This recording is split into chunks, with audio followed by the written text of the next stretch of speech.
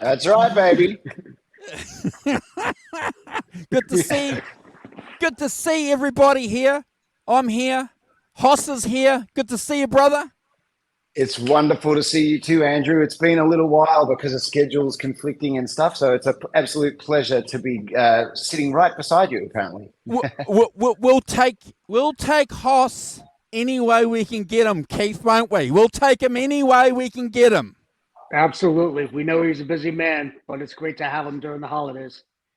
Absolutely.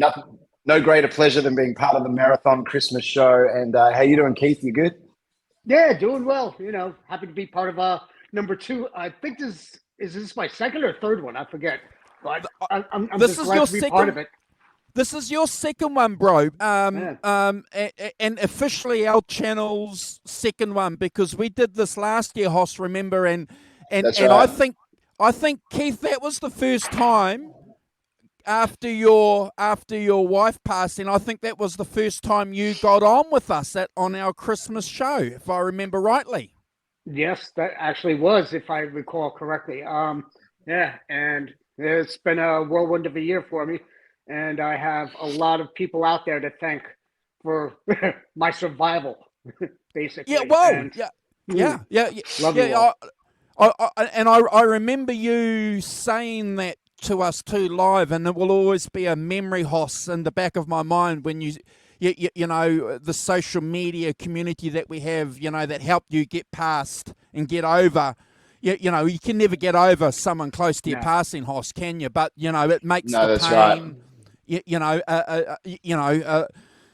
And we're not all perfect here on social media. We're not perfect, but jeepers, if we can help, Hoss. That's exactly right. No, very well said, Andrew. I think the thing is, all of us as human beings go through our different bits and pieces. And I think just knowing that you're surrounded by people that care and that love you, and this new community that's sprung up, especially since Eddie has passed, but even before that, I think it really, really, really helps a lot knowing that there's people in all parts of the world that are sending their love and wishes and thoughts. And that, sometimes it feels like even when you've got lots of great close friends and stuff that you're alone, but it's to know that you're actually not alone and that other people are going through similar things is beautiful. And that's the beautiful thing about it. Through my grief and everything I've been dealing with, I've been noticing a lot more people have been dealing with the same scenarios. It was actually a help for me to reach out to them and be helpful and, to be there for them in any way possible. And, I would be remiss if I did not, put my heart out and my love to Desiree Nesdal as well, because her husband, Dave, was a huge part of this community as well. And, us losing him this past year was a huge, huge heartbreak for all of us, I could truly say. Yeah. So my heart and my prayers will always go out to Desiree. If you're out there watching, love you, sweetie. Nice, absolutely. Nice. So guys, so we're going to be here.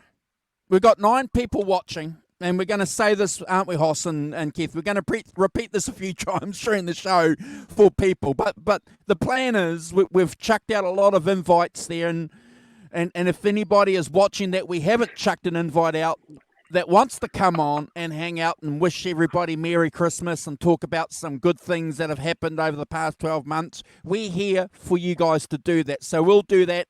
Hoss will do that. Keith will do that. Yep. I'll do that. Anyone else that will do that. If you want to hang on here, remember everybody that StreamYards only allows 10 people in on a stream, and we've done this a few times. So Hoss and I promise that we'll juggle it as best as we can, won't we, Keith? And yes. And give everybody an opportunity to say hi. We've got somebody, or here we go. So we've got somebody already to jump in the middle of this beginning stages of the stream. He needs no introduction, but I've got to do this for him, Hoss. If we don't do this, he won't be back. Yes.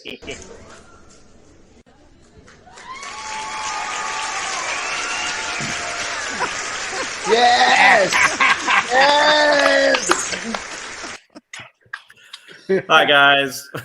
Hey, So, Alan, how you doing, so- brother? Great to see you guys. Good to see you, Keith and Haas. And Andrew, It's thanks great for to the see you invite. too. And I just so happened to have a free moment to be able to jump on. My daughter just had a little Christmas party at Oh our yeah, house for all her friends from school, and then my mother-in-law had some friends of hers and family from Jamaica that came, my wife has taken them into downtown Houston to see all the Christmas lights and stuff, and so I got a moment here where I've got the house to myself, and the kids are going to go to sleep soon. So here we are. Sweet. oh beautiful, beautiful. It's good to see you, bro. Fantastic, man. Great to see you guys. Yeah, Great to have wonderful, you on, wonderful. man. Long time. Been a while. It has been a minute. Indeed. What's been happening in your world? Well, in my world, Yeah, sorry, Alan, in your world. Yeah, oh yeah. what's Well, news? You and I haven't had a chance to catch up for a bit. Yeah, it's been a minute. I'm still kind of doing the same stuff that I do. I always go back to working on my transcriptions and always Yeah. researching this and that, and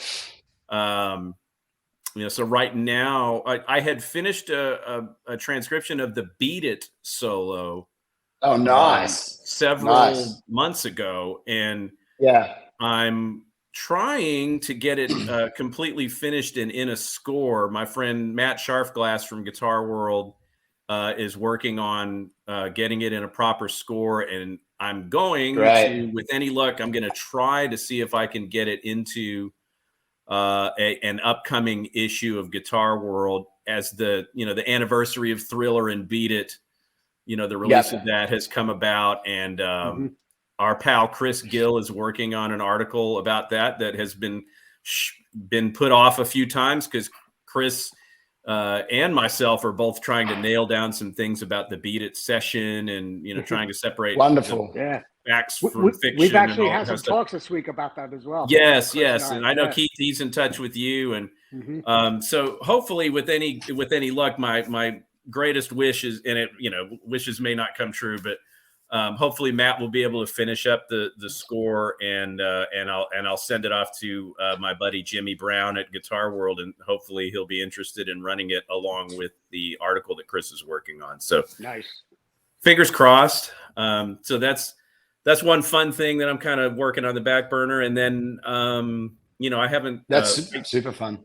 Yeah, I rarely get out, as you know, guys. I have a 7-year-old and a 4-year-old, and they're going to be 8 and 5 in February, and so I've been busy going to their little class Christmas parties and sing along things and all this kind of stuff. But I did get a chance to get out and see couple of shows recently. So I got a round 2, and some of you guys have seen my posts on like Instagram and stuff.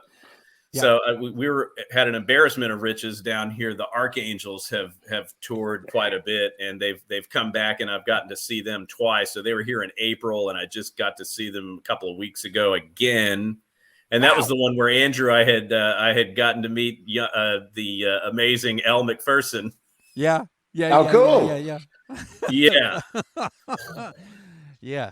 That is still a very, very good-looking woman, and she has got a number of years on me. I mean, she's dating Doyle Bramhall II now, and Doyle is he has a habit. He has a habit of catching fine-looking fillies, doesn't he? He really does, and I also got to get out maybe about 2 weeks after that and saw my good friend J.D. Simo, who came and played again. I hadn't seen JD in about a year, but he's a really good friend of mine, and I always make it my business to, see him whenever he's in town and get to hang out. And we had a funny conversation about Doyle's penis.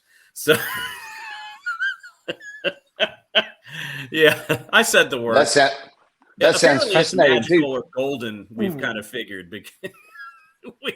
We don't know. I mean, we were talking about the women. I mean, and we had a ball just kind of joking and shooting the breeze. But like I met Doyle for the first time when I was I was 16 or 17. And he was, I think, maybe 20. and he and the Fabulous Thunderbirds were opening for the Who at the Astrodome here in Houston back in 1989. And so Doyle was playing rhythm guitar in the Fabulous Thunderbirds, and then so they were the opener, and then Stevie Ray and Double Trouble played, and then the Who. And so I had met him through a girl that I went to high school with, or was going to high school with at the time, who was 17, and she was dating Doyle back then, and Doyle was 20. So Alan, there's a famous saying: everything. Doyle's from Texas, and apparently everything is big in Texas. So, well, they certainly like their meat, right? You know, hook 'em horns.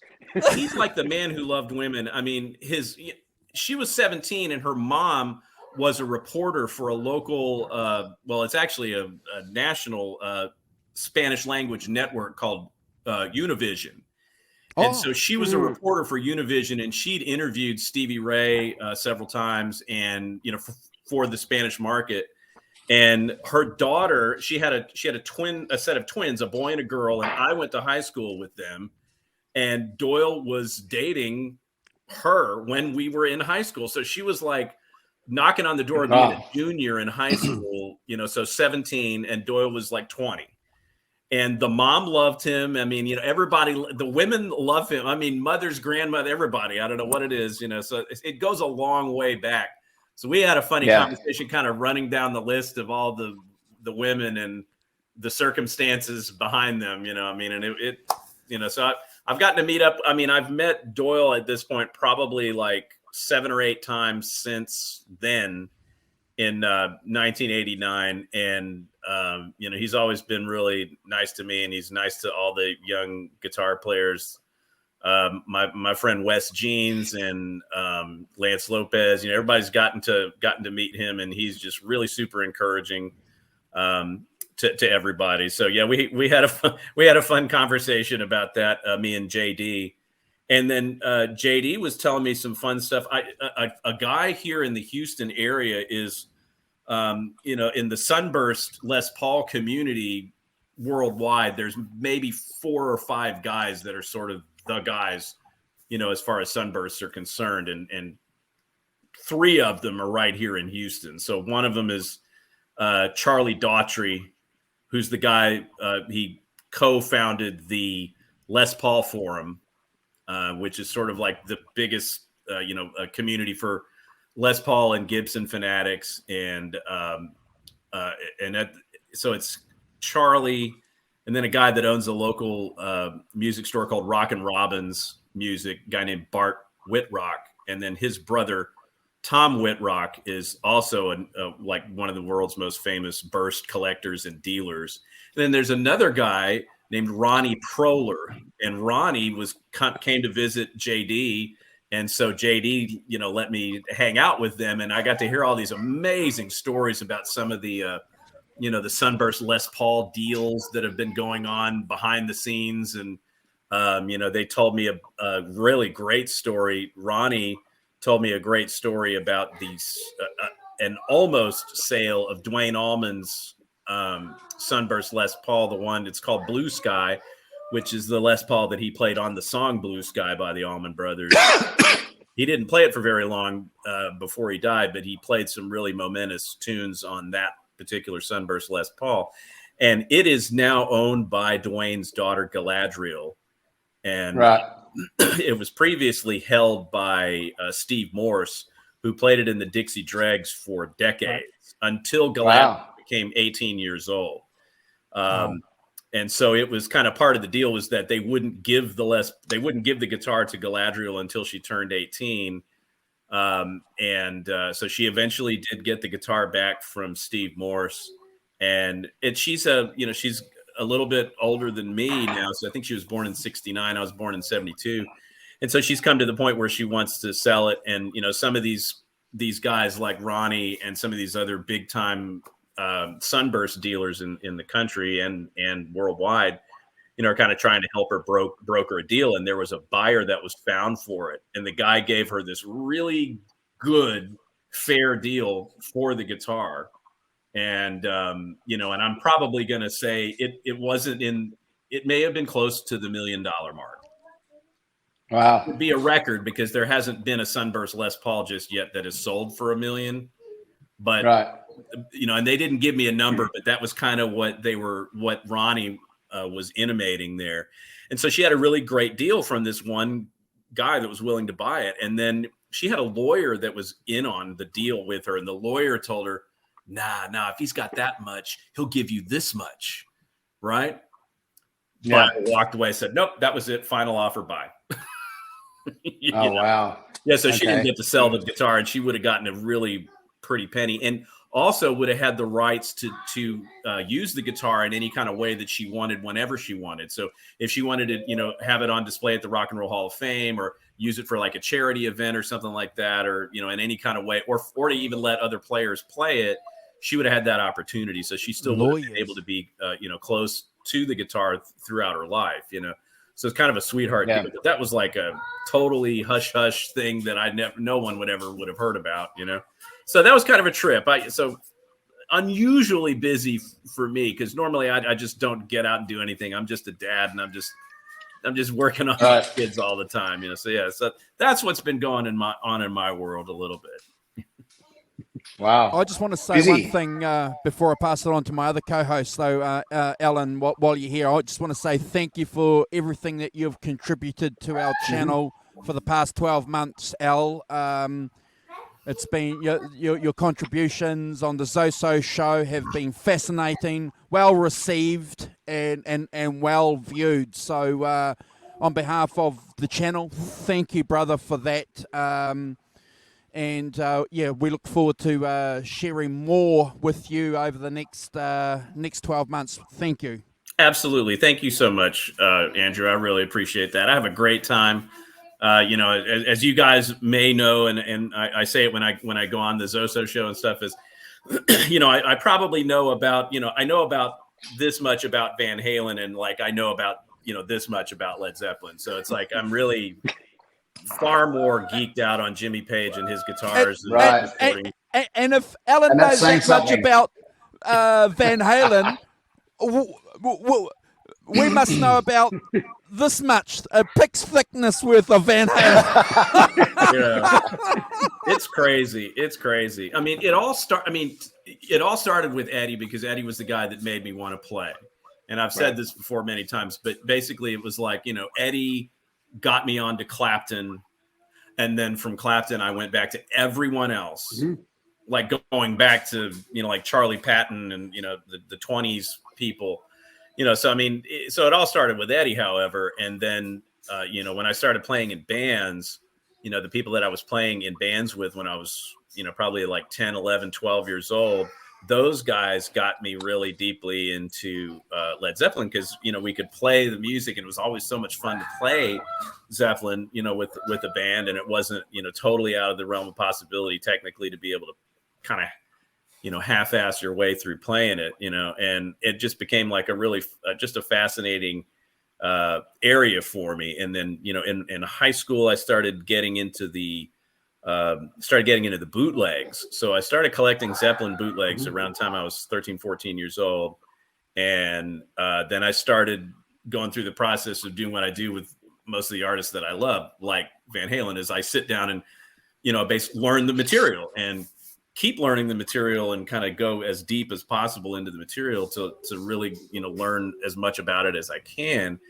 And then, once I had gotten a handle on how to play basically the entire recorded catalog to the best of my ability, I started researching into the bootlegs and starting to learn the live arrangements from the bootlegs. So, it just is a never ending, fun thing. And again, here in the Houston area, one of the world's biggest Led Zeppelin collectors happens to be in this town. And I used to be able to go and buy bootlegs from him, and all kinds of good stuff. And that just got me started all on kind of all kinds of great journeys. And, it's just been great. And it's a great time to be a Led Zeppelin fan, because there's just like with Van Halen, we've been blessed with these great 8mm footage, you guys may know about the story about the footage that was found in Auckland that was really a surprise to come out. It was actually rumored to exist, but somebody actually had a can of footage that was filmed at the 72 Auckland show, and it's fantastic. And you got these great close-ups of the burst in color. It's silent footage, but people have again done the magic of sifting through the good bootlegs and syncing up the footage as best they can. So you really get a great picture of what's going on. And of course, we had the Bath 1970 footage that came out, which is amazing. So all of that stuff happened within weeks of the the great footage from Niagara, the Van Halen footage that we're also pumped about. Just so good. It's a great time to be a rock and roll fan, and for Van Halen and Led Zeppelin, just all of this good stuff's around the corner for all of us. It's great. And we have to give a shout out to Tanner Jordan, who synced up the audio for that Niagara show, because absolutely I saw that morning. I'm like, oh, I wish and pray that somebody finds the audio and syncs it up. And not even an hour later, it was being done. Exactly. Amazing. God listens to your prayers, Keith. Exactly. Because when that premiered, I watched it within about literally like 7 minutes after it was first posted.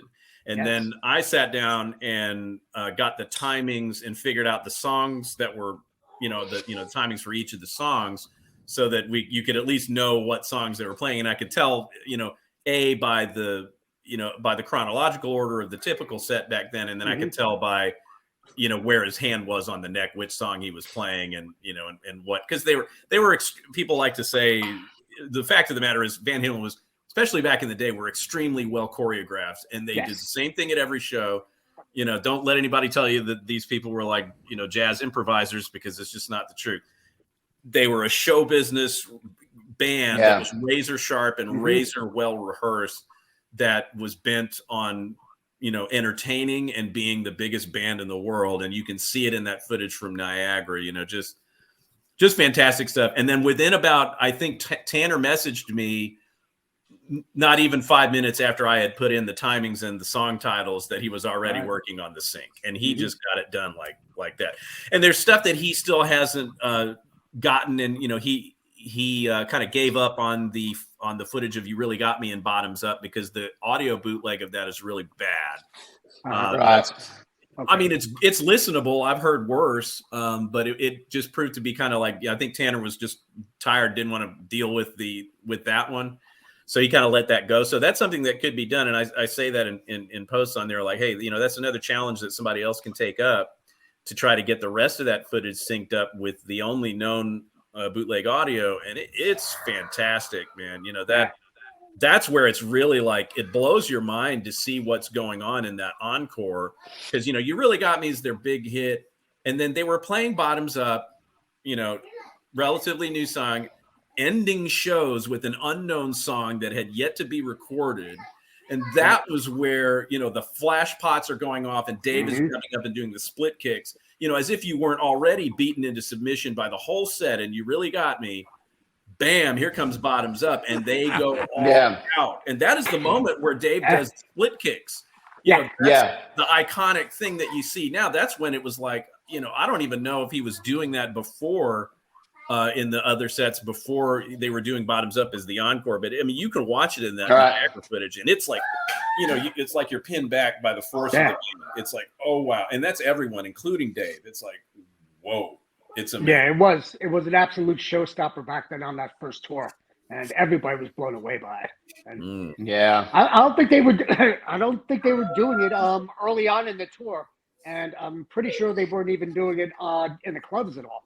No, it was later on in the tour, but man, something else. And of course, we see that in the Fresno footage as well. We see so when we see that in Fresno, and oh man, it's great. And what's funny is that I did a video, and I think I might have gone over it on Andrew's show at one time, talking about that one. And I've talked about it with Simon before, the one open string lick. And then I went over the licks that he does that are basically identical, except they're done higher up on the neck, where you do one upstroke on the high E string, and then the rest of it is silent hammer-ons and pull-offs, right? So he does this lick that he does in Girl Gone Bad and Beat It. He's doing that lick back in the Bottoms Up encore back then. Oh, yeah.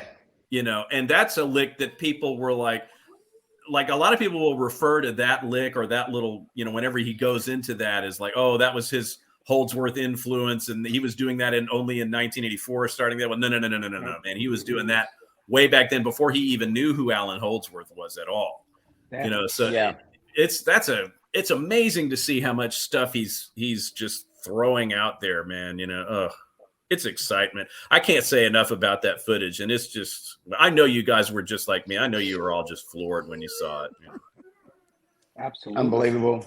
Unbelievable. Hey, Alan, let me ask you this too. You're talking about Jimmy Page earlier, and obviously talking about Jimmy Page and Ed. I'm pretty sure that I recall reading an interview with Ed where they were asking him, how did you come up with the finger tapping thing? And it was from watching Jimmy Page. Is that right? That's correct. And Jimmy Page was doing like open string pull-offs, but Ed's guitar that he was sitting on his couch with was tuned a semitone different or something. And so he leaned over with his right arm and basically made a new nut with his finger, and that's sort of what gave him the idea of, I could take this really far. Is that right to your understanding? Yeah, that's 100% correct. And people often mistake it and don't get the sequence right or what really happened. But what Ed says in the interview is that he and Alex saw Zeppelin at the Forum in 71. And Eddie was that would have been one of the earliest shows that Eddie had ever seen, really. Right. And Eddie mentions him doing the Heartbreaker solo, the unaccompanied solo. And of course, he's doing the triplets and pulling off to the open string. And so it's all very similar to the triplets, the sound of the triplets that you would be doing with right hand tapping, like as an eruption. And Eddie did say that, hey, he saw that and then, saw Jimmy holding up his hand like, oh, look at, doing his rock star move, right? But Eddie saw that and then had the idea to do the one technique that he came up with before right hand tapping, which he called the movable capo trick. Movable capo, right. And you guys, I know, Simon, you know this really well. He does this at the end of Unchained on the 81 footage, and he does it in the Stompin' 8H footage from Saturday Night Live. He just reaches behind and sticks his finger on it, and it's it's a movable capo. You make your finger like a capo that can move like a capo, yeah. Right. And so he then somehow reversed the idea and thought, hey, if I can do this here, I can move my finger over here. And then voila, you get your regular tapping that we know. And then basically your index finger on your left hand becomes the capo, and then you get an extra finger on your right hand to do the other stuff. And you can get a much wider interval that way. Correct. Yeah. And Hey guys, sorry to interrupt. I'm going to be doing this a couple of times during the course of the stream. I'm going to just bring someone else into the chat if that's okay. His name is Curtis, a very, very good friend of the channel. Curtis used to work for Hamer Guitars, and he's a Peter Green Fleetwood Mac nut. So here he is, ladies and gentlemen, Curtis. All right. Hey, how you doing, everybody? Hey, Curtis. What's up, Curtis? How's it going? Good, brother. How you doing? I'm doing great. Fantastic. Fantastic. Excellent. Excellent. Good to hear. Like the show earlier, you guys interviewing Richard Orlando. It was a great time. I enjoyed it. Thank you, brother. Thank you. It was a privilege and an honor to have him on there. As you guys know, that we've been very, very, very active and humbled in supporting Jeff and Robert with this book, their book here on Fleetwood Mac live in Chicago. And Richard has had his 3-volume biography out for a few years. So to get him on and talk about it and have him on for some shows planned in the new year, it was exciting. It was fantastic, very informative. That's the first time I've really listened to him at that length. So I really enjoyed it. Really great. I have another partner in crime here to put in the middle here with you guys. If you guys can put your hands together for Robert, also known as Bob. Here he is. Hi, Robert. Hey, Bob. Hey, Curtis. Hey. What's he got? Let's. What's on there? Hamer. Oh, you got your Hamer hat on. Brilliant. Very nice. Brilliant. Good to see you, Bob. Love it. Happy holidays, everybody. Yeah, happy holidays, Bob. How you doing? Good. How are you? Nice to meet Very you. well, thank you. Yeah, lovely to meet you too. Pleasure. How come the hat behind you is not on your head? I can put it on my head. I've got other hats for my head I was saving as a surprise, but it's probably not going to last very long. Mr. Lowenthal should be phoning, and he's not feeling very well, so he probably will not be on very long. But as Curtis has mentioned and indoctrinated him, he is known as legendary Lowenthal. He is. He's the legendary chef. And Alan, I was listening to what you were saying, Alan. I think you and Curtis probably have something to talk about. Curtis knows something about guitars. Something. Yeah, I think he's made a couple thousand. He's got the disease. Yeah. Yeah. Fantastic. I've worked on thousands, that's for sure. Yeah. Yeah. Well, I always say about the I would be absolutely nothing as a player were it not for the guys that have worked on my instruments since I was a kid. And, you know, basically I've had the luxury of having the same guy work on my guitar since I was 14, and he still does the major work for me. I've worked with a couple of techs before, but he really is the guy that I've had, you know, working on my stuff forever. And, you know, that guy is a phenomenal player of all kinds of instruments. You know, it's funny because like techs and people that do, you know, whether you're in a shop or whether you're on the road, you know, guitar technicians can be some of the best players on the planet, like really good players. And yeah, that's true.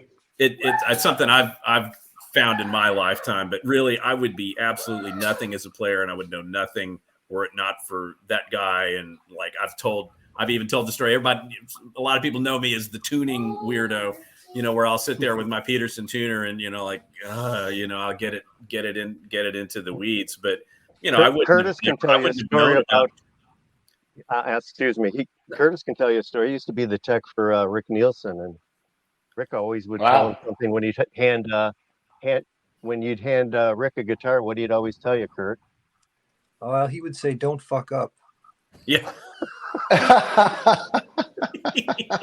Yeah, that's pretty much what Edward said to Tom Weber. I know that too. I mean, you know. Yeah, right. You know, but that's the thing. Like, you know, if it wasn't for techs that it showed me and taught me about Peterson tuners, you know, and this is like way back when I was a kid before there was an internet, you know, I wouldn't have understood a lot of things, and I probably would have gotten frustrated with the guitar earlier and might have given up, you know, because when you're playing on a guitar that's not set up properly, you don't really understand tuning. There's all kinds of things that are roadblocks that you got to kick out of your way when you're a young player. And, you know, those people, my tech has removed severe roadblocks for me and like, you know, just made me fall more in love with the instrument over time, you know, so I'm just grateful for them and all they do. Yeah. In my years of working for Hamer, I always had a Peterson. I also had a Kahn, but I had a Peterson all the time. But mainly I used it just for setting intonation really, really accurately on the guitar, because otherwise I tuned everything by ear because I have really good relative pitch. So I didn't really need to use the strobe, except for if I was drilling for a tune-o-matic or something, installing something and setting the intonation perfectly, or depending on what some guy wanted, I would use the Peterson all the time. Exactly. And that's what I had to do when I was a kid, because I couldn't afford a Peterson because they were upwards of $900 to $1,000 back in the 80s. So, you know, I just had to do that by ear, and I'm glad that I developed my relative pitch that way over the years. But, you know, as far as setting intonation, I would always bring it to my techs, and either I would borrow their Peterson or they would do it for me, you know, when they were doing a setup, or if they were doing a fret job or a new nut or whatever, you know, they'd always have to set the intonation using the Peterson. Right, but yeah, so you know all about that, you know. And then in the course of my kind of research on tunings in general and on Van Halen tunings in specifically, I've been lucky enough to talk to some really cool techs, and I've been talking to Kooky Crawford, who used to be Richie Blackmore's tech throughout Rainbow and the Mark II Deep Purple reunion in '85, and he's been fascinating. He told me a whole great, you know, story. He told me exactly what the whole process was of tuning, you know, on the road with Richie, and that was fascinating. I'm just learning and gathering more evidence about the process of a lot of people's in terms of tuning. So it's just been fun. It's a whole other rabbit hole to go down, that before you even play the guitar, without even playing the guitar, you can just sit there and just go deep into tuning alone. Oh yeah, absolutely. Yeah. Yeah. Curtis is Curtis is playing at our jam in February, Andrew. Fantastic. That can't. That's going to be an epic show. Going to have to film that and put that on the channel. Someone's going to have to do that, Curtis. Yeah, I look forward to that. It's going to be great getting together with Chris Herman, an old friend of mine who was kind of a legend himself in the Chicago area, playing with a lot of bands, Grace Lightning and others. And actually, I remember working with him when he was going to audition for UFO. So I had to teach him all the songs, and then they heard the tape. We did this tape and sent it to those guys, and their comment was, "Does he listen to Clapton much?" Because Chris was more into the blues and Clapton, not quite the melodic metal of Michael Schenker. So. But that's going to be a great time. I look forward to that again. It's going to be a lot of fun. I sent you a text earlier, Bob, because I know we have this whole song list of ideas we're trying to go through and what you actually want us to play. Yeah, I can't believe we forgot that one. Well, we have to play that. I don't know what all these guys which think. one we forgot that we were going to play? We're only going to play like 5-6 songs, and then there's a local blues guy named Dave Spector who's the headliner. But so I want to make sure we do some Danny Kerwin songs like "Sunny Side of Heaven" and one Sunny Day. But one of the Peter Greenaway songs we forgot was "Black Magic Woman." Yeah, which we have to do the original version, and because you got to have some song in minor, that we can play in D minor. I think we have a raffle to see who can guess who wrote it. Yeah, right. Out in the audience, and then give a prize, a free book to if someone can get it right and they don't think it's the later Fleetwood Mac or something. Well, it's a trick question because that song was genuinely written by Otis Rush in the first place. Right. Yeah. Well, and something, if you listen to, there's a song that John Hamer, friend of Curtis and mine, turned me on to by Chuck Berry from 1957. That is oddly like Albatross. Yeah. It wasn't one of the steel guitar instrumentals, or yes, it was. Yeah, that definitely does have that flavor for sure. Yeah. But then again, there's only so many notes and chords, right? Yeah. We could actually do that. I could use one of my lap steels, but I don't know how complicated we want to get. No, I like your idea of getting your nylon string out and starting "Oh Well" like it should be started. Yeah, that will be fun. If we can do it like the record, that'd be great. And then Chris I can tell you, Alan, I can tell you a Eddie Van Halen quick story that Curtis and I were part of. Hamer Guitars used to have an annual party around the NAMM show every year in Chicago that Curtis would be part of course, and various people would come in, and Eddie Van Halen came in one time. That's when he was dating Valerie Bertinelli. And I was trying to get in the bathroom, and I'm about 145 pounds. And I couldn't get in, so I elbowed and shouldered it with my door and knocked somebody over, and it was Eddie Van Halen. Well done, Bob. Yeah. Yeah. That's Hi, back Jeff. when they had the same haircuts. But he joined us. Yeah, he was a little tipsy. There he is. Hey, Jeff. Jeff. Jeff's not feeling well, gentlemen. Jeff, can you hear us? Jeff. Yeah. Hello. Can you hear me? Can you hear me? You're muted. I hear you. You're muted. You're muted. A minute. We can read lips. Yep. Slightly muffled. Yeah, you're a little muffled. What happened to your headset? Okay, He's using his tablet. to my video, so We can see you. like moving my arms or something. We can barely hear you, Jeff. Can you hear me? Could barely hear. Muffled. You might jump out Barely, and jump yeah. back in, perhaps. Click off and click back in. Yeah. Perhaps.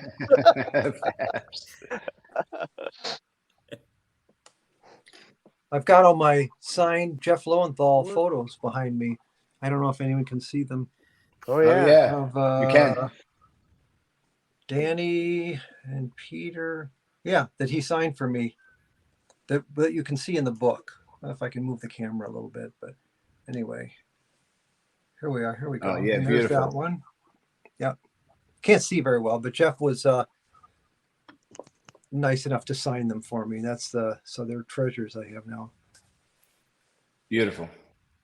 Fantastic. Nice strat there, Very by nice. the way. What's the story on that? Oh, this is a 73 Strat, 3-bolt. Nice. One that Nice. interesting you story. just I told. log out and log back in. You're muted, so maybe you should use your headset. Who's that? That's Jeff? Jeff trying to get Jeff. back in. There you I go. have. I'm Am sorry. I This in is that? this Can you hear me this now? Strat I had bought at Norm's Rare Guitars in the Valley in Los Angeles, and I never played it. I went there one day when I was in town and I wanted to go to Norm's, and I go up to the door and it's closed for some reason that day. And I'm flying out in the afternoon. I'm going, you gotta be kidding me. And I see this hanging up in the window. I go, I know exactly what that is, and that's what I want. I know what year it is. I know everything about it. And so I had a friend of mine go back the next day and buy it for me, and I never even played it. And then it took me like 3 weeks to convince him to actually send it to me because he loved the guitar. So finally got it. I've had it ever since. And that was like 1983. So Oh wow. I've had it quite Very a while. nice. I bet you got a good deal on it too at that time, because in '83 everybody was like, "Oh, if it's not pre-CBS, Yeah, who cares? Right. If it's a 3-bolt, it's crap." Exactly. But it was like, I knew Yngwie got really great sounds out of it, and he had like a dozen. Yeah. So I said, it's Damn got to right. work. It's got to be good. Mhm. So yeah, it was Yeah, fantastic. that's Great right. deal. I don't know, maybe $400 back then. I can't. Yeah, Wow. There you go. yeah. That's what they were going for back then. I mean, Yeah. Mhm. I might go grab it for you. Actually, my first guitar is a 68 Strat, also a Okay. maple Oh, board, nice. also the blonde. Yeah.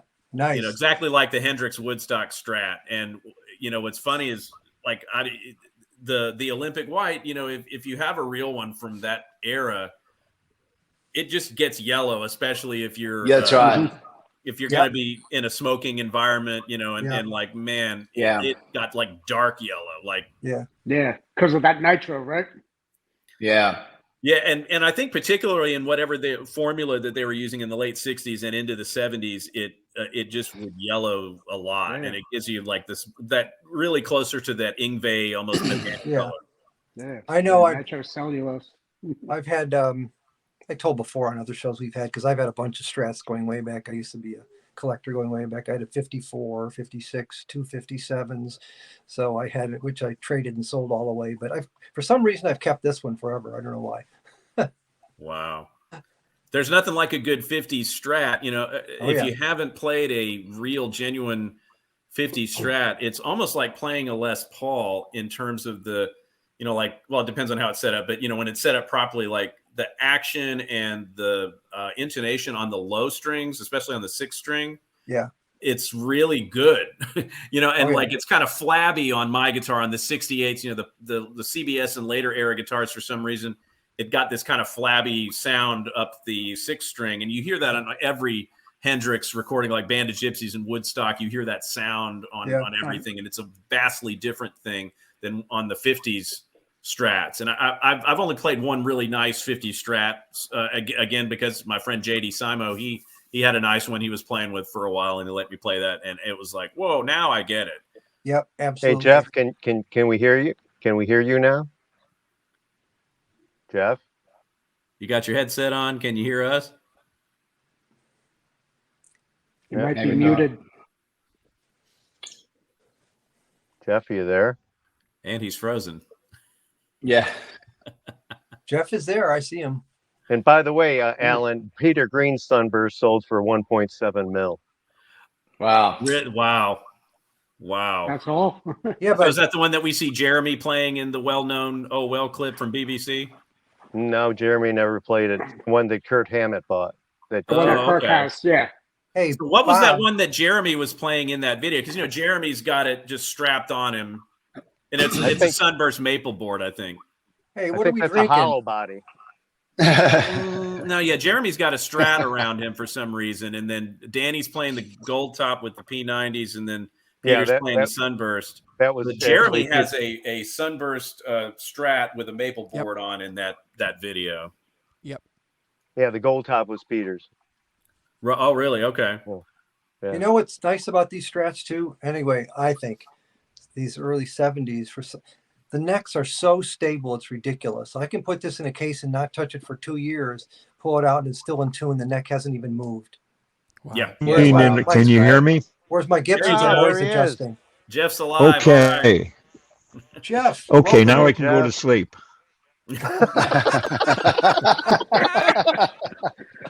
Does everybody here know Jeff? Jeff Lowenthal. If this doesn't work, I'm going to try a Dixie cup and a thread. See how that- So everybody who's watching, who may not be aware, Jeff is responsible for taking one of the most iconic picks in rock and roll, and it's this is a copy of that pick. That Yep. looks familiar. Yeah. Wow. I have one right back here. And there's 160 other photos in the book behind Andrew too that was released this month. Jeff and I wrote that Jeff took off. He was the only photographer in the session in Chicago, Wow. Wow. Wow. That's awesome. as That's well really as taking impressive, photos isn't it? as many other people. Yes. And the list of jazz people that he's taken, is foreign to me.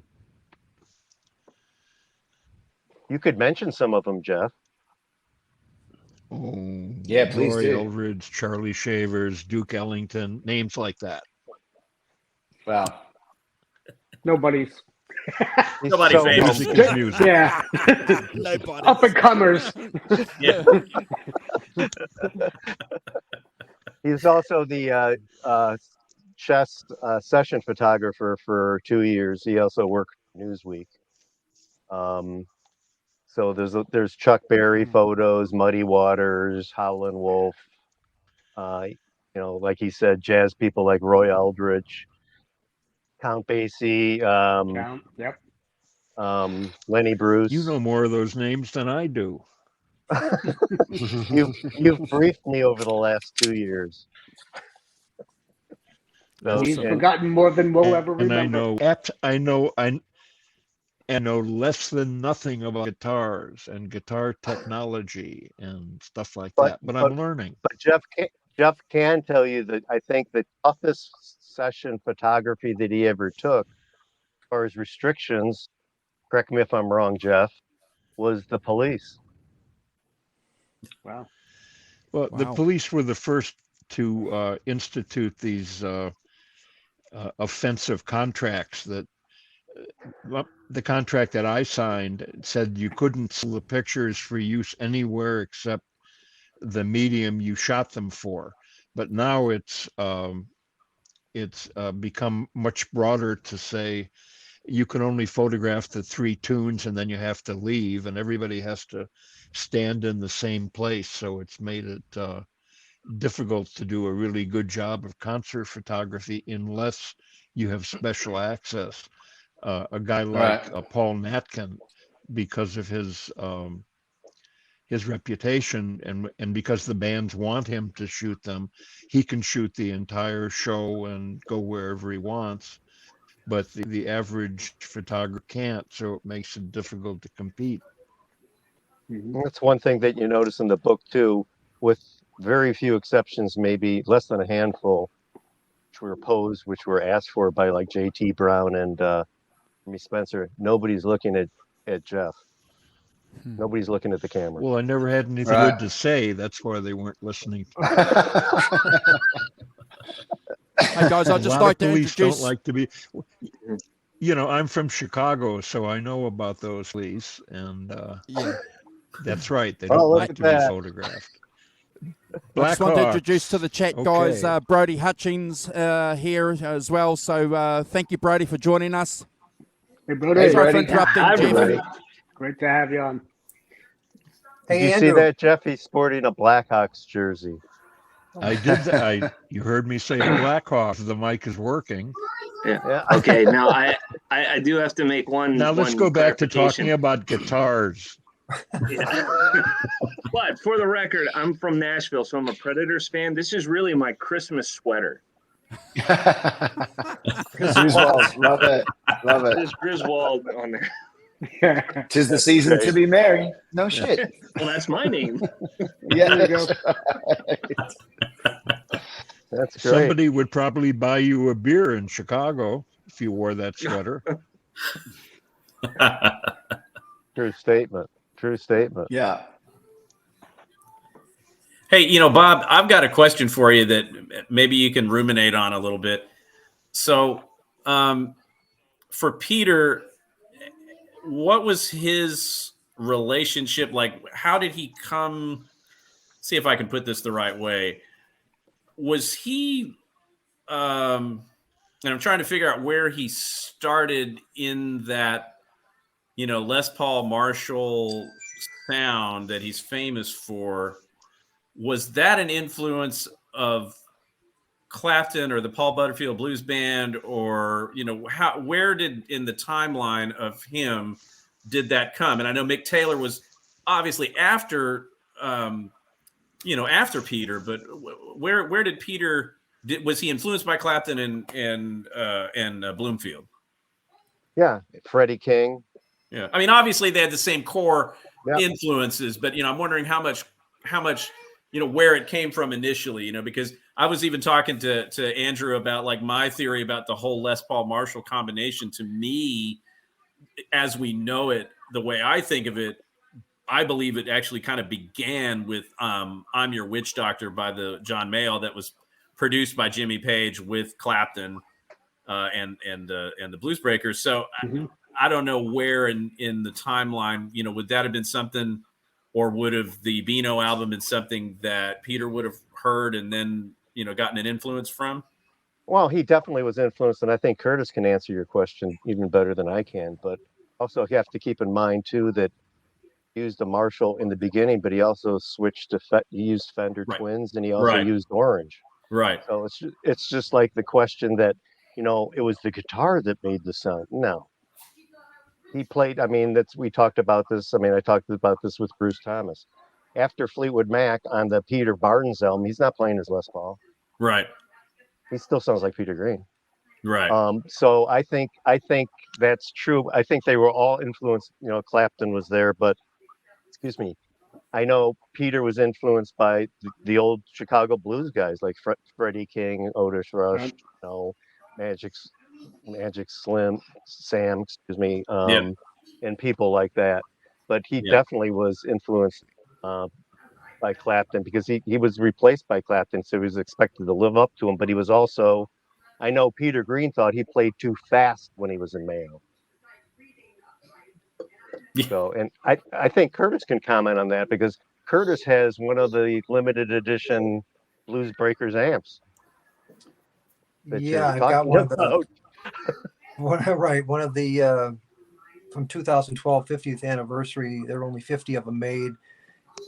They went back to the blueprints. Everything went to Drake. Everyone got original, everything to make it exactly like the Clapton version back then. Even aluminum chassis, everything about it.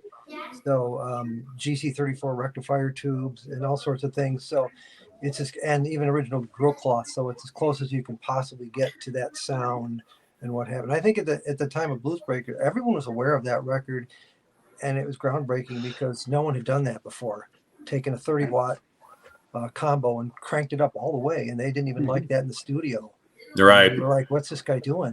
Putting it in the studio and turning it all the way up, and taking your Les Paul and just turning it all the way up. So it was a different sound that no one was really doing, and it kind of one of the things Chess Records didn't like about Buddy Guy.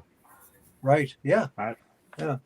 But I think everyone in the end, heard that and saw what he was doing, and even live, and thought, "Wow, this is different," And a lot of people went out and got Les Pauls and liked that sound.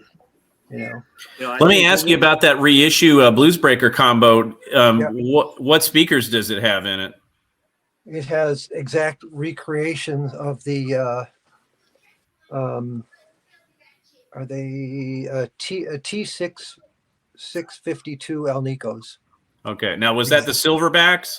This is what was originally in 65, 65, 66 in those amps before they Yeah. switched. So You it's writing this down, Jeff? yeah. I mean, there's Yeah. just there's nothing else made since then as that close to exactly what Clapton's was. We even put the logo right in the middle of the top of the amp, like Clapton's is. So it's the only Yeah, thing. see, that's about the thing that people don't get a lot, because a lot of people assume that they were, some other Celestians, but they were Silverback Celestians. And I learned that from Billy Gibbons, who told me point blank, take it to the bank. It was Silverbacks on that record. And man, he knows. Yeah. So I'm But glad even to see now- that they got that right, The only thing about the amp is it's so damn heavy. It's like 85 pounds. I Yeah. want to bring it to this jam, but I don't know that I can lift it to get it down the stairs and up there. So we'll see about that. Yeah, it's Damn heavy as hell. I got a Transformers are 2x12 Marshall combo, and it is heavy. And then what's even heavier? My 65 Super Reverb with 410s. That thing is a monster. Yeah. Ugh. I've had to haul that up a flight of stairs on a 2-wheel dolly. I mean, it's killer. Yeah. It's the only way you heads have to and hold it cabs are today. the way to go, people. Hey Jeff, Like Andrew's looking something up. I want to say, You know, Jeff, I are you excited about this jam and book signing we're doing in February? No, he's muted. Oops. Can't hear him again. We've lost him. We lost you, Jeff. We can read lips. He says, "What are you guys talking about?" Nope. Nope, can't hear you. Can someone put a message in the chat there for him so we can see that? Yeah. Hold on, Chief. Well, I think he can hear us though, so that's good. Oh, okay. Yeah. Oh, can he hear? Yeah, Okay, he- so he can hear. he's Okay, muted. all right then. Yeah, you're muted now, Jeff. You're muted. We can Jeff, see you're that. muted. There's a mute sign. Yeah. There's a little microphone. There you go. There you go. Nope. No, we still can't hear you now. Can you do sign language? Yeah.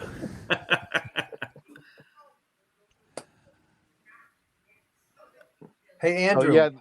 To your point, Alan, that's what a lot of people talk about with Peter Green. Is one of the things that I try to stay away from is that everybody in the book wanted to talk about the flipping guitar. And a guitar is just, if you have a Stradivarius and you don't know how to play violin, it's still not going to sound very good. Yeah. So, Oh, yeah. and I saw Peter Green, fortunately or unfortunately, in the 90s, and he was playing a turquoise, brand new Strat. And at the end, Brilliant. Brilliant. Just write down your answers, Jeff. There you go. All answers must be written in the form of a question now. Yes. Hey, Andrew. anyway, he had that tone just for a second. I mean, so Right. and you think about the album that we wrote the book about, that Jeff took the pictures of. He's playing through a Fender Twin. Right. Listen Hey. to the tone on "Ooh Baby" on that second track, and tell me that's not the tone that everybody cries for. Yeah. And he's not Hey. playing through a Marshall. And he's not playing through an Orange. Oh, Hey, yeah. Bob, I've played that guitar. It was nothing special. Come on. That's right. Curtis has had that guitar in his hands Wow. Wow. Wow. when it was Gary Moore's. He brought it Yeah. to the Hamer Guitar Factory. Right. It was a unique moment. That was great. And it was in the trunk of his car. Yes. The boot. We were working on some other guitars for Gary Moore at the time, and when he came out to the shop, and he said, "Well, I don't remember how we got around to it," mentioning that guitar, and he said, "Well, actually, I've got it out in my trunk. You guys want to see it? Want me to bring it in?" Yeah. Nah, Yeah. It's not too much trouble. I'm busy. nah. I don't need to see that. Oh my God. Well, So it is funny how that, I mean, God bless Hammett, but man, he would have a lot to live up to be able to be like, okay, yeah, I've done, then Play On and Parisian Walkways, and then what do you got? Yeah. Well, it's a family show, as Andrew says, so I'll make no comment. Yeah, there you go. Right. There we go.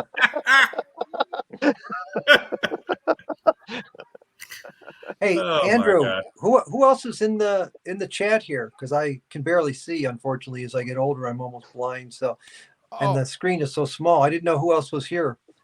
Actually in the stream with us, or Yes. okay. So in the stream with us, we've got down on the bottom there, we've got Brody, who's a Clapton nut, and we've done a show together. Great. And then Alan is up on the top rung, and then in the middle between Alan and I is Keith. Keith is a Van Halen nut, and he's been Great. been a great friend of the channel for at least a year. So he's been on a couple of streams. So yeah, everybody here is a friend. Yep. Fantastic. We were all Van Halen fans too, of course, as soon as I heard that first record. And I think I heard a live tape before that. And I immediately, Some of us yeah, there we still go. are. Yeah. Look at that. Fantastic. Wow. That's And right. I made my That's how you own do it. version of that on one of Hamer's that I did, and screwed the pickup right in the body. And I had Right. original Yeah. prototype Floyd Rose that Floyd made in his garage, one of the prototypes, because we were one of the first ones to ever get an example of that and try it out at Hamer. Right. And so I put that on the guitar and did a bunch of things. So I made my own Van Halen type guitar. I have a question for you. Was that before the Fernandez? Say that again. Was that before they started doing the Fernandez tremolos on there? This On the this is Floyd Rose actually made this crudely in his garage. It's a prototype. Right. Okay. It's non-fine tuning. So I had a couple of different early versions of that. Okay. So we're talking pre FRT1. Yeah, I can't remember what year, if that was 78. I'm trying to remember exactly when I got that. Wow. Very nice. I would imagine that would have been 79, I want to say. It could have been, because it was Yeah. a prototype and he was screwing around with different ideas and concepts, and Yeah. very interested to send us something right away. Yeah. Hey, completely guys, off- hey, I'm going to ask a question real quick of Andrew and Haas, because you probably know, and I haven't been on in a while, but I went and looked over and peeped in the comment section, and my jaw dropped because the unfathomably great Tommy Emmanuel was the first guy that made a comment here, and I was like, Yeah. wait, what? Yeah. I Yeah, haven't Tommy- been on. Has he jumped on the show before? He Yeah. he has He was on last year. briefly. He was on last year. He jumped in for a bit. He's actually doing a show in Palm Springs at the moment, and he's There sound he checking is. he's sound checking as we speak. But he said he's going to try and jump in and say Merry Christmas to everyone after his sound check. Oh, fantastic! He's such a Wow. great guy. I was He's talking awesome. about JD Simo earlier, and Tommy's a good friend of JD. And Yeah, man, but God, what do you say about Tommy? Tommy he's a monster. Tommy really Yeah. bugs me because he's so good. I've got like a dozen acoustic guitars, and after I see him play something, I just say, I don't think I ever want to play my acoustics again because I can't play. No. I thought Exactly. I could, but he can do things on acoustic I could never do. It's ridiculous. Yeah, he plays acoustic guitar better than more dexterously than most people can play electric guitars. The instrument is so one with his body. Yes. I can tell you guys a little road story. When I was touring with him, we would have people come up to us after the show all the time, and people would pull me aside and they'd say, "How's it like playing with Tommy?" And he's so gifted.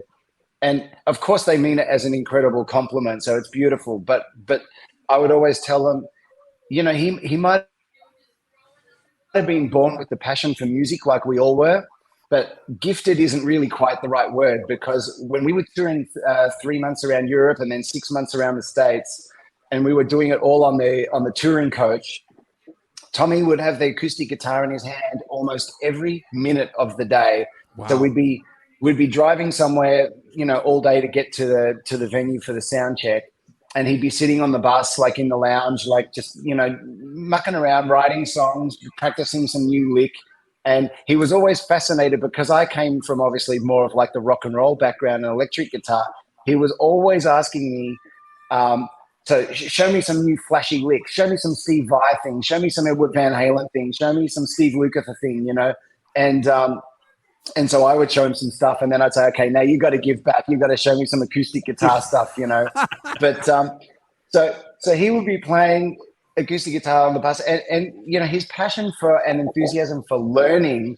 I was touring with him 10 years ago, so I would love to think that when I'm his age that I still can't put the guitar down, and I'm asking all my friends like, show me a new lick, show me a new lick, And this guy is the encyclopedia of licks. Yeah. To give you an idea, that the whole year that we toured together, at the end of the show, he'd actually strap on a Telecaster and a tube screamer, and then we would play all this fast blues stuff and cut heads. And it was the scariest moment of the whole show for me, because up until that point, I'm his right-hand man on electric and he's playing acoustic, so no problem, right? They're different worlds.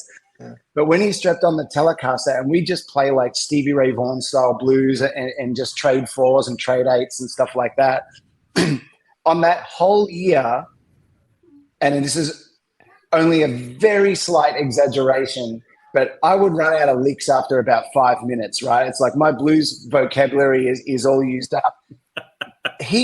Every night he would have licks that I'd never heard him play before. I was like, how can you remember all this stuff? Like, he is such an encyclopedia of the history of guitar, all the way back, as we know, like his big influence was Chet Atkins, and people like that. So we would get to the sound check. We would do the sound check, which of course would take an hour, maybe hour and a half, depending if things were a bit slow. And then he would go and do a meet and greet with people. And then after that, anyone that had special tickets, he would go and sit and do a workshop. So all the people would bring their own acoustic guitars, and Tommy would sit with them for another hour and teach them all stuff. Then we would have dinner. He would do a 2-hour show. And then after that, we'd shower and get back in the bus to drive overnight. And the first thing he would do, pull the acoustic out, and he'd be playing till 1 or 2 o'clock in the morning. Wow. And then you would hear him at 6:30 a.m. back on the acoustic guitar.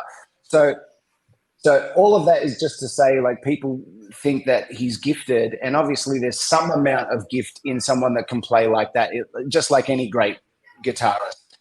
But really, it's just countless hours since he was a child of just never putting it down. I mean, that's really what it takes to play like that, But 100%.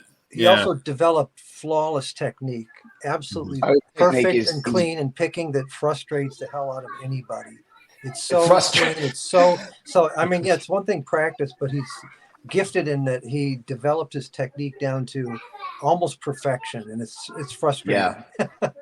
Yeah, and not only that, not only is he just so passionate about music, even now after touring his whole life, he's still coming out with new music and new songs all the time.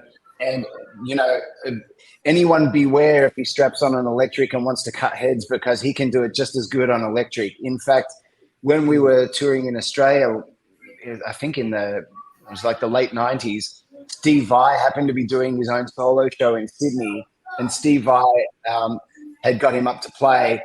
And unfortunately, the timing of it didn't work out. But we were so excited for the idea, because I think Steve wanted to get Tommy up as an acoustic guitarist, thinking that because he's one of Australia's flagship guitarists, that it'd be an uneven fight. But we were like, oh, watch out, Steve. And no idea what's coming. You have no idea what's coming. And of course, as most of you probably know, Steve ended up now signing Tommy to his own record label. So that's the reverence that Steve even has for Tommy's playing, Yeah. I love that story. And I appreciate you sharing that again, Simon, because, the Bible talks about talents, and what you do with them is your business. You have to put in the work.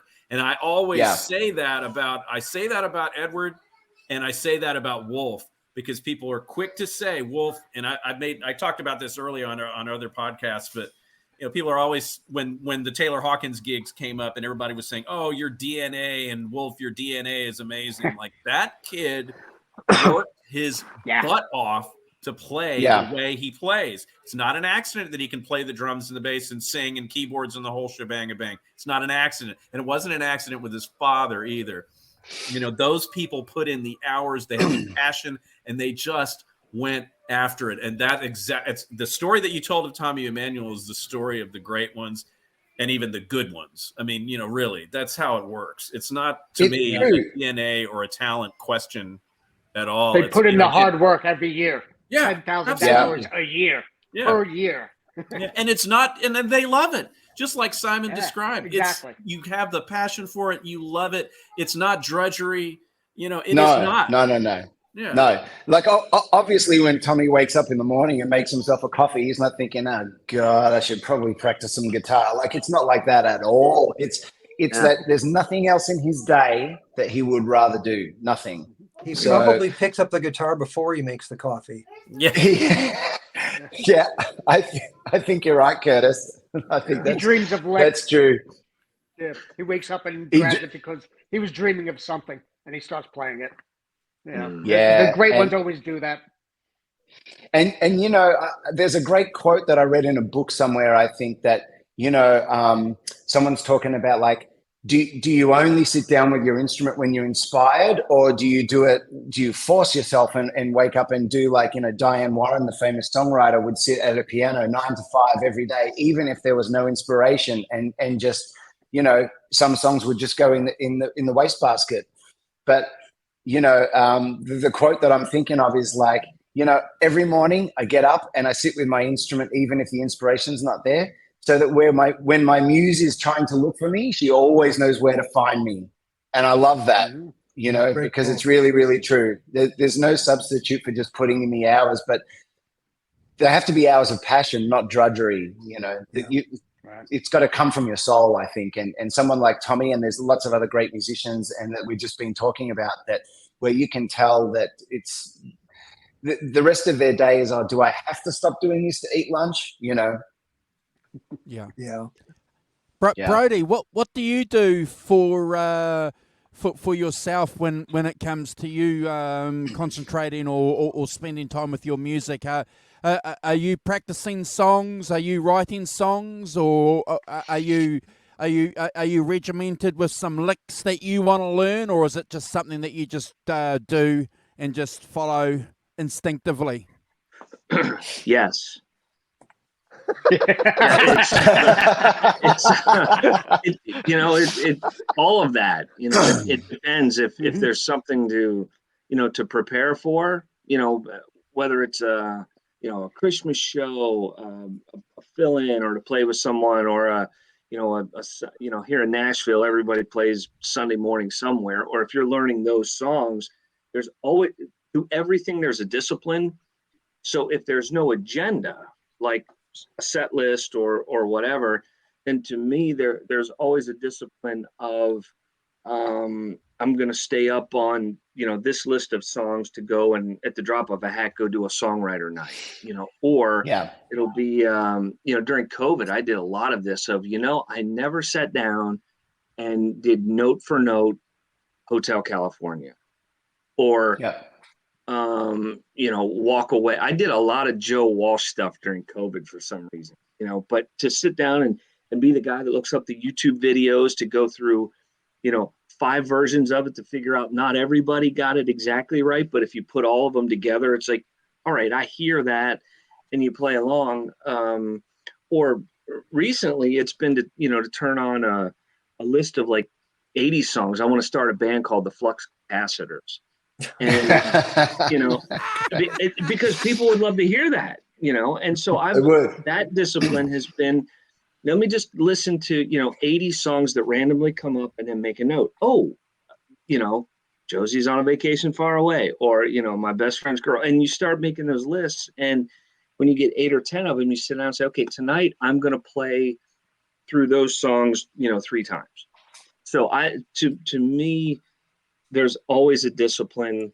And even when I'm not doing that, if I'm just hanging out somewhere else, there's a guitar in my lap and I'm noodling, and if and sometimes I'll sit down and say, I'm going to write a song and I don't care how crappy it is. But you just make yourself do it. When there's no discipline, you sound like the guy in the Guitar Center. Yeah. You were talking about Brody calling a band the Flux Capacitors. I always fantasized about having a cover band called the Pinheads. So Yes. the same thing. That's funny. Fellas, because I'm you're afraid you're just too darn loud. You're That's talking right. guitar- That's right. You're Nice talking reference, guitars yeah. and stuff. And when Peter Green was asked about his out of phase Les Paul, he says, I don't know what that means. It sounds like a good name for a band. That's fantastic. That's it. Yeah. Yeah. Yeah. So, Jeff, can we hear you? Nope. Nope. No, still no. Oh, that's a shame. Nope. No. Oh, well, that's a shame. Yeah.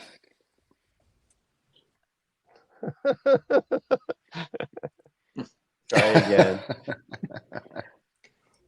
I was hoping, Bob, I was hoping at the jam we're going to do in February that we could get Jeff to get up on stage and play Yeah. with the saxophone or whatever. Yeah, I used to play trumpet. Trumpet, that's it. Yep. We can work on Play some trumpet. Chicago I think we songs. should all wear the pair of pants that he's wearing in the book. Brilliant. Where can we find those? That's Either that fantastic. or wear the rugby shirts that Mike Vernon's got on so we know where Waldo is. Well, we'll change for every song. Yeah. Jeff's writing a Yeah. book.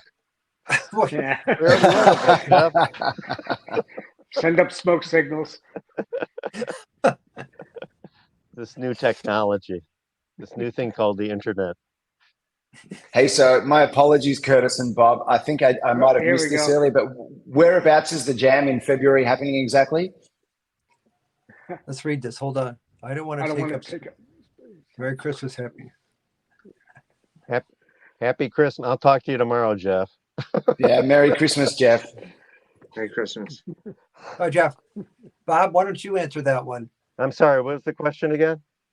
Where's the jam going to be? Oh, the and jam when? is going to be in Chicago. It's a suburb of Chicago, just north of Chicago, called Evanston, Illinois.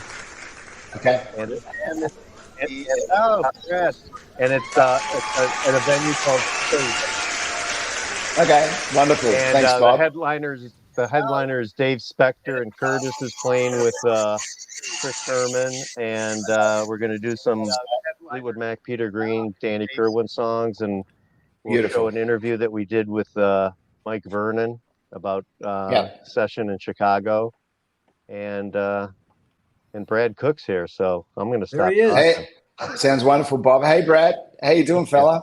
Hey, gentlemen, Merry Christmas. Merry Christmas to you Holidays. How too, you doing, sir. Brad? Good to How see you you. feeling, Brad? Yeah, I'm doing good, guys. I'm doing all right. I'm here. I'm all right. I'm breathing.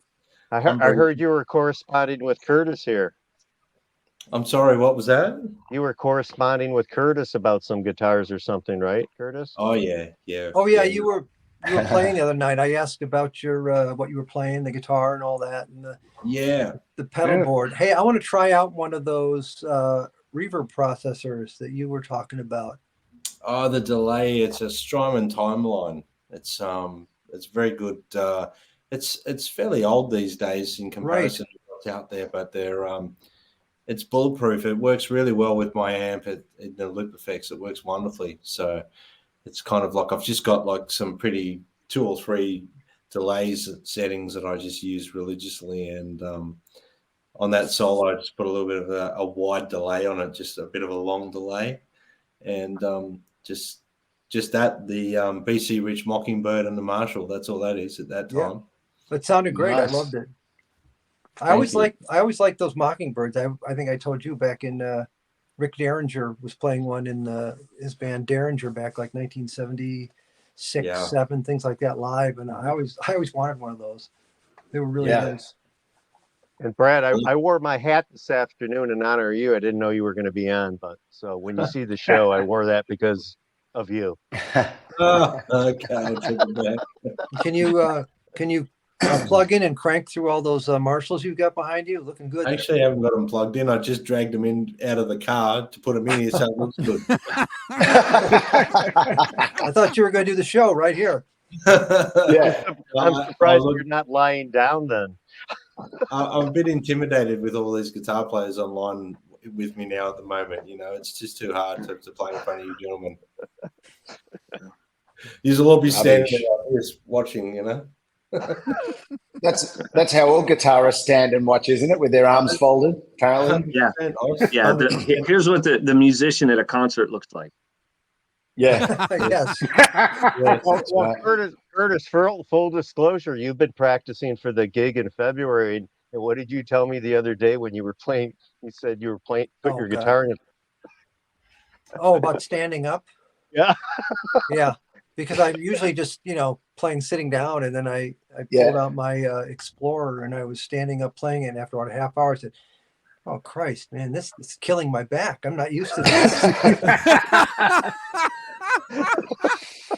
That's why I always stand up when I play. Always. So I've got to get used to that again. Yeah.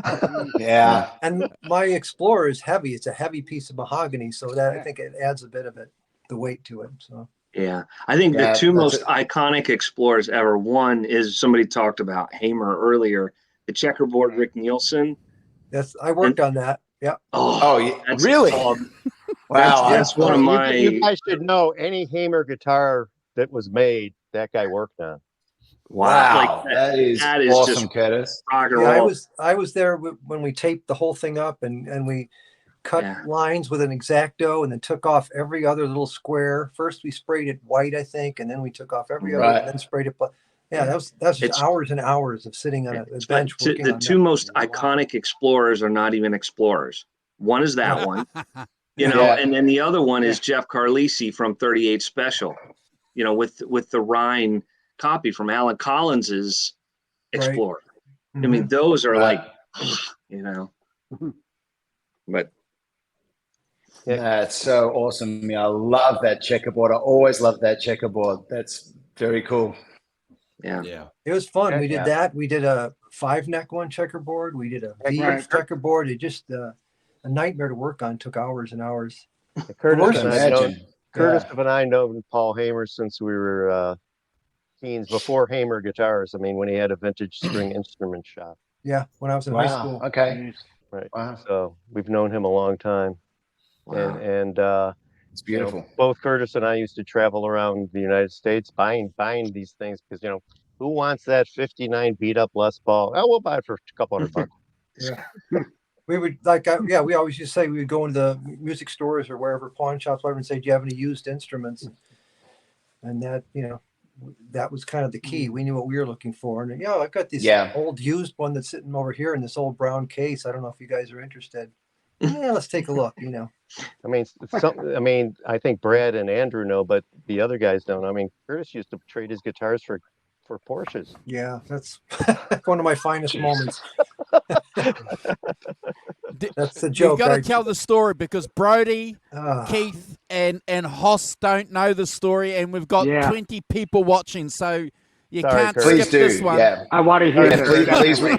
Please retell it. Yeah. It's so embarrassing. No, I had my 59 Les Paul Standard Sunburst and played it for a few years. And then I needed a car. And so I didn't have friends driving me to work. And a friend of ours was a Porsche dealer. And so we would go over there occasionally and look at some of the cars and drive them around. And then he had this 93 911S, and he liked guitars too. And we got to talking, and we drove the car around. And I said, "Wow, this is a lot of fun," And I'm like 18 years old at the time. Yeah. So this was really crazy. And so I'm like, "Well, how much you want for it?" And and then he told me, and I said, "Well, I don't have the cash, but how about a trade? You interested in a guitar, maybe?"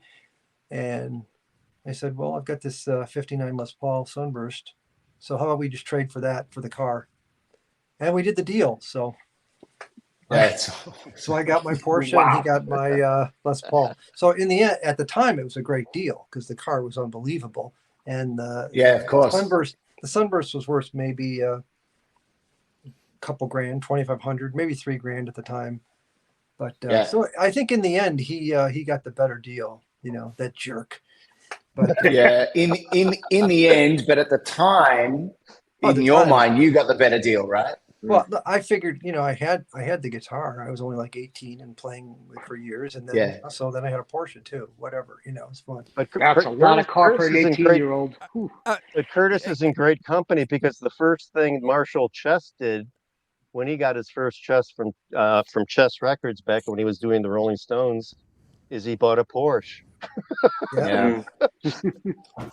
I always that's why I try not to think about that, because the amount of vintage guitars that I sold or traded, considering what they would be worth today, it's just wow. Wow. Millions of dollars. Absolutely. So my question to you, Curtis, is: do you still have that Porsche? No, of course not. Because back then it's like just like guitars. You had them, you played them for a while, you traded them, And then you moved them on. and then you got different cars. Then I got a Firebird, and I have this, went on to all sorts of different cars and stuff. So Sure, that's of course. that's just the way it was. You bought and sold stuff. That's right. We weren't thinking, well, 30 years from now, No. what's Of this? course or not. what? I never would have sold my 54 Strat. Well, it's amazing that Rick Nielsen's That's right. the checkerboard you were talking about. I mean, Curtis and I used to, way back, they used to do three sets a night. And to me and Curtis, they're still just a bar band. But anyway, he used to ram that thing through ceiling tiles. That checkerboard. Yeah. So just pure rock and roll right there. I remember one time Chris, our mutual friend, went backstage because I did sound sometimes for them. And we said, "Oh, Rick, you did a really great lead on blah, blah, blah." And he goes, "I'm sorry, that must have been a mistake."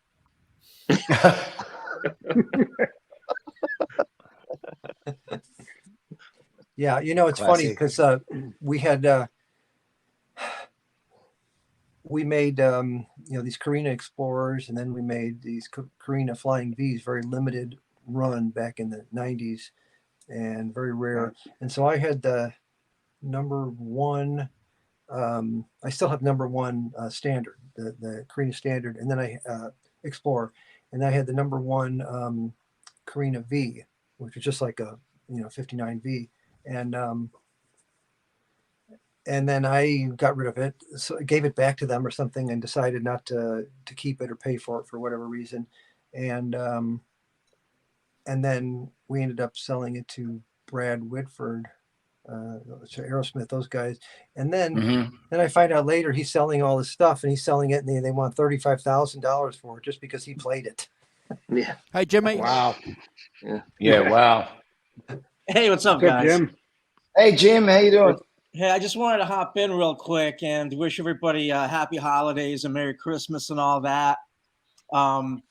I know, this is like the holiday show, but it's also like the New Year's Eve thing, like, the end of the year. So I wanted to thank Andrew for like a great, it was great meeting him. And, we did a couple of shows. So I'm grateful for that, man. Totally. Brody, I watched your show. I think maybe it was a couple of months ago on the Eric Clapton Strats. That was fantastic. I love that. So great community, man. So I just wanted to come in, just give my respects to everybody here. Haas, you're one of my heroes. You're like the greatest Van Halen player out there, dude. Come on, you're amazing. Nice. So just wanted Thank to you. touch base with everybody. So thank you. Thank you so much. Thank you, Jim. Everything well in your world? Family and everything's good over there? Yeah, everything's good. Everything's good. Yeah, we got, as you know, Christmas Eve is like, a week away and stuff. So we're kind of gearing up for that. And, it's good. Things are good. Can't complain. Wonderful. Yeah. Wonderful. Hopefully for you guys too, Yeah. Everything's cool down here. Did Conklin pop in at all, Andrew? No, he's going to pop in later, bro. We've only been streaming for an hour and a half, brother. So we've got another 7 hours to go or something. And there's a lot of people that have got invites to come on. And if anybody's in the chat that wants to come on, please let us know. it's a perfect opportunity for you to jump in and say hi. And yeah. But thank you, Jimmy, for the nice words. Thank you for coming on and sharing your passion, your experiences on the channel. I know that when you've jumped on, you've got a lot of support from people, and we get a lot of comments. So, that passion and drive that you have is infectious, and it translates back to a lot of people, bro. So thank you. Don't change, Jimmy. And I'll tell you something too, Jim. I would love to join you guys for a show sometime soon. So let's see if we can tee that up. Maybe it's gonna happen, bro. We got to do it. Yeah, I'd love to. That'd be a pleasure for me, Jim. So I look forward to that. Haas, I wanted to tell you that Kemper should sign you up. You would sell so many profilers with that Van Halen 1 sound, man. Right? I mean, thank you, brother. It's just amazing. It was just amazing. I have a Kemper myself, and I absolutely love it. And you would have those same profiles, right? Yeah, the top Jimmy ones. Top Jimmy ones, yeah, exactly. But I mean, there's some magic, when everybody plays it, and you've got the magic, man. It's amazing. Yeah, absolutely, man. When we if we do another show, please hop on, and Brad, you too, man, hop on, and we can we can talk and stuff. It'd be great. Yeah, I would really love to do that. That'd be a pleasure. So let's see if we can make that happen over the next couple of weeks, or the next few weeks. I was listening. I was catching my buddy's band about an hour ago, and I was driving back, and I was listening to the show, and I heard you guys talking about Hamer and stuff like that. The gentlemen that were involved with Hamer, were you guys in Connecticut? Because Hamer is in Connecticut, right? Or wasn't it in Connecticut? That was later. We started. We started actually. At this little vintage shop called Northern Prairie in Wilmette, Illinois. And then our first actual shop, factory, if you call it that, was in Palatine, Illinois. And we were there for about 3 years, and then moved to Arlington Heights to a bigger facility. So, and then I think about 1997 is when the company then moved east to Connecticut. So I was there working with those guys from 1974 through 97. So right up until they moved to Connecticut. When they moved to Connecticut, then I worked for a different company. Gotcha. Yeah, great history. Great history there. Absolutely. Yeah. It's funny because awesome. Rick Nielsen had some minor surgery a few weeks back, and then so had to take some time off. So now he's doing these in-store signings for this vodka that he's a part of called Rockin' Vodka. And so he's doing these, you go into the store, you buy the bottle of vodka, he'll sign it, and anything you bring in. So he's been doing that around Northern Illinois in a couple of these liquor stores. So it's a lot of fun. I haven't tried the vodka yet, but I hear it's pretty good. Good. I am partial to a good vodka, that's for sure. Doesn't he have a pizza place too out there? Doesn't he own a pizza place or something? He owns a pizza place in Chicago. He owns part of a pizza place. But as my father said, if you have, own 49% of a company, you have whatever the 51% want to give you for it. Yeah. But it's called Pie. It's in Chicago. Pie or Peace? Peace. And then there's actually a rock and roll museum now, a rock and roll cafe or whatever. Museum going up in Rockford, right off the highway near where Rick lives, and the guitar, the hard rock, is not the normal guitar; it's the checkerboard. Yeah, and it's going to be like a 50-foot one or something. Yeah, it's giant. God. Yeah, crazy. And actually, Curtis has got to string it. So. Oh yeah, right. Hoss, can you do me a favor? Lean Van Halen's in the chat, and I met Veen at EVH Con. He was on EVH Con playing a Star guitar, if I remember rightly. Thank you, Jimmy, for setting all that up. You and Johnny for allowing us to stream that wonderful convention on the channel. Thank you, bro. But he's got a question there. He wants to know what was it like playing Van Halen 1 right through at that famous gig. Sure. I can answer that. Sorry, is it Veen or Lean? It looks like it's Lean there. Is that right? Lean. Yeah. Lean. Yeah. Sorry. So, hey, Lean. Hope I'm pronouncing it right. It was really, really fun. it's that was something that started actually pretty innocently, where the Melbourne Guitar Show asked if I wanted to do headline and do something interesting, and they sort of threw a bone out and said, "Oh, you know, do you want to just play some Van Halen or something?" And of course, I thought that would be fun. And this was the year before Ed passed, and I thought that would be fun. And then I thought, yeah, but I don't really want to just get up there and play like sort of cherry-picked Van Halen covers. You know, it sort of seemed like too obvious a thing to do for a guitar expo. So I suggested to them, well, what about, since we're close to we're just past the 40th anniversary of the release of Van Halen 1, why don't we play Van Halen 1, note for note, from every member of the band and in track order? So it's basically a live version of the record. And they loved that idea, and so we got to work, and we didn't have that many rehearsals because of all the different people involved schedules. So we had about 3 or 4 rehearsals, and then did the show. And on the day that the PA blew up, the power went out, and we got no sound check. So we just got a line check, and then we basically got, you know, thrown up on stage. And so what you see on YouTube now is the result of that, and we're really, really grateful that the gig went okay and there was no train wrecks. And so it was something that we could, because they were filming it, we could put up on YouTube. And yeah, it was heaps of fun. And honestly, for me, who grew up, you know, with Van Halen since I was 12 years old, playing the first album in track order I was like a kid in a candy store on stage. It was one of the most fun things that I've ever done in my whole career. So yeah, thanks, Lean. It was lots of fun. Hey, let me ask you, what was your rig? What were you playing through there? Your effects pedals and everything else, and your amps? Yeah, Jim was just talking about it before.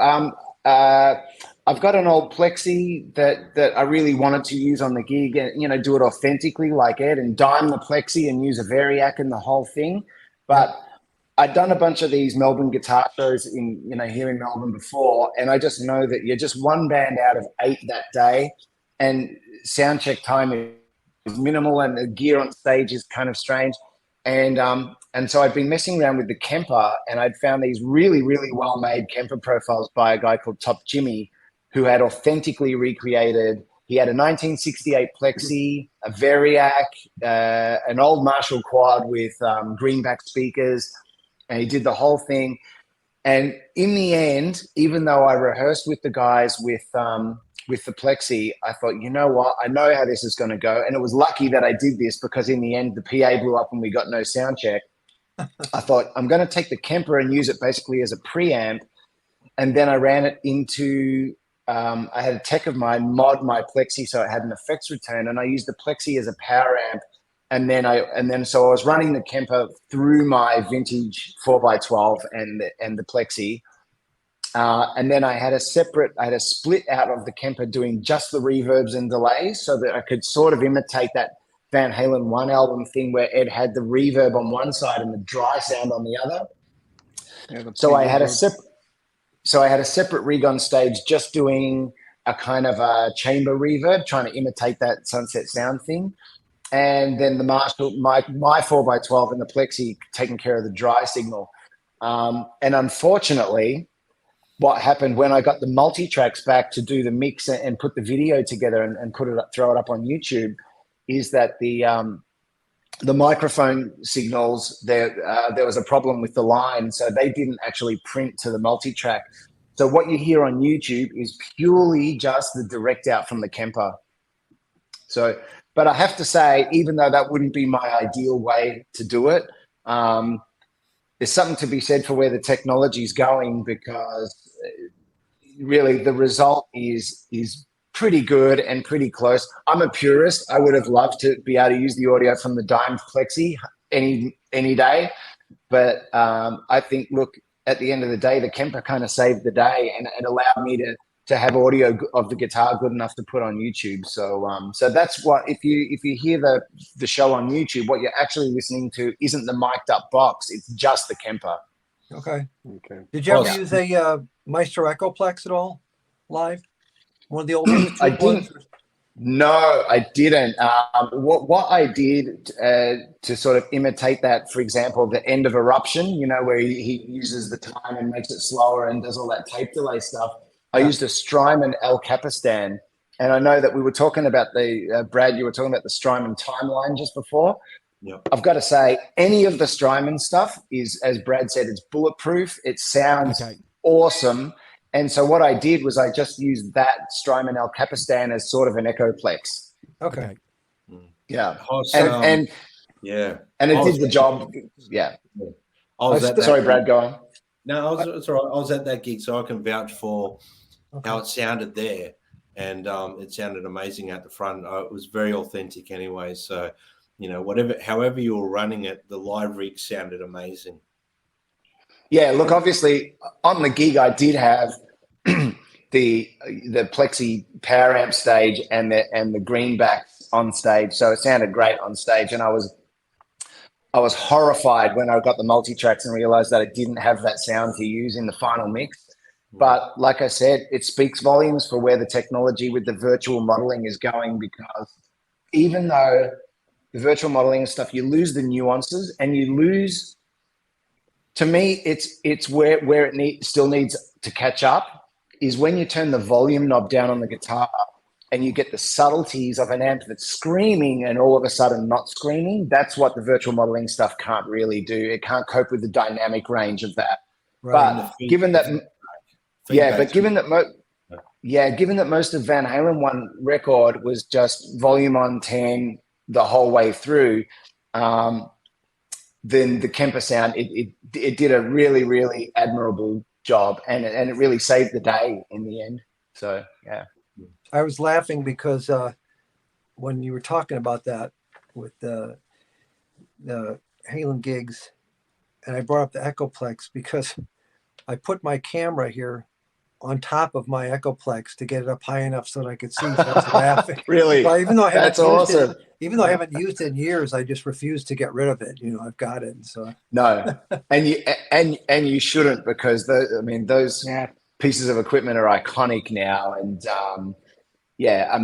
I used to use it all the time. They sound. That was the best sound ever. I loved it. Yeah, keep it. Yeah. You learned your lesson on that whole portion. Yeah, That's right, Brady. That's exactly right. Hey, so Curtis, have you experimented with any of the Echoplex kind of pedals that people have brought out, and you think any of them are any good or close to the sound of the real thing? I used to play around with them, but I used this all the time, and it always worked. And never broke and everything. So I just kept it. I love the sound of it, and so I've got some other digital stuff, but I didn't really. There was good sounds, but I just loved this. I was a purist and an old school guy. Marshall's direct in, or I'd play this or through my Vox Clyde McCoy, and that was about it. Yeah, beautiful. Matter of fact, I can tell you that we're talking about this jam February, and the other guitarist is saying, "Well, I'm just going to bring a couple guitars in my pedal board," and Curtis is like, "Pedal board?"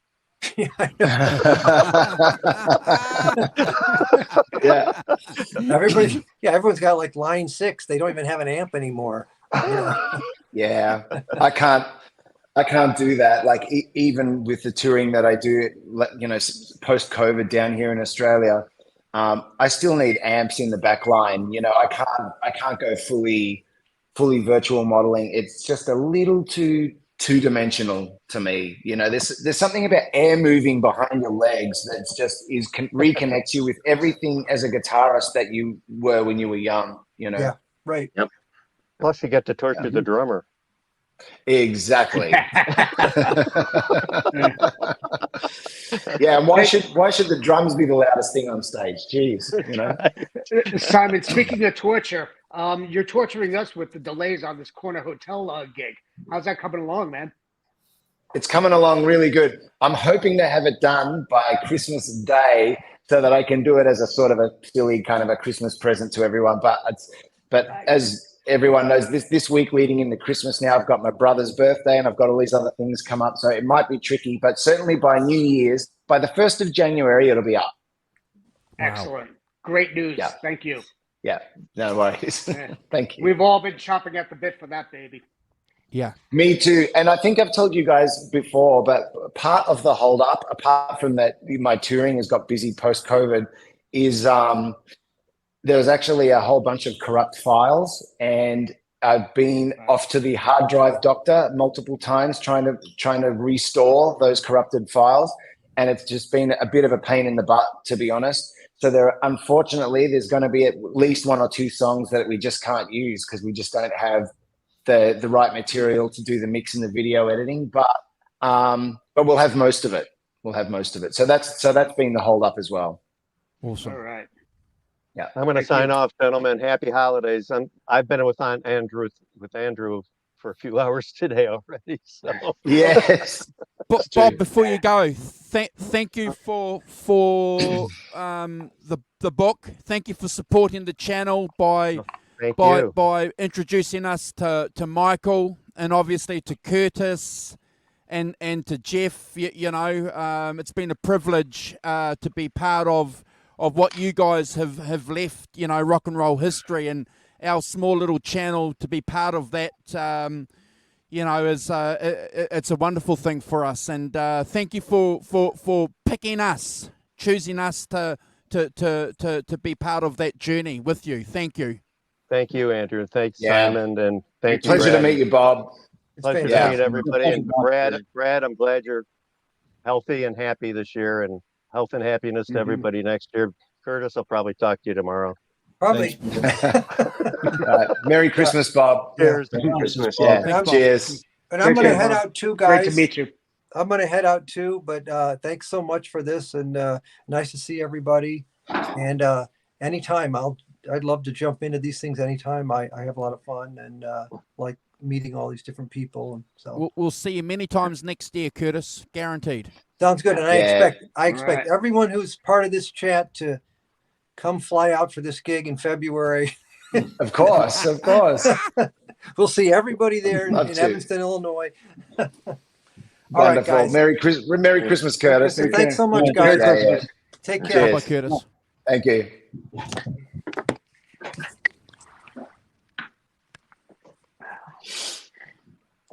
Wonderful.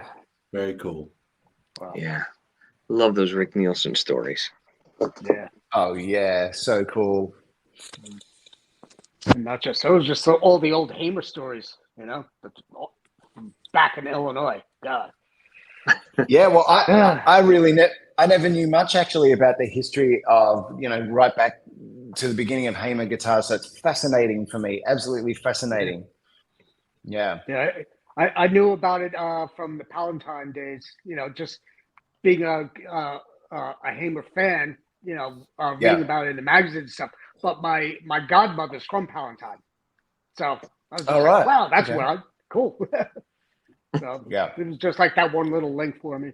So and then of course, listening to everything that Nielsen did, it's just off the charts.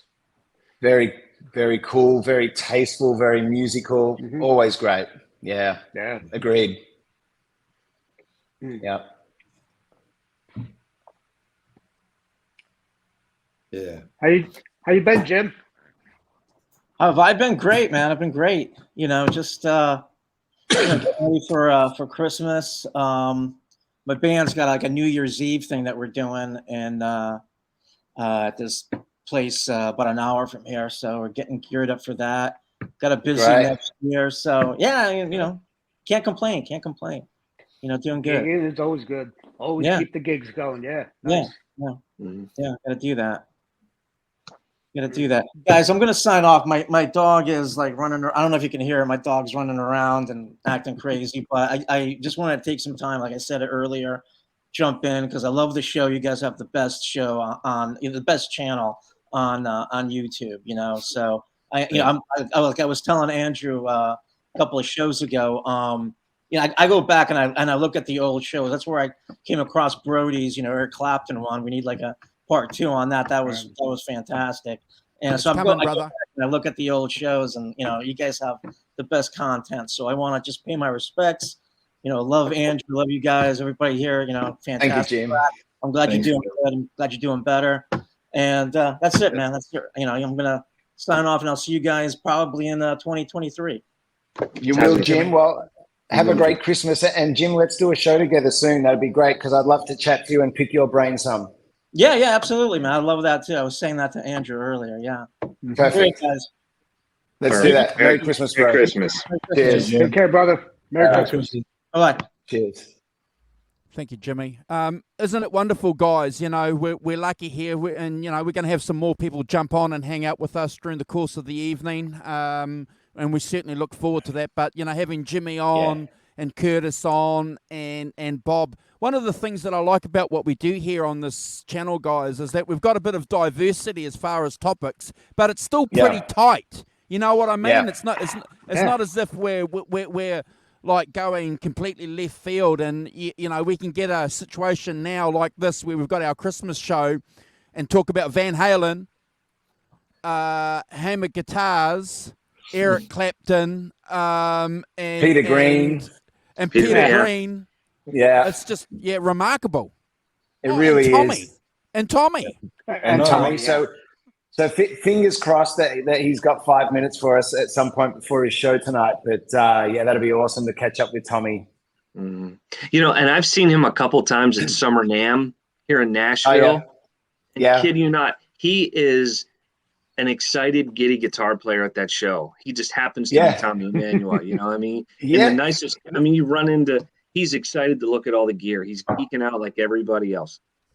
Yeah, you're exactly right, Brody. And you use the perfect word, giddy. He is still as giddy as we all were when we were 13, looking at guitars in a guitar store. And I just think that to be able to hold that passion the whole time is, to me, that's the gift. I don't think he's gifted as a guitarist because that's just lots of hard work. But that giddiness and that passion, I feel like that's the gift, you know? Yeah, I agree. So I hope when I'm in my 60s that I'm that giddy still. And can play that good still. Yeah, well, that's right. Because who knows, right? I've been enjoying my my cooking lately, so hopefully I don't take off a little finger or something. Yeah, no, don't do Trying that, to- Austin, please. I know, but I've been really trying to develop my chefy knife skills and do it like properly. So I feel like my technique is solid and it's going to save me from doing that. But you never know; you could be on the phone talking to someone. Whoops! There goes your little finger. You know. But yeah, no, it'll be all right. Don't say that. I'll mate. still be giddy. I'll become a guitar collector then instead. So I'll still be giddy. That'll be all right. No, you can do what Tony Iommi does and put a little thimble on, you know. And Yeah. Well, it's a thimble for Luthen. yeah, Sorry. Hey guys, I'm just going to interrupt you. I'm sorry for that. We're going That's all to right. drop into the chat. A very, very good friend that a lot of us have been talking to on social media. It's the first time he's been on the channel in person. Lovely. But yeah, he's got an interesting name, and he's got an interesting story if people don't know anything about the name. Here he is. Les Paul, good to see you, brother. Hey guys, how you doing? Thanks for having me. Hey. Of course. How you doing? Good. Nice to meet everybody. Hey Keith. Lovely to meet you too. What's going on, brother? Hey buddy. Good to see you. What have you been up to? Hey, Andrew, we getting a bit of an echo? Or is that just me? No, we get an echo from Les Paul. We're getting an echo from you, bro. Are you? Okay, let me see if I can adjust the settings. Sorry about that. Give me 5, guys. I'm just running to the bathroom. Okay. How about now? if you're running YouTube at the same time as StreamYard, you get like an echo. Okay. So Yeah. just Okay. mute YouTube. Okay. How about Mute now? the YouTube, yeah. Yeah, you sound better now. Okay, good. I turned 100%. off the echo setting or something. Yeah, awesome. Good to see you, Les Paul. Thank you for jumping on, brother. Yeah, thanks. I was just sitting here in my music studio. You saw my crap behind me and just playing around a little bit. On my Nice. rack crap and Yeah, I don't know if I'd call that crap. well, no, it's not crap. It does take up a lot of room. It's a pain in the butt to move. I tell you that. Well, rather than tease us with all that equipment behind us, you want to explain what you've got there and maybe go through some of your equipment for us? Yeah, sure. So I have my SL 68 Sur amp going through a Friedman cab. I'm running a wet, dry, wet system with VHC power amp, a bunch of effects. I got a Big Sky, some choruses, a rack switcher. I got an old school SPX 90, a tri-chorus, 2 Roland STE 3000s. I'm pretty sure you know who uses those. I got a PCM 42 Lexicon delay, Eventide, harmonizer, Eclipse, DBX compressor, and 2 Furman rack things. Bunch of pedals on top, and I use a Fryette power station to bring down my amps to a volume level. The Sur's 100 watt plexi, so it's really, really loud. Beautiful. I have an Egnator, which does have 6 sounds in that, and I do a wet, dry, wet in here. And then I have on the other side 2 Marshall 1971 Super Lead 100 watt and a 78 Fawn. Awesome. A lot of electricity, I guess, in here. Beautiful. Just hold your replies, gentlemen, to the presentation given to us by Les Paul. I've just got to get this guy in the chat. It's always a pleasure to catch up with this guy. We're glad he's back. We're glad he's back. Here he is. Hey, Johnny. Hey, fellas. How you guys doing? Good to see you, brother. I miss Jimmy, huh? You missed Jimmy, but we got you. Much. but we got a Les Paul Gibson in the house. Hey, that's it. Good to see you, John. How you guys doing? Good to see you, John. There's Jimmy. He's still there. Yeah, he's bouncing. He's in there. Merry Christmas, everybody. So I don't want to interrupt Les. Do your rig rundown, Les. It could take hours with all the stuff he's got, guys. No, I was showing him the basic amps. He's got NASA rivals NASA, his rack that he's got back there. I think I could pay off my mortgage probably with what he paid for all that stuff in there too, right, Les? Probably. I've been eating rice for about a few years now. Yeah, exactly, right? Okay, well, I'm going to present Brody because Brody's going to do a rig rundown too, ladies and gentlemen. We're doing rig rundown. So, Brody, there you go, brother. Give us a rig rundown. This is a battery tester that I use for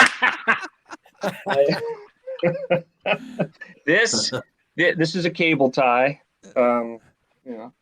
Wow. How detailed? Where do you want to start? Oh, tell us what you're currently using there with that wall of goodness you've got behind there. Tell us what you're currently using. At home to practice, this is kind of it right now. I've got I'm not a pedal guy, but I'm usually running a couple of whatever into either that Princeton and reverb and deluxe reverb. So to practice, I just plug into this and back to the discipline thing. I'm trying to find some kind of a level of dirt or ambient or whatever. It seems like most of this stuff is like church gigs, so you're looking for that the tones the keyboard player is supposed to be doing. But, but the discipline's fun, because for me it would be plug something directly into those Marshalls, Brad. And that's the thing, but here's the thing with no street cred whatsoever, and I've just gotta say it. The PV Classic series amps, I am a sucker for them. I have used them for down here's a Classic 30, just kind of where it all started, and then a little Classic 20. But every time, I have never once has an amp like that ever let me down, ever once. Wow. So I know they don't look cool, and I just take the PV logo off of it, and everybody thinks it's a Basement or something like that. I'll tell you what, 30 years from now, we might be looking back and saying, very fondly at all these PVs. So think about it, right? Well, I haven't traded them for a Porsche. So they're all still here. And they might be double someday. What else do we? Here's some fun ones too. These little Vox amps. There's a little Pathfinder from however many years ago. I have one of those. Yeah. I love that little amp. Super Beetle and a little AC4. Of course, everyone's got to have some of those. So it's like a Class 5, which was a total snoozer of an amp. I love those things, and now I can't find them. Yep. A Lead Bass 20, which is kind of a rare thing. This was a reissue of that, a 20-watt version of it, of the 100-watt. And then that's the vintage, the Plexi Studio, that little VS20. I love that amp. Oh, Just cool. Yeah. Those amps are beasts. Those are killer. jump all the way up, and it's practically luscious. All right, here is like total old school from my dad's gear, which I can't let go of, but an old custom tuck and roll that to this day is still my favorite clean sound, even above like a Mesa or a Blackface. I love this amp. It's solid state greatness.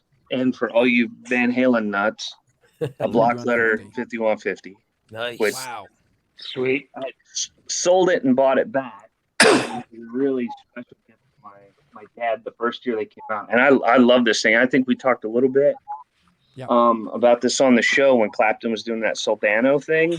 Yes. I was playing this in a Clapton Strat and kind of landing on what I thought was a lot of the story and never realized those Soldanos were high gain monsters. A Boogie Mark IV shorthead that I got, I don't know, however many years ago. And for the very reason of appreciation, I never play this thing. I'm not a Boogie guy. This is sort of like a good financial investment. Someday I'll let it go. But here's some of the fun ones too that I've been figure out how to do this. If any of you guys have ever done the Matchless thing. Yeah, they're beautiful. They are great amps. Is that a HC? Is that a HC30? This is an HC30. Yeah. And a 112 and a 212. With the two different speakers in it. This one I got from a friend of mine. It's called the Grand Canyon, and it's not gone into production, but it's kind of the Marshall. More of a Marshall than a Vox thing from Matchless. So anyhow, and that's the thing. And then over here you got Jeez Louise. That is awesome. Lemony. Jeez. So Brody. Hey, Brody, what's your exact address, fella? Okay, he's lying to everybody. He just lives in Guitar Center. No. We need your exact address. I'm getting a flight over to the States right now.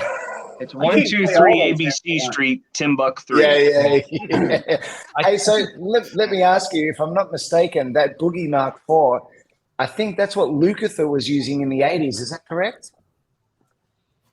I don't know. I'm not sure exactly. I think everybody was kind of into them. I mean, from the first time that I think I ever heard one and went, "Oh, that's a Mark IV," was actually the Steel Wheels tour. I saw Ronnie Wood playing them. Yes. And it was yeah. And that clean sound, I'm like, what is that thing? And he was playing the Almost Hear You Sigh, and I'm like, I love that sound. It was that amp, Yeah. So, and I bought that because I played in a band with a really, really good friend of mine that we'd sort of play off of each other, learning about gear and that kind of thing. But he loved Mesas and all that. I had no idea what they were. I bought it because it was a good price and we had a bad sound guy, so I thought I needed 3 channels, a clean, a dirty, and a lead, because the sound guy never knew when to turn up the lead thing. And you get done and you're like, oh, that sounded really good. And like, I couldn't hear your solos, Yeah, that's the worst thing to ever hear. Yeah. It's like, I'll show you. I got this lead channel now. But so that's really why I bought it. But it's got too many push pulls and switches, and you can use this. Right. I'm out. you know. But it's when you plug it in once in a while, it does have that, to me, that cool, clean Ronnie Wood sound, especially through the rectifier 412 with those vintage 30s. And I swear there's something about the wood in Mesa cabinets that makes them sound better. Sure. And I have no problem believing that at all. I've discovered over all the years that the wood in the cabinet and the size of the cabinet and all those other factors, the weight of the wood is as much a part to play as the speakers. You know, really, you wouldn't think it, but especially when you're close miking a speaker, but somehow it resonates differently and it's captured in the microphone. You know, I have to agree. Any kind of amp. I mean, you should hear that 5150 in that rectifier cabinet. It's like, oh, bet, yeah. I mean, it's tight. You know, it doesn't surprise me, Brody, that you were saying about getting the Clapton sound from the era when he was using the Soldanos. You could get a similar thing with the 5150 because really, probably, look, I don't know about the schematics of the preamp and everything, but I'd imagine that because they're sort of really both designed initially as high gain amps with a clean channel, they'd be pretty close. I could see that the 5150 and a Soldano would be in the same wheelhouse, you know? Yeah. And I mean, to your point, also I love the clean channel on that thing. I mean, it's headroom for days. Yeah. Beautiful. So that's awesome, Brody. Thank you for showing us around. That is quite the collection of goodies. Big old toy box. Yeah. And we've got a well, moderator. I haven't bought any Porsches, so I just hang on to everything. You gotta feel it in that room right there. You can, if you liquidate a few Porsches, you can get. Well, I forgot what year exactly, Curtis. Hello? Sorry. I was just going to say, I forgot what year that Curtis swapped his Les Paul for the Porsche 911, but I'll guarantee if he had hung on to the Porsche, it'd be worth just as much as the guitar by now, almost. God. Well, let's see. He said he was 18, so. Like I said, I think it was like I think we can do some reverse. 1980 something. Yeah, like an algebra equation. Yeah, it is. We'll have to reverse engineer that one. But beautiful. Thank you, Brody. That's awesome. I said to Curtis when he did swap over the Porsche for the Les Paul for the Porsche, I said, I bet you had a lot of fun in the Porsche zone. Jay. That's right. Merry Christmas, Jay. Merry Christmas, Jay. Hope you're doing and well, your family. Yeah. And your family, brother. Hi, Ellie. Love you. Do you want to come on, Jay? Yeah, bring him in. Why not? Yeah. I'll send you a link on Instagram. And John Conklin, I haven't said hello to you properly yet. How are you doing, beautiful man? Are you good? I'm doing pretty good. How about you? All the better for seeing you, that's for sure. Oh, you're too nice, man. How you been? You've been busy, huh? Yeah, I've been on the road a lot the last couple of months, and a couple of little health things as well that I won't get too much into now, but Andrew knows about, and which has all turned out fine, thankfully. Good. But yeah, been good. It's been a busy time the last 3 or 4 months in Australia since the COVID restrictions have been released and stuff. The music industry machine is grinding its gears back, and I know Brad did an awesome gig the other night that he sent me some video clip to, which sounded absolutely killer.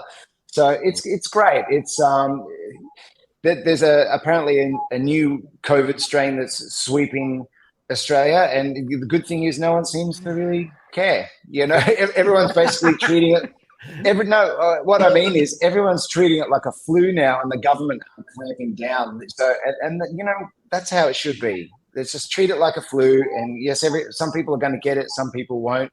And but the good news is that the wheels are moving again, and the machine's cranking back into life. So it's going good down here. And it's summertime, right? Summertime's coming up there. Yeah. Well, it is summertime down here in Melbourne. We haven't had much of a summer yet. In fact, our spring was basically 3 more months of winter. So so we're not too pleased about that. And so far, even though we're now in the third week of summer or something, we're basically having our first spring style day today, which is nice. But Wow. so if you can hear the crickets chirping in the background, then that's why. But yeah, You're lucky. all is good. Well, Adam And Les Roach, too. he got the chance to go out to Fiji and enjoy a little bit more temperate weather there. So Yes, much warmer. Probably, no doubt, a little Yeah. bit more humid as well, but that's okay. Yeah. So hopefully it isn't that we're not, because last year we had basically 1 month of summer, and then it went straight back to really mild and kind of like autumn and winter. So hopefully this year it's just that summer is delayed and we still get 3 full months of summer would be nice. But it's amazing. I was out at a Christmas gathering yesterday, and it was only, I don't know, it was only 23 or 24 degrees. And everyone was like, "Oh, get the chairs out of the sun! Get the chairs out of the sun!" And we're like, "Oh, come on!" Everyone's been complaining for 6 months that it's been raining and cold, and now that we've finally got some sunshine, everyone doesn't want to sit in the sun. But that's how it goes, isn't it? Yeah. Fickle. Yeah. Well, John, how are you feeling, John, after your Yeah. fun scare this year? Yeah, I'm feeling a lot better now. It's like 5 Good. weeks since I had the surgery, and I'm starting to feel normal again. So That's you know, good, brother. Yeah, not quite normal, but close Progress, man. Just baby step. Take Yeah. yourself slowly, and exactly. I'm glad you and Paulie got to talk to each other and Yeah, it was good to talk to dealing him. with the same scenario, Yeah. and I know he taught you a lot. Exact same scenario, and he's like 3 months ahead of where I am at right now. So I'm like, what do I have to expect? So Good, and Yeah. I'm glad you were able to do that. That's absolutely. Yeah. really big because we need you on here. More. I need not to be dead. That's how I look at it. Yeah, it kind of helps. Yeah, exactly. Right. So, but hopefully I'll be good for another 30, 35 years now, John, are you like fully back to work, or you just No, I won't be back part-time? until February. Oh, well, okay, that's good. Yeah, I got a ways to go still. Yeah. I don't think I'm supposed to lift anything over 5 or 10 pounds at this point. I still haven't been cleared to like drive a car, and I need to sit in the back in case the airbag goes off and hits me. So it's like, oh god, so I have to have my wife, wait on me hand and foot, and she loves Good. that. Honey, can you move my PV combo for me? That's right. Yeah. Exactly.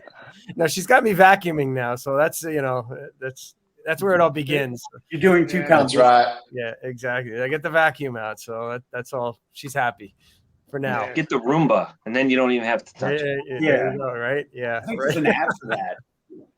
But you're back you're back to playing, and you can lift the guitar now, so that's good. I can lift it now. I'm not anything over 5 pounds of probably still not supposed to, but no Les Pauls then. No Les Yeah, Pauls. no- You got it. He Right? can play little Les guitar. Pauls. The Exactly. mini one, the mini one.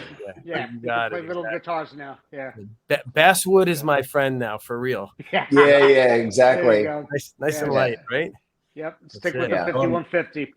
But John, it's good to see you back. I saw that's a good to video. see that you, all Andrew you guys shared. too.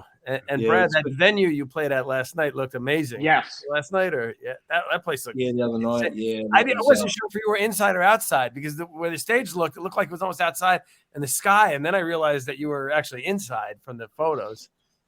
Yeah, no, it's an iconic venue here in Melbourne. Hoss probably knows it. Maybe Right. included it as well. The Forum Great is venue, yeah. probably one of my favorite venues in Melbourne to go and watch a band. I've seen Baby Animals there, Extreme, the Tea Party. I've seen so many acts there, and I've always said I want to play the Forum, and I finally got to play there. So it was like tick it off, the list of gigs Bucket to list, be. yeah, right? A bucket list. Congratulations, brother. Yeah, that's awesome. Yeah, it looks like it's Yeah, an and- old place. Has it been around for a long time? It looks like Been around for a while, yeah. it looks Yeah. pretty. Yeah. And it's got a real, to see a band like the Tea Party there was really cool because it's got a gothic setting and the music's very gothic, like dark rock sort of vibe. It's very cool. But Extreme kicked ass there. Were you Extreme, Hoss? Did you go see that? At the I Forum? didn't see him at the Forum. No, I didn't see him at the Forum. I saw him more recently when they came out and they did a place in the CBD in Melbourne. What was it the Venue? It's now called. It used to be Billboards. Yep. Oh man, that was loud. I mean, I like rock music loud, but that was so loud that I had to leave. It was really way too loud. But it's funny you say that. Last time I saw them, I had the same exact. I was so close to the PA that it was almost. Yeah. You ever have something so makes loud? you nauseous. Yeah, well, it makes you nauseous, but the sound was just like it was like warbling. It wasn't even. It was like I don't know how to explain it, but it was so loud that I could barely take it. And usually I like loud music, but it was almost too loud in front of the PA.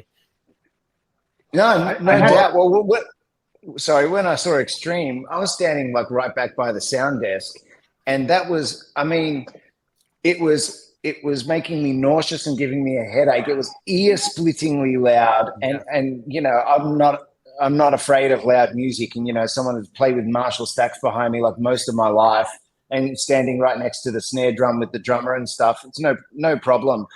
But that was like, it took all the fun out of watching them. I was like, oh man. So I lasted about half the gig, and then I said to my mate, I've got to get out of here. This is killing me. Yeah.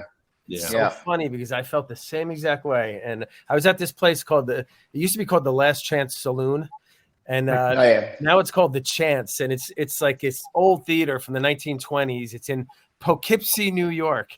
And the police always talk about it because they say it was one of the best gigs of their career. They said they showed up and they were like, it was a winter's night, a snowy night on their first tour of the U.S. And Sting said, listen, there's 4 people out there, including the bartender. And they said, but we need to practice, so let's just go play. Yeah. They always bring that story up because it's over the years, it's grown legendary because they said there's 4 people there, but they say people still come up to them this day and say, I saw you guys at the Last Chance Saloon. And it was like, no, you didn't. There were 4 people there, but they said it was one of the best gigs they ever played, and it was like 4 people. But it's a small theater, and I remember the PA, like you said, it was not fun. It was just I wanted to leave. I stayed, but I wanted to leave because it wasn't even enjoyable. It was so loud.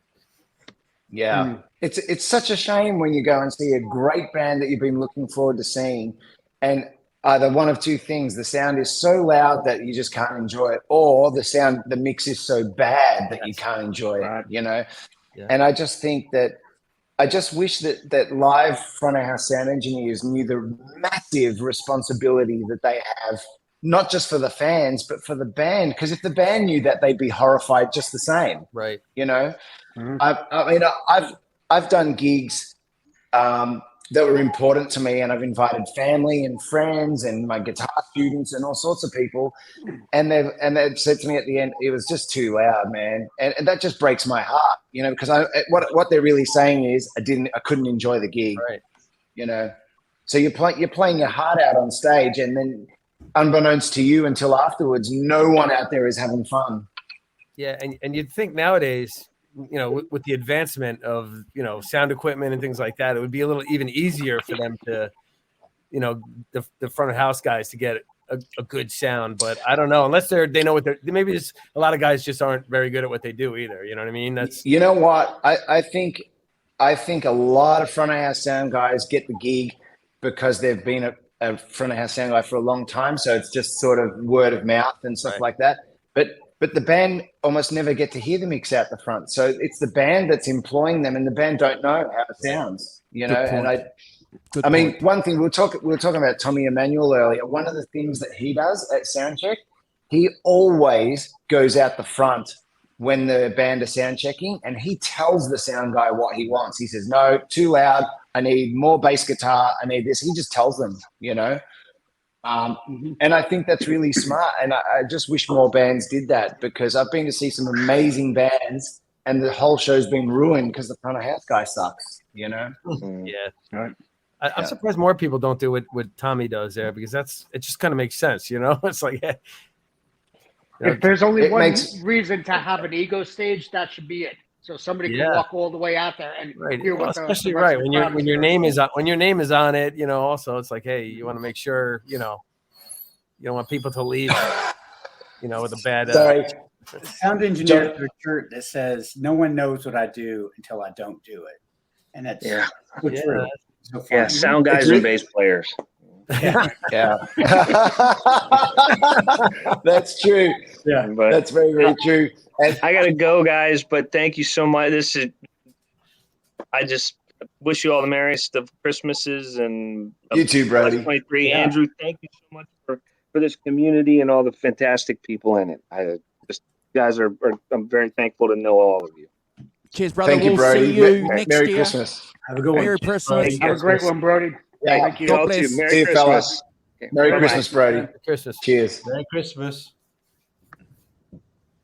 So Les, Yeah. Tell us what else you got back there. Go ahead. Oh. Yeah. Let's talk about gear some more. Oh gosh.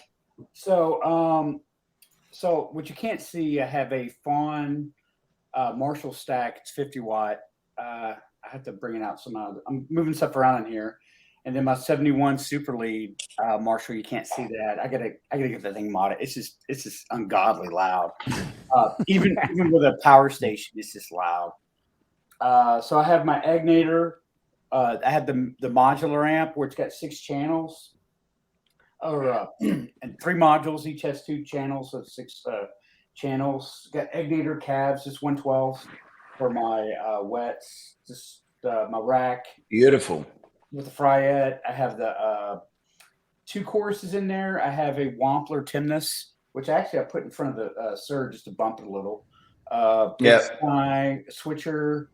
SPX90, Tri-Chorus, 2 Roland SDEs, PCM42, Lexicon, mono delay, Eventide Eclipse, DBX compressor, and 2 Furmans, and then tons of pedals upstairs or on top of the rack, and then my frat power station. Then I have a 50 watt block letter combo. You can actually see right over here by the third Charbel. Wow. And a partridge in a pear tree, right? Yeah.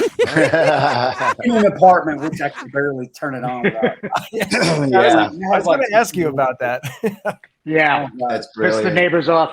Oh, dude, I tell you, if it wasn't for the frat power station, that thing is just like a godsend because It is, isn't it? It's loud. It just brings it to where people aren't dying or pissed off. People aren't dying. Yeah, I mean, it's just like one time I turned my frat power station off for my Sir amp, and I got hit with 100 watts because my Sir runs on 10, fully 10. Everything's on 10. That's to make that crank plexi sound, but bring it down. Sorry, Les. Can I ask you quickly? Is that the SL68 you've got there?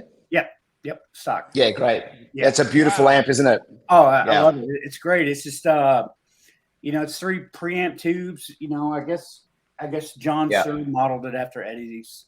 That's right. Apparently so. Yeah. I've got the same one, and it's absolutely unbelievable. Yeah, it doesn't have an effects loop, but that's fine. I just use the frat has an effects send loop out, so you have that in there, which is great. That's right. And I can run it into you can't see it right in front, but I have a studio. I have some preamps, a Ventec, and sometimes I'll mic it with a Royer 121 and a 57 on the cab. And then it sounds pretty good. But yeah, it's a great amp, man. It's really got that sound, Yeah, that's what I've been using lately for my Eddie stuff. And actually, I found, and as we all know, I mean, Eddie was running sometimes what was it, the Boss 10-band EQ in the front, and he had the Echoplex, which obviously acted as a bit of a preamp as well, and a few things. One of my secret weapons that I found that works great with the Sir, that's low noise, which obviously is helpful, is the Friedman Buxom Boost. Because you can cut some of the bass and you can boost some of the mids, and you can basically use it the way Eddie was using his 10-band EQ. And that thing in front of the Sir, it just gives you a bit more gain and such. Oh, look at this. There he goes. He's got it. Oh, there you go. Love it. Love it. $70. What? That's unreal. It was great condition. So tell me, Les, is it noisy or is it good? Is it pretty good considering its age? You know what? You would think it's noisy when I saw it. I'm like, oh, it's going to be noisy with these sliders. Not at all. Quiet. Really? It's got this long cord, and it's got all the switches in the front, which is great. But yeah, it's great. Sometimes I run it in the loop of the amp. I never put it in front Something to put it in the amp so you can EQ the amp more, not your guitar.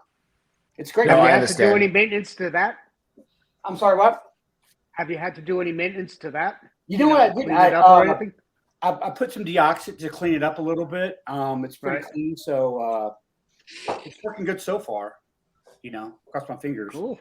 I tell you, deoxit, man, that is a lifesaver with stuff. Yeah, to keep dust out. Yep. But it's a cool EQ. I can't believe I found it for as much as it was, and that's awesome. Like crazy, it's insane. That's a treasure trove find right there. It really is. And with the long power cord too, and if you look carefully at really early pictures of Ed's pedalboard and stuff, you can see the long power cord. Yeah, I know. Trailing off. Things are funny. Fantastic. I'd like to get it. I saw a picture of his EQ settings, so I'm trying to zone in on him. Okay. But Ed was definitely running it in the front though back in the day, wasn't he? Yeah. I'm sure he was with everything right smack dab. Yeah, you know what I found with running the Friedman Buxom Boost in front of the SL68 is obviously because the amp's dimed, there's really very little actual EQ shaping you can do, because you're totally right, Les. You're better to do that in the Fryette or in post-production. But I think from what I can gather, what Eddie was doing is he was saturating the front end of it a bit more. So it wasn't really radically changing the EQ of the amp. It was giving him a little bit more gain by just pushing that input stage a bit harder. And that's what I found is the Buxom Boost is great for. It gives me a bit more. In other words, it doesn't give me more gain than the early records, which is the SL68 does that fine on its own. Yeah. But that more like live without a net era sound, like 85, 86, I feel like he was pushing the input of that a fair bit, because it's definitely a little more saturated to my ears. So I found it good for that. Did you ever notice that, like, the first album, he had a lot of gain, second album, a lot of gain, Amster Crane, third album kind of got down. By the time we got to 84, it seemed like it was really kind of clean. Yeah. I think the capacitors at that point had just started to just fade and die, and and I mean, who knows how he set it in the amp and how they mix it. That's right.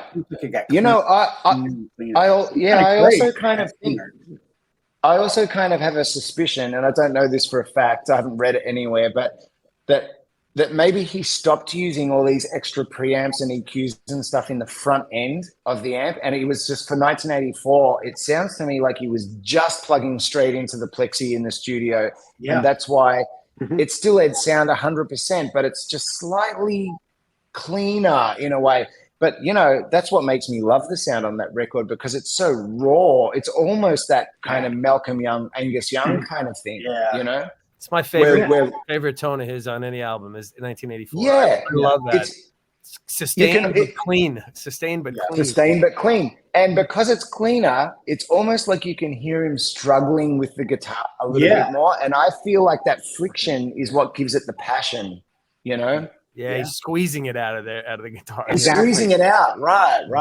Exactly. Yeah. I love the sound of that album. I mean, I really like, like the first two are great. Women and Children's a great album, but the tone, I never heard people like, I want that Women and Children tone. Like, people think fair warning, fair warning. I hear that. They all want the fair warning tone for Women and Children first. Yeah, right. And then down great and all that, live and everything. But it's always. You know what though? It's still. I agree with what you're saying, but it's still great. Like, if you never heard Van Halen 1 and 2 and the albums surrounding Women and Children first, and it was the only Van Halen album that we ever had, people would still freak out about that guitar sound. Oh, yeah. Yeah, absolutely. Yeah, I mean, to my life, it's always going to be my favorite album, just because of everything, the full package of it. With all members, and the sound, the tone wasn't there because it sounded a little muffled. Compared to what Fair Warning put out, or even Van Halen 1. Van Halen 2, in my eyes, was it seemed a little bit clipped, as opposed to Van Halen 2. Yeah, because it didn't have the plate reverb. Dave Friedman, his favorite tone of Eddie's is Van Halen 2. because Yeah, you know, I've heard him say that. I see Yeah. it. He does have a point too. Because that album, it almost sounds out of control. Like the guitar sound, and it's just like it feels like it's ready to explode. I think that amp, which I get that vibe from that album too. When Somebody I hear it, give me a doctor. I mean, the amp, those opening chords, his amp sounds like it's just about to blow up. Yeah, it does. It does. It feels like the speakers are about to pop out of the cabinet almost. It sounds incredible. So I agree with that. To melt. Yeah. It's just like everything about ready to melt. I'll tell a quick story that I'm sure anyone that has bought their first Plexi that's a Van Halen fan will resonate with. I remember when I got my first one, and I bought it specifically because I knew that's what Ed used. I was like, because I was using all this other stuff before then, and the rack thing was big, so I was using like the Marshall JMP1 preamp for all my rock gigs and all this stuff. And I was so excited when I bought a Plexi. And the first thing I did, of course, is get it in my house, dime it, and then I was running it into one of the remember the Marshall Power Breaks, those things? Yeah, those big things were huge. I mean, that was good for its day, and it was really one of only a few things you could buy. There was the Tom Schultz thing and a few other things, which I've got as well. But anyway, so yeah, the Power Soak thing. Anyway, so I dimed it, and then I remember turning the volume down on my guitar, and it had that background hiss, the exact same hiss that I had grown up listening to at the start of Bottoms Up when he's got his volume turned down and he's going the dun dun dun dun dun dun, and it's almost as much background hiss and white noise as note in the beginning. And as soon as I turned my volume down, I heard that hiss. I was so excited. I was like, "That's the hiss! That's the hiss!" Yeah, it's very fun. Very fun. Wow. Yeah, I remember one time a friend of mine had a true Variac, and this had to be in like the early 90s. He goes, "Check it out, it's a Variac." And I'm like, "Oh my God, you got one." And you just didn't see him back then. And he cranked his Marshall up and we hit it. We brought the volume down, with the voltage. And man, that thing got hot. It got so freaking hot. But I mean, the sound was great. It's like that great spongy, yeah. At any volume. Like, wow, this is what it's all about, But damn, I touched that thing. That thing was freaking hotter than hell. Hey, you know what? Alan, you're making some really good points in the comments there. If you've got 5 or 10 minutes, brother, you should jump back in because this is where you're going to shine, where you can put your wisdom into all this because we know Alan knows so much about the reverbs and things that Eddie was using back in those days. And yeah, that was my understanding too, actually, that on 1 and 2, it was just the Sunset Sound echo chamber. The echo chamber, I'm sorry. Yeah. Yeah, it was the echo chamber. Yeah, and what a sound that thing was. It just sounds incredible. My buddy has the Bricasti M7, and it has that's a great unit. The Sunset echo chambers, and I brought my Egnator over to his house, and we plugged into his M7 and his Bricasti in the studio. It was just insane. I mean, I bet those reverbs at that point, they're not even reverbs. They're just more like, wow, that's sounds, feelings. You're just like insane. But yeah, they were lush in a way that modern reverbs became accurate, but not lush. And one thing I like is what I do is I have a mix control on I have a mixer, dual line mixer. Yeah. So you were saying, Les, that you're doing the wet, dry, wet, and so you've obviously got a mixer as well, right? Yeah, I have an MLC stereo dual line mixer, which I'm able to bring the reverbs in. It's all about the mix. So you just it's totally about the mix. Yeah. Yeah. So usually I'll bring I had a PCM70, but I sold it. I kind of wish I had that thing. But I just bring in just a little bit of plate or, I don't really use room. Some Hall. I like Hall and plate. It's funny that Eddie and Alex hated plate reverb. Hated it. And if you notice, when they built the Studio 5150, everything from then on there, there's nothing really. No, I mean, Don Landy, you can hear some plate. I mean, up to OU812 and stuff like that, but not like on the earlier albums. I guess that was all him. But after Don stopped working with them, I don't hear any plate on anything after 1988 on any of their stuff, really. Maybe it's there, but it's just very minimal. I know they hated it. They hated the first album had a lot of reverb. If you hear it through headphones, you can really hear that reverb, which is great. I mean, I think it makes that sound sting, especially that hot guitar. But I don't know, it's interesting. It's funny. I was thinking about the albums. And I remember the definition of classic. Basically, classic is something that never goes out of style. That's how I kind of, you guys probably feel the same way. Something that never goes out of style is just classic, right?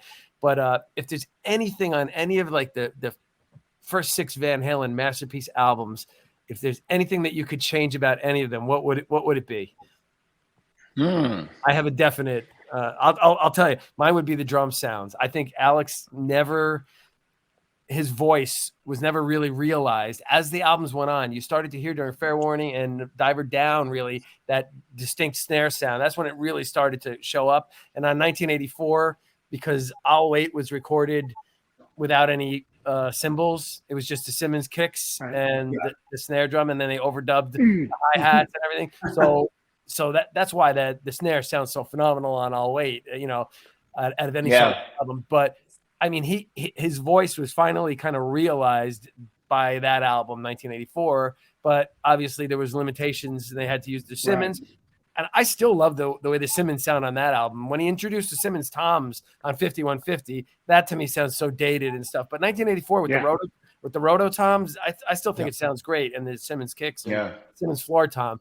But if I could change anything about any of those first 6 albums, it would be the drum sound. And I know that they afterwards had said the same thing. Eddie thought that the drums on Van Halen 1 sounded better than the drums on Van Halen 2, but they hated it, and that's why ultimately they added the drum room onto the studio, and brought Andy Johns in really to get that. But I don't know, but the bottom sound. Yeah, so I don't know. What do you guys think? Is there anything that if you could change anything, what would you change? I mean, I would make Mikey more in the mix, more prominent, just a little bit. 100%, Les. That'd be the first thing I'd think of. The bass is just way too low in the mix. Yeah. And so, like, for unlawful carnal knowledge, Yeah, I didn't love that slappy bass sound. I know when they tuned down, and they said they couldn't tune down more than a half step because I guess the string was just in the wind off the neck. It was just like that's all you could hear. And it would show in Diver Down a lot. Yeah. Like if you listen to it in like a Hang 'em High or Full Bug, you hear the slap, and it's just like, oh, you can't have it, Yeah.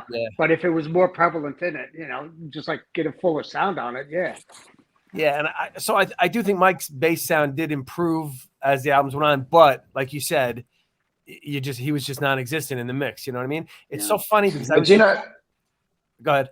Sorry, go on. I was going to say, I got some stems like last week. This program that could actually like pull. It's not real stems, but it could pull stems out of it. So I got OU812, and I that's when I was doing that little AFU little thing.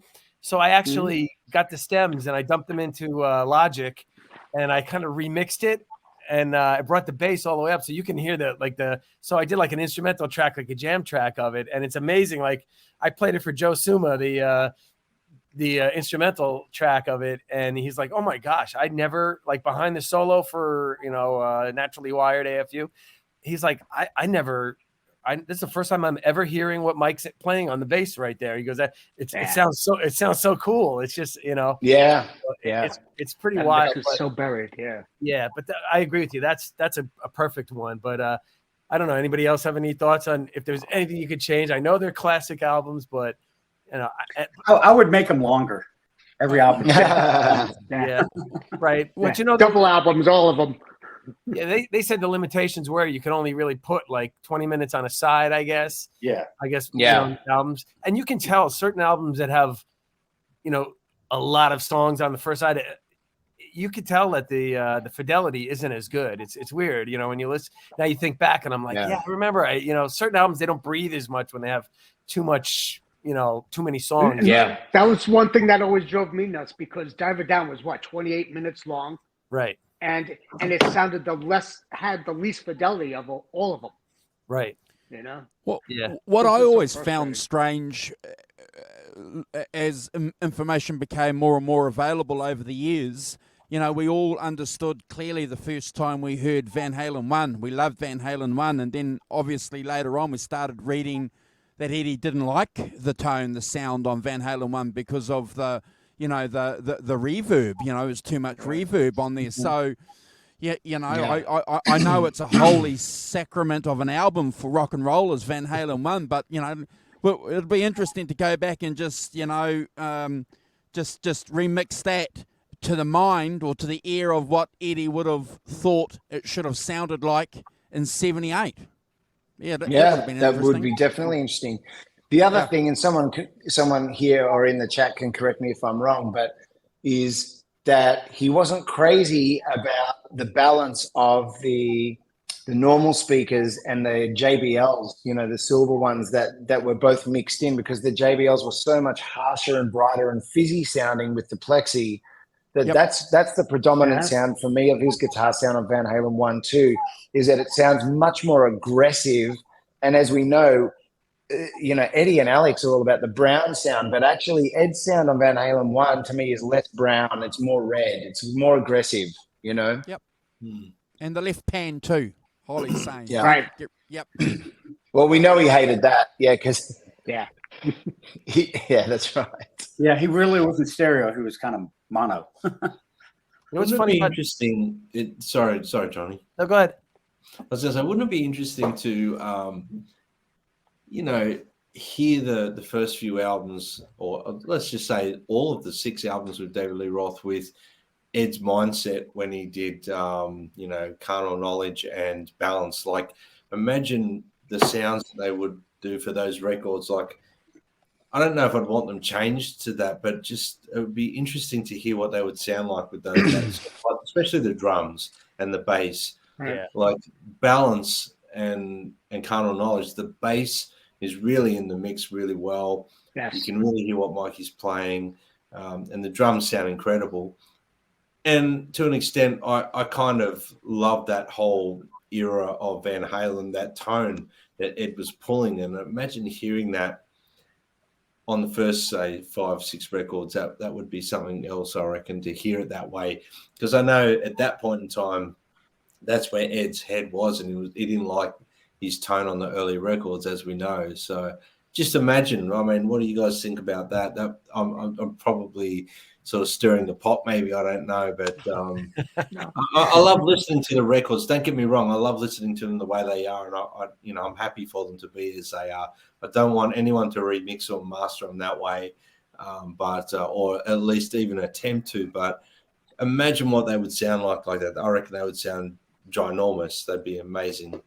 Yeah, I agree with you, and I would like to remix just for me if they don't put it out. You know what I mean? But I would love to hear Alex's sound from like Balance or For Unlawful Carnal Knowledge with Eddie's guitar from the first album. Just change that. Right? You know what I mean? Just give that snare sound and stuff You like mean that. basically go in and reamp these amps or something.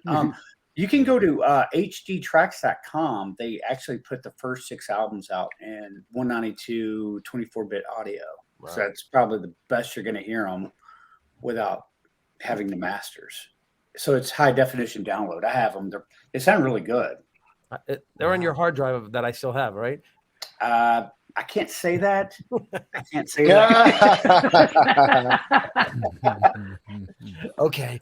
You know what I was going to say about Diver Down too? It's so funny because I was listening to Diver Down, and Greg ran off, and him and I we talked about this before, I'm sure, but Greg loves Diver Down. That's one of his favorite early Van Halen albums of the 6, and it's a much maligned album, as we know, because that all started with Eddie. Eddie was the one who was responsible for people trashing that album, and it's like to me, there's no reason. To me, in a way, that's the most Van Halen album out of all of them, because their personalities are on display on that album, maybe more than any of the others. Because you got to see Roth doing his shtick on Big Bad Bill, and it's like, who else could get away with doing that kind of throwing that in there? Not, Black Sabbath could never do something like that. You know what I mean? It was just like, so I think that album and a clarinet solo with Jan. Yeah, exactly. It's just like, so I kind of think that's a very representative album of them as a band. You know what I mean? And a lot of people, I know there's a lot of cover songs on it, but the songs that aren't covers are like some brilliant songs. So Little Guitars is like one of the Little best. Guitars. Exactly. No, I love that song. Hang 'em High, Little Guitars, Secrets. Hang 'em High is Full killer. Bug. Little Guitars is Oh one of my my favorites. God. Full Bug. Yeah. Right. So So really, yeah. so the thing about that is it's like if you listen to that album, they were in such a rush to do that because obviously they said, they put Pretty Woman out just as a thank you to the fans for a successful tour. And then it went to like number 22 on the charts, and Warner Brothers says, we need an album. So they kind of rushed into the studio in like 2 weeks. I don't even think they went to Sunset Sound. I think they did that at Amigo or something like that. It was the only time they didn't use, I don't think, Sunset for it. It was probably because they couldn't book time. They just had to rush in and do it. But if you listen to that album, there's like, you can count, I think, on one hand how many overdubs there are on that album. It's like we went in there and they just blasted through that stuff completely live. You know what I mean? Except for the Which is what they do best. That's exactly what they do best. Exactly. And that was, to me, is like the last album where they really did that, obviously, because 1984 he had the studio, and it was like everything after that was like a different world. But it's amazing when you go back to that for an album that's so maligned by a lot of people. You listen to that album, and in a lot of ways, to me, it's one of the most pure Van Halen albums. It has less overdubs than the first album, even. You know what I mean? And it's just them, like you said, them the way they should be in a way. You know what I mean? Just cranking through these songs. It's amazing. I said track by track, and I'm trying to count the overdubs, and I'm like, oh my gosh, Like this is 2, all live. maybe 3. Yeah. It's literally, it's like not that many at all. You know what I mean? It's crazy. So next time you listen to that album, try to count the overdubs on there. Yeah, I'm thinking about it right now. Yeah. Yeah. Think about Dancing in the Streets, the guitar solo. Yeah. Okay. Secrets. There's Secrets. Pretty Woman's Nothing. Little Guitars has a second guitar. Yes. Yes, at the end. Yeah. And The Full that's Bug about doesn't. it. The Full Bug doesn't have anything on it. That's Hang 'em that's High it. is live. Happy Trails has no guitar overdubs. Yeah, exactly. Well, you pick that up, huh? But really, when you think about it, that's a lot. It's live. Three Three overdubs. Yeah. Exactly. On an album. Yeah. That's Not crazy even when a you full think 3, of it's today's like music. 2.5. 2.5. Yeah, nice one, Keith. Remarkable. Totally, It right? is. It's unbelievable. But for me, at the end of the day, as much as it's fascinating to have a think about like what would we change, and maybe I'd have the bass a bit louder on some of it and those things.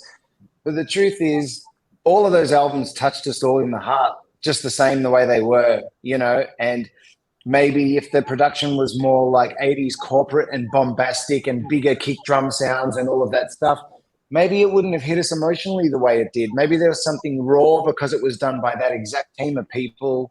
Okay. And look, at the end of the day, the universe played it out the way it did. So you'd have to say then, if you don't like it, the universe was wrong. And if you wanted to be cosmic about it, you could say, so after 13 billion years in the evolution of humans, the universe did everything perfect except for the Van Halen mixes. So maybe things are just, but look, all of us here and everyone in the chat and anyone watching this in the replay all those albums, and it's great to see so many people in the chat sticking up for Diver Down, because I love a lot of that. Secrets is one of my favorite songs. Hoss. But the truth is, Hoss. yes? Yes. Can I just interrupt you and ask you a question? Because I think you and I discussed this a long time ago when we were talking a little bit about the theory, the philosophical theories behind music. And I think I think it was you that said this, that the collective consciousness of a generation or a community or a nation or whatever, the collective consciousness of what you hear has a different effect on what you hear, even though it's the same thing. As you hear it, as you hear it collectively through a generation or through time traveled, i.e. from 1980 to 1995, you hear things differently. I'm sure you said that. Yeah. Yes. I mean, look, probably the simplest example that any of us could give to that is from the kind of fidelity and music that we're listening to now, with the kind of amazing drum sounds, guitar sounds, vocal sounds. You go back and listen to a Beatles thing, the music still touches you emotionally, but obviously fidelity wise, it's a whole different world to what we listen to now. But can you imagine hearing that in that fidelity for the first time in 1963 or whenever, when they'd never heard fidelity like that? Things weren't even stereo for a while, you know, they were mono. And then so they would pan the Ringo's drums all to one speaker, you know, and they'd split all the instruments up because of course, that's what you do. If all of a sudden you had two speakers separately, you'd go, cool, let's put the drums there, the bass there, the guitars there. I mean, that blows my mind. The fact that I can pull out one of my Beatles records on vinyl and play it, and it still actually sounds good. I can't even imagine how mind-blowing that would have been in 1960 something. You know, 1965. 1965. It reminds me of that. Have you been? Sorry, Keith. Oh, go ahead. No. Go, Andrew. Oh, it just reminds me of that quote from Men in Black. Oh, I guess I'm gonna have to buy the White Album again. Yeah.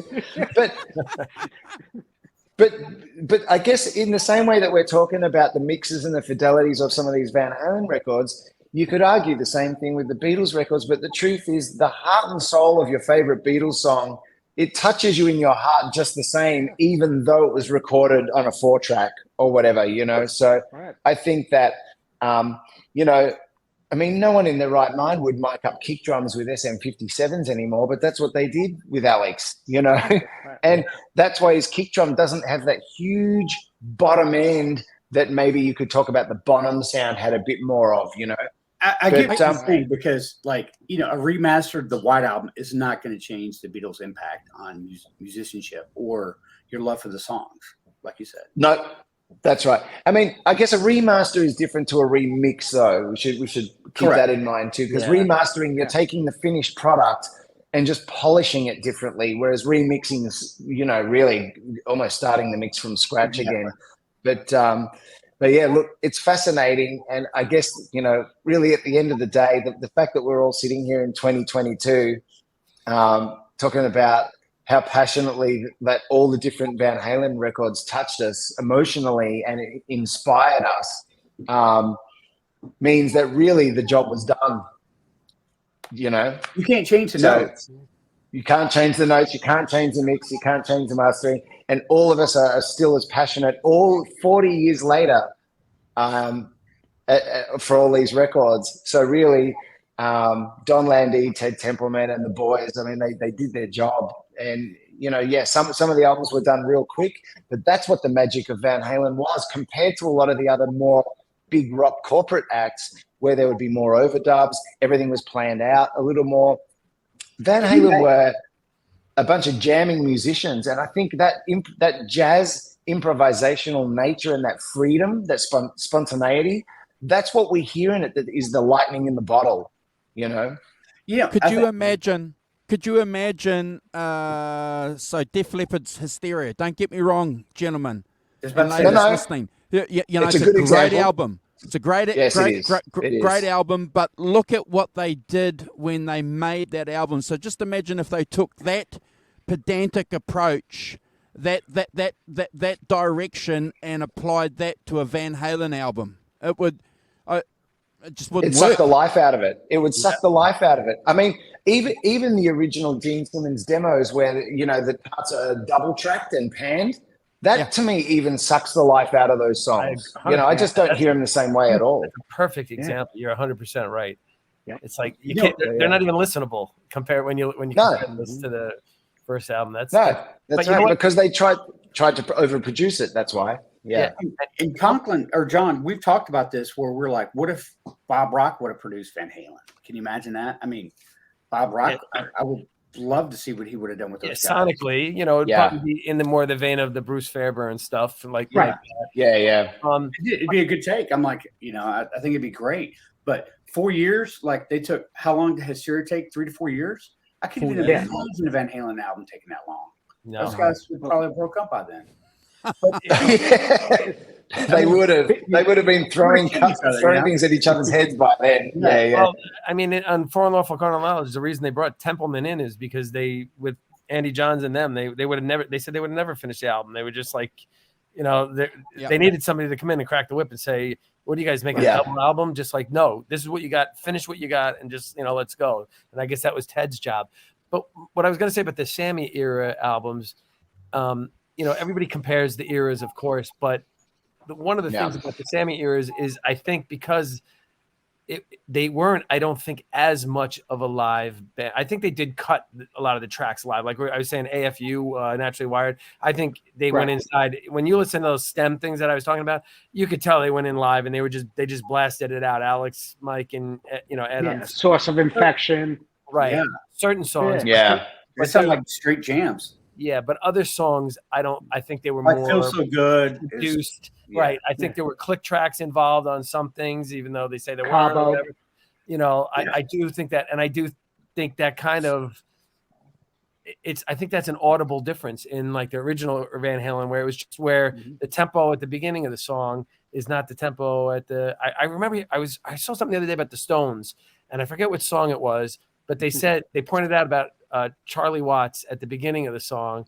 It might have been Honky Tonk Women or something like that. Yeah, it's so much slower at the end and at beginning, and at the end it's flying fast. It's like, you know what I mean? It's like it's the whole feel thing, and I think that was their early Van Halen.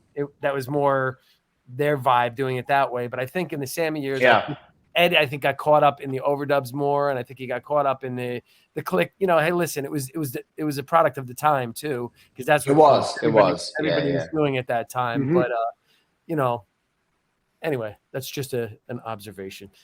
I have one question then for the panel here and everyone in the chat too. So and we just discussed a little bit of it before with the Beatles. So we've got Giles Martin now remastering and remixing 4 different Beatles albums, and obviously there's a commercial aspect to the reason why he's doing that as well, and he's also taking advantage of technology and giving us not a better mix or a better version, just another version. He's that's what they're saying. Are we against that? Are we against producers taking the technology that we have and doing that, or do we support it? For me, it depends to what amount, to what level, because I definitely think there's something to be said for going into old tape recordings and then cleaning them up, because we have the technology now to de-noise things and de-hiss things. And so all of that, I fully support that. And I think that while they're there, if they want to maybe give everything a gentle tweak, like if the kick drum totally sucked on some record, then you could give it a bit more love, Okay. But I think the approach of, no, we're just going to take it and fully just remix it as if it was mixed today, I think that takes sorry, who was it that was saying, was it you, or John, about the actually, it was you, Andrew, about because we're in a different era, we hear music differently now. But the truth is, I don't want to hear those old classic recordings as if it was recorded and mixed by Dave Grohl. And I say that loving Dave Grohl. But I guess my point is, I don't want to hear that music sounding like the Foo Fighters, but with that song, Yep. So that's for me. Yeah. I agree, Hoss, 100%. I agree with that too. But what you first said was a little tweak here and there. I would want, OU812, it would have to remix it a little bit in order to get that bass up. You can't just remaster it and expect the bass to be. No, because the remastering won't do that. That's right. Because whatever you do to the bass, you'll do to the kick drum. Yeah. Right. I kind of you feel gotta like you not said, a re-cue, more like remix. Yeah. Right. So I think you would have to go back in there and remix. Don't come out and tell everybody you're remixing it. Just go in and remix. Let Don Landy do it, with Alex sitting there, and just bring the bass up a little bit, and just, like you said, clean it up and then remaster it from there. And while you're doing that album, do And Justice for All too. Yeah. Well, but that goes back to what Andrew was saying. It was how we listen to things differently. Yeah. That was 1988. Both of those albums, And Justice for All and OU812, and both of them have non-existent bass. So that must have been an '88 trend where. So Lars Ulrich, he must have did the remix on or the mastering on that, huh? Okay. Yeah, maybe, right? But I think I agree with you. It's like the Mona Lisa. It's just like leave it alone. It's a snapshot in time of artists where they were, but I don't mind some of the Beatles stuff. The hardcore fans, if you don't want to listen to it, then just listen to the White Album. I don't mind. What would we prefer to have every Van Halen album mixed and sounding exactly like Fair Warning? Is that what everybody wants? Exactly. No. They're all their own little entity. It's funny. Like, let's think about Eruption. Eddie always says, "Oh, I made a mistake. Let me do it." No. I think we're good. Mm-hmm. I mean, I'd love to hear another alternate take, but don't get rid of that master one. That was, the one that we all. That's in our DNA. Yeah. I mean, I get that, but I think it's funny that he wants to do it. I'm like, I think it's good enough. I think he nailed it. Yeah, I do. Yeah. What else you got? No, it's true. Hey guys, give me 5 minutes. I'll be back in 5. No problem, brother. All right. But anyway, that's to tell you, I don't know if I ever told you guys. I didn't tell anybody, but I went to I was lucky enough to go to the Texas Jam in '86 in Dallas. Ooh, nice. Yeah, I got to go to that and got to see Dio and Loverboy and Van Halen and BTO with Leslie West. Yep. Keel was opening up, and man, that was a great show. That was my first time seeing with Hagar, and they went down, man. And it just kills me that nobody has any footage, audio or video wise, of that. Yeah, and he blew his voice out on that too, didn't he? He did it. He actually did in '88 on the Monsters of Rock tour. In '86, he was fine. Okay. Yeah. And then that's when he came back in '91 in Dallas and West End and did the free concert to make up for that. Gotcha. I missed that one too. I got footage from that, and my dad played that same stage down there, but it was windy as hell down that alleyway. It gets real windy because it's just a straight alleyway. But that was a really neat time. But that was a killer show, and at the Texas Jam, a lot of good times, a lot of good players. And it was just neat seeing Hagar for the first time and in that capacity. Man, it was a hot day too. Yeah, all we see are the full screen shots of the stage, how massive it was. What's funny? So before they came on stage, Zeke went out there with Eddie's guitar, the Kramer and everything. And I remember he was hitting that high E and B strings and tuning it. And I was so close to him, I could see like the brass tuners all like, faded. And I was like, man, it was just crazy seeing that. That guitar looked like crap. By 86, that thing was just worn out. 86, yeah. Yeah, and I mean, it was just like, wow, there's Zeke.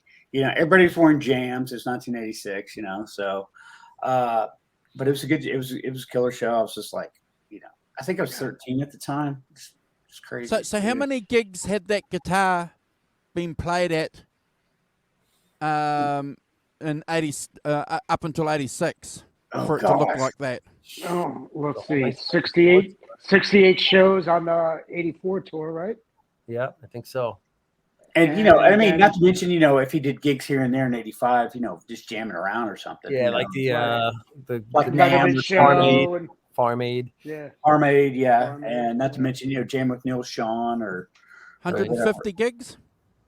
It's more than that. Yeah, a lot more than that, right? Yeah. Well, up until 86, you mean? Oh, yeah, probably 108. Yeah, by 86, probably 150, right? By the end of the 5150 tour. Yeah. Yeah, and that's not even including all of his jams inside 5150. Yeah, well. yeah, and just he always.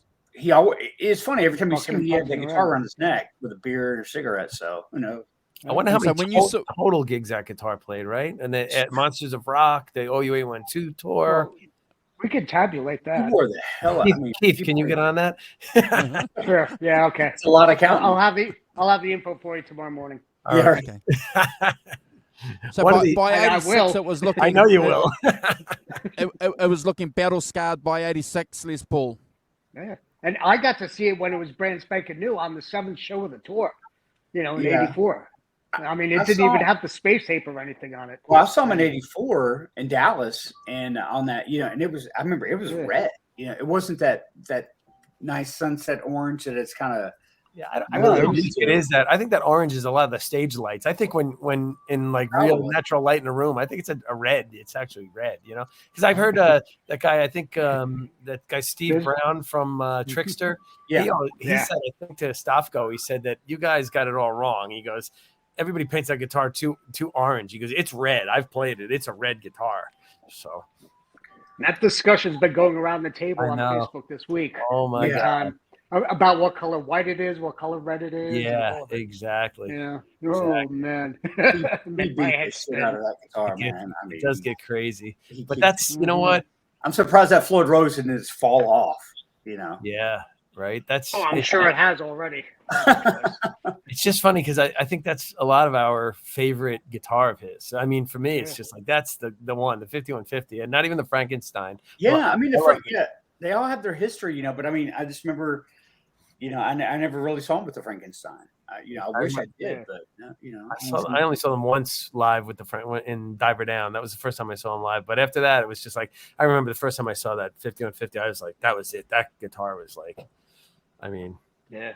That to me is the holy grail, that one. But you know, I'd like to see like more pictures of it, better quality shots. That's why I hope there's a photo book eventually, like you know, pro shot, like all of Eddie's gear. You know what I mean? Just like I would love to have a hardcover coffee table book of all the guitars. Didn't you guys full everything though? Front, back, profile, both sides, top, bottom. Shot against a white background, you know what I mean? Just where you can see everything's. But even seeing like the bottom where the eye bolts are and shit, you know, the top horn.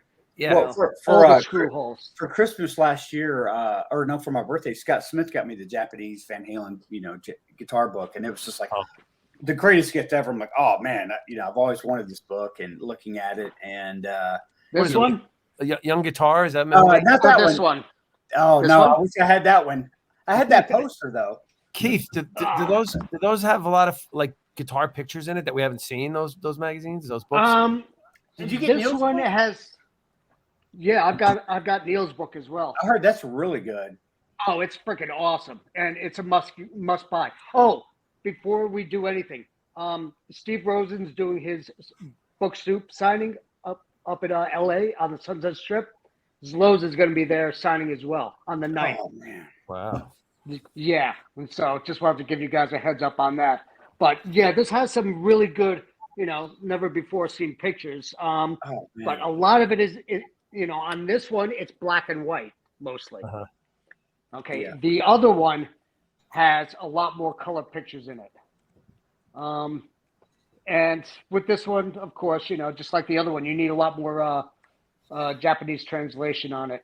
Let me see. Right. There's some good ones here, though. I mean, it's really wide and varied, and it's all over the place too. It's not synchronous in terms of like the first one was, because that one started off with the Japan 80 or 78 tour. Here's one of my favorite ones, though. Wow, I haven't seen that yet. Wow, look how red that is. You can that is exactly. Red. Continuity. Yeah, isolate that. Oh my god. Damn, that's a good shot.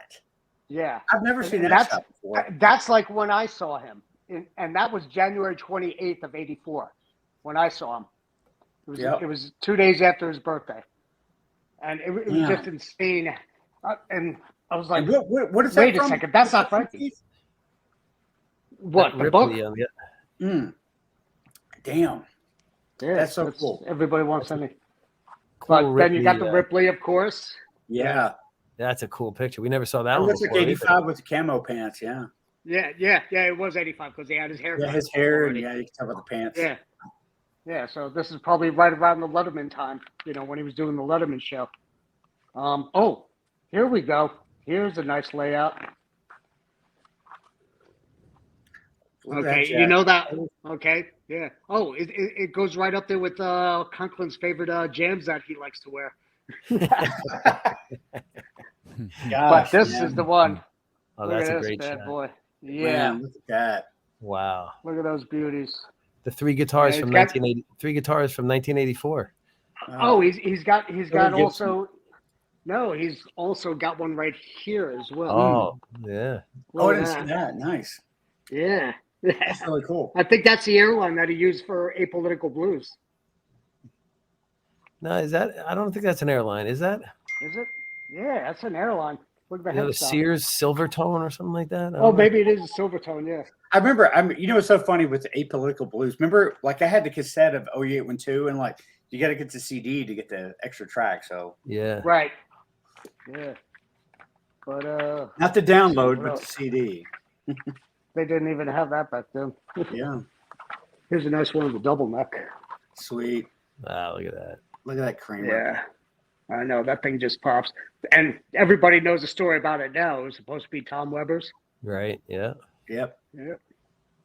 Wow. Yeah. So Tom Weber ended up with the a matching one, a Kramer Dean. Oh. Oh, here's a nice one with the Rude. Sweet. Wow. Look at that. Yeah. Epic shots. There's one from the '79 tour. World Vacation. I mean, if you have the Quan, I say get it. You know, just because of these pictures, they are so freaking Yeah, timeless. that's pretty amazing. But you think the And- one of them is and like then- more black and white photos? You said, Yeah, right? yeah, you could definitely tell that one. Then you got the Greco. You Oh, know, yeah. he's going you know, guitar shopping in the store. Yeah. And then the tour bus. Oh, the food fight. The McDonald's food fight. That's awesome. Yeah, I mean, these things are freaking beautiful. And then, you know, the little glam shots. Yeah. Is that Teen Beat? Yeah, right? Man. Yeah. Well, they were used for Teen Beat, but Yeah, right. These were all shot by you know, Japanese photographers. Weren't they onto it back then in Japan? They just knew what Yeah. they were doing. Yep, absolutely. You know, and the first book, it shows they did it right because they actually wanted pictures of the front and the back of the guitars.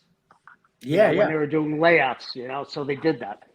But here, okay, it starts off like that. This is how they open it up.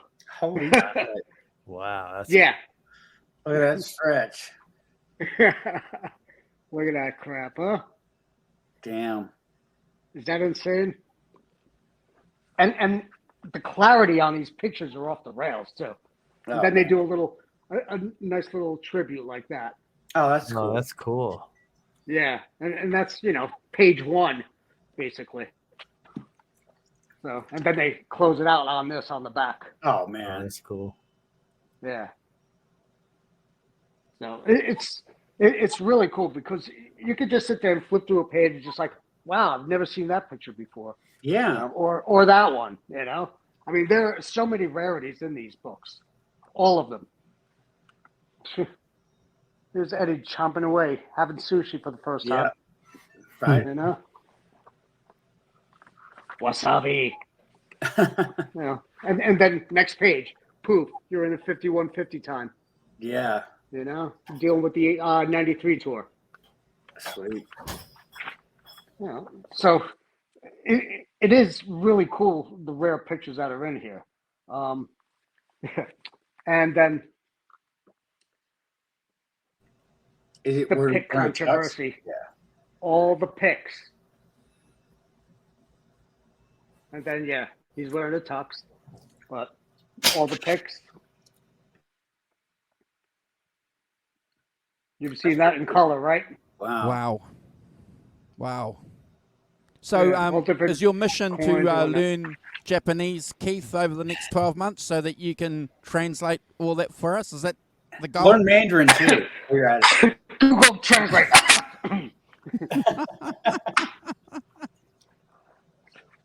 And then this one is Oh. like, oh my God, this one is insane because Oh. I mean it starts off with all your you know, eye candy right pedals. there. Yeah, yeah. Yeah, all your pedals and stuff that are on sale for EVH from MXR. Hey, Mark.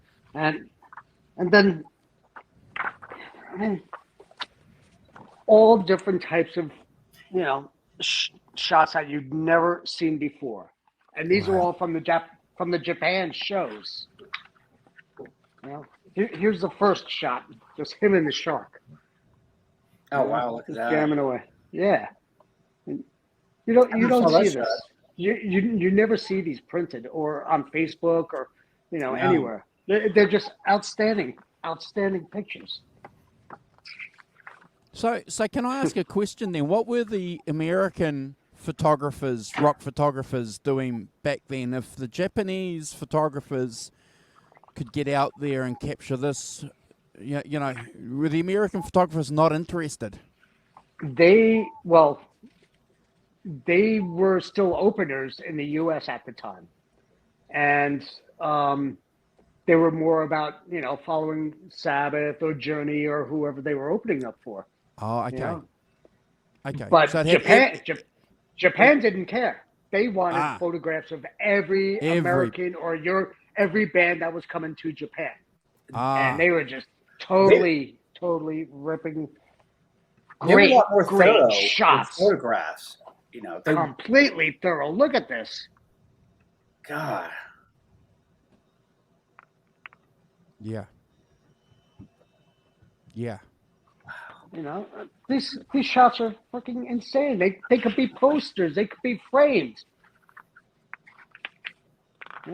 You can see and you can feel the intensity on these shots. You can smell the sweat. Damn. Wow. And I'm only on page 12 here.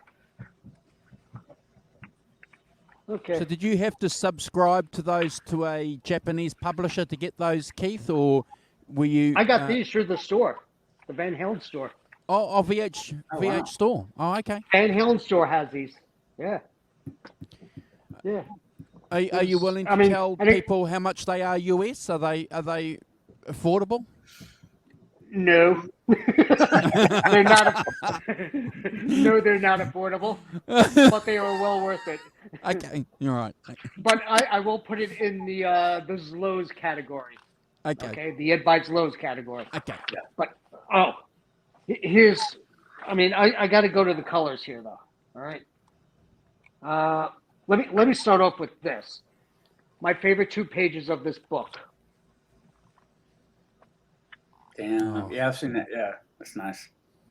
But wait, right next to him is Bumblebee. When he's So touring these- Japan with the bee. So these Japanese guys were going up taking close-ups of guitars back then. Front and back. They were just totally, here, look, here's your proof. Grabbing Wow. the pedal board. They were grabbing pictures of the pedal board and the layout. Wow. Grabbing a good picture of the headstock. Wow. Phenomenal. Yeah. They wanted to have pictures of everything.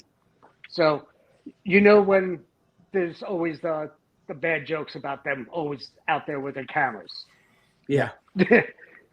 Now you know why. Okay, I get it. Okay. So there's a cultural thing there with the attention to detail that they were taking as Yes. photographer. Okay, I get it. Mhm. Yeah. Here's a poster for the ladies. There you go, ladies. Have at it. Yep. Come here. 69 Just wait US for him to dollars. stick his tongue out. Wow, Ed. Oh my gosh, that's a lot of And then money you got here. Eddie right here. That's a nice shot of Ed. Yeah. Yeah. Yep. Okay. I mean, All there, right, you've there's not a convinced bad me. shot in this. There's not You've a bad convinced me, shot in Keith. this. So how many different volumes have you got there? Please. Oh, just the 2. Okay, so Just these.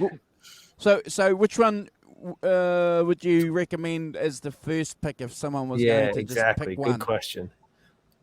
This one. That's the one with more color photos, you said? This one has more color.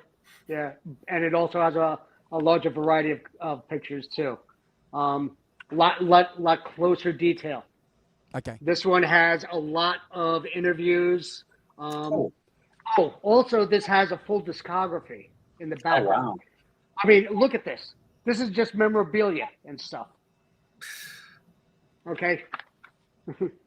Anytime that there's a Van Halen thing, let's see, it gives you your history, okay, but then it goes into.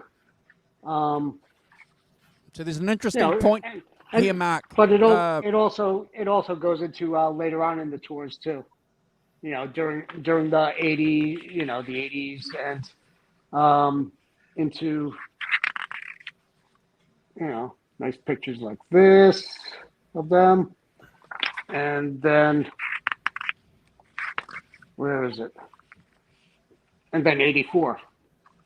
You know, you get some nice '84 shots too as well, because they did have Japanese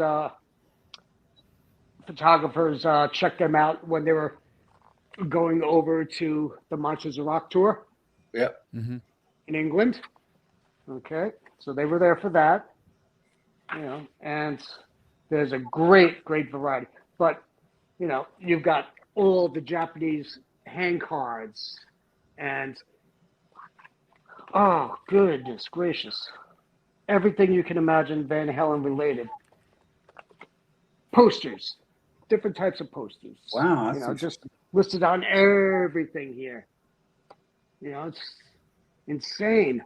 All the different kind of hand cards and ads that they would put out in magazines. You know, the when promo was that first ads. published, Keith? This was published, 2 years ago, 3 years ago? Okay. So it's Yeah. it's a relatively recent publication. Yeah, relatively new, yeah. I mean, let's see. Oh, look, here's all the tour books. Oh, wow. Okay. So it shows everything in complete detail. I mean, there's not one thing that is missed on this book. You know? And then all of the import albums. You know? And this is just next page I'm showing you. I'm just flipping from page to page. You know, it'll show you all the singles. Oh, and now we're getting all the stuff that Eddie's worked on. Okay. So it is a full gamut of everything. You know, it's got the Starfleet project. It's got Beat It. It's got, you know, this stuff he did with Nicolette Larson. Can't Get Away From You. Thomas Dolby. You know, it's even got the David Lee Roth stuff. You know, it's fully loaded. So I highly recommend it for anybody who's a Van Halen fan. Well, you've sold You will never be disappointed with any of these books. You know, and then of course is Lowe's book, which is Off the Rails, and Rosen's book too. You know, he's got some beautiful shots and the stories as well. And that's what I love about Lowe's book as well, because she's got such great stories. It's interesting. Some of the comments here, when you were showing that, Keith, like Mark Tanner was saying that the Japanese journalists were given so much more access because they were polite and respectful. That was one of the reasons why. And Alan's got an interesting comment here saying that basically Japan was isolated until the internet came out. So, you know, right. Yeah. He's I right. think that's an excellent point. Yeah. Excellent point by Alan there, because I remember all these big American stars, and they would never do anything like that, doing, you know, coffee or beer commercials over here and stuff like that. But, you know, Alan's 100% right. And I guess maybe that transferred over to this stuff too. You know, they figured, well, give them more access. You know, they'll never see it outside of this country. So go for it. Yeah. I mean, David Lee Roth even did a commercial in Japan. Oh, yeah? I think he did one for Hitachi, I believe. It was like 89 or 90, something like that. So you can pull it up and you'll find it on YouTube, actually. I'm sure it wasn't for condoms. No. It was for Hitachi TVs. Oh, there you go, 2018. Okay. That's interesting, because everybody is saying that they're well worth it. Robert, very good friend of the channel, is saying that it's mandatory, basically. So mandatory reading. I absolutely agree. And Mark Tanner saying the attention to detail is awesome. So, okay. I have a nice Musicians Institute book with Eddie in it from 1982, where he's playing with like Mick Goodrick and all those players and stuff like that. And that's the one with the pick guard on the Frankie. It had a pick guard on it. Is that the yeah, all that. It had some good white shots. pick guard? Yeah, and you can see pictures of the Frankie, and you can see like everything on it. It's great, and I'll be right back. It's really good. It's pretty cool. Like they had some tab. They had like the Japanese kind of the tablature back then because it's before Guitar for the Practicing Musician came out. So the way they were doing the tab back then, but some really cool shots with Ed. He's hanging out with like a lot of jazz guys from GIT, which is pretty cool. Good stuff. Yeah, all those young guitar magazines are actually pretty cool. I have one of those, and they just have a lot of photos that I'd never seen before. Mm-hmm. I like I said before, I really hope that they get around to doing like a nice coffee table. They have all these coffee table books of Harley Davidsons and stuff. Yeah. I see a coffee table book of the guitars of Eddie Van Halen, and just like just high quality photographs of every major guitar or all the parts of his collection that he's used on tour and on albums, and just a whole chapter devoted to each guitar with, like you said, every angle of the guitar where there's holes in it, screws, drill holes in it, everything. Just show it all on there. I think that exactly. I think that would be an amazing thing to do. Alan hinted at that. Alan Garber hinted that is something that Chris Skill is working on, because he did the 6-string Heroes, and he also did the Christie's bibliography for the Clapton catalog as well. So he's got experience, and it's and a little bit like the Guitar Aficionado article that he did. So yes, if I am right, did I Alan pass on any information I shouldn't have passed on by saying that?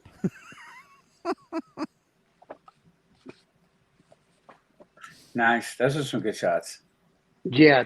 There's such a various, he's got such a wide array. I mean, I'm going to, from the beginning to the end. This is a 98 here.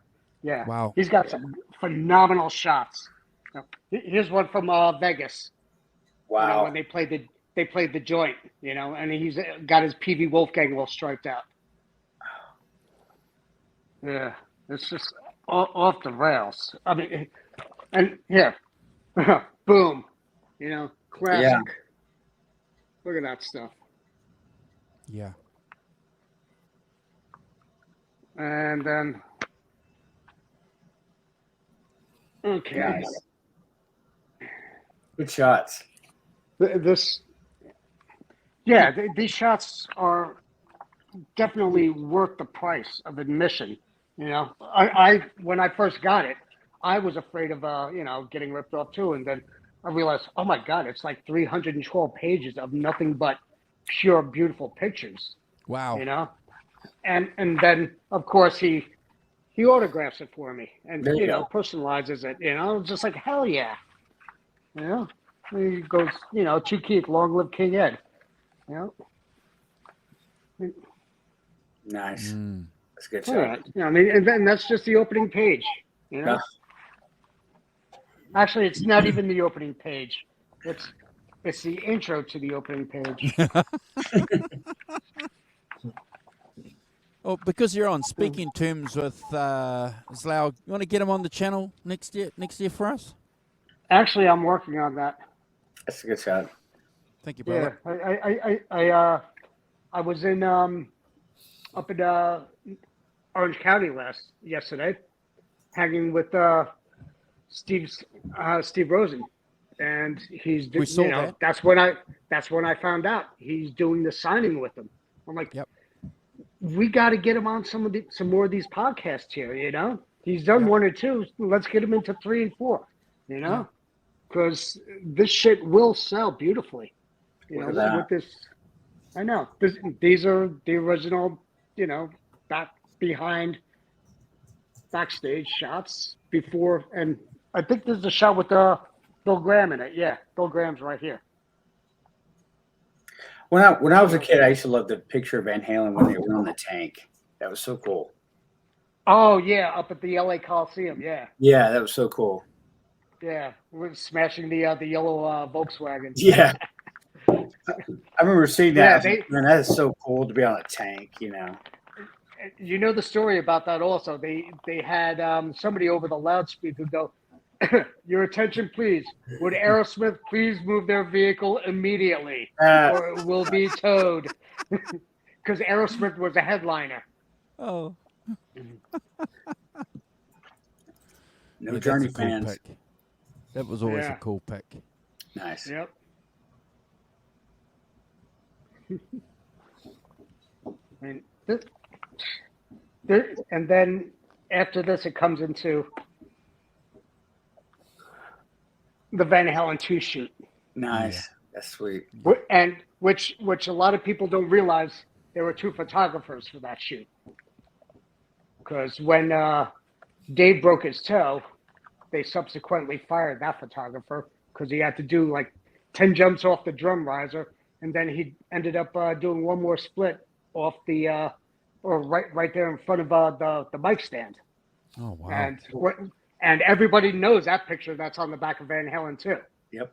That's right before right when he landed. That's when he broke his toe.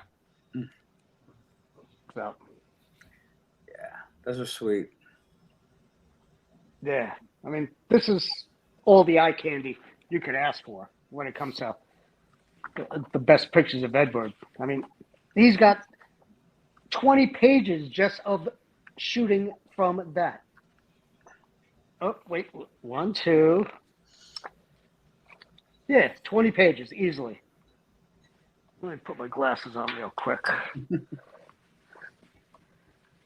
It goes from page 27 to page 41 of nothing but Van Halen 2 shots. You know?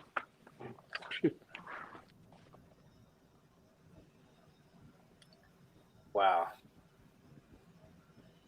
So, do we know anything about those shots? Were they choreographed by Slough? Did he give them an idea of the posing that he wanted, or did he just sort of say to them, "Look, go for it, and I'm going to click"? Zloz was always aggressive when it came to shooting a player or a performer. He would always ask for attitude. You know, come on, give me more, give me more. He was like, do it. You know, okay. And that's how he rolled it. You know. Okay. And that's why he hated shooting Nirvana. You know, he said it was his worst shoot ever because they just sat there with their hands in their pocket talking to each other, and they didn't even pay attention to him. Well, they were anti-rock and roll, weren't they? It was part of their attitude, their shtick, wasn't it? Anti-rock and roll. Yeah, oh, absolutely, yeah. Oh, look at that. You know, yeah. I mean, all of these shots have never been seen. You know, the other books that you've seen, you know, the Van Halen and, you know, the other Edward book, you've seen those shots before. None of these shots you've seen before. And look how thick this thing is. Wow. Yeah. Wow. I mean, yeah, it's gigantic. It weighs like 6 pounds. Wow. Okay. And I put it on a scale, and it weighs just as much as Rosen's book does. It's a freaking beast. Here's my favorite shot, though, at the end. Nice. Now, here's one thing that you're going to laugh at, because a lot of people have this book, you know, the original Van Halen book that Slows did. All right? Yeah. All right? You recognize that, right? Correct. Okay. Look at Eddie's jacket. Yep. It's the same of the material as the trousers. It's the same jacket. They color corrected. Oh, really? What? Yeah. Yep. They color corrected this shot. This is what the jacket really looks like. Wow. Oh, wow. I have that book right here. See, the same leather pants, And Zlo's actually admitted that during one of the shows that he's done. He's like, yeah, they totally screwed up the color correction on this one. So, ain't that some shit, huh? Wow. Well, that's I like Mark's comment: $10 per pound. Yeah. Right? Pretty much. Look at these bad boys. Yeah. Famous poster, isn't it? That one there with the guitars. Yeah. That Oh famous yeah, picture. the axe shot. Yeah.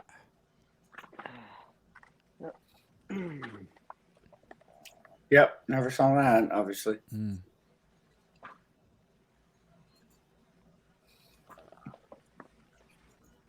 Yeah, this and here's some nice live shots from the '80 tour.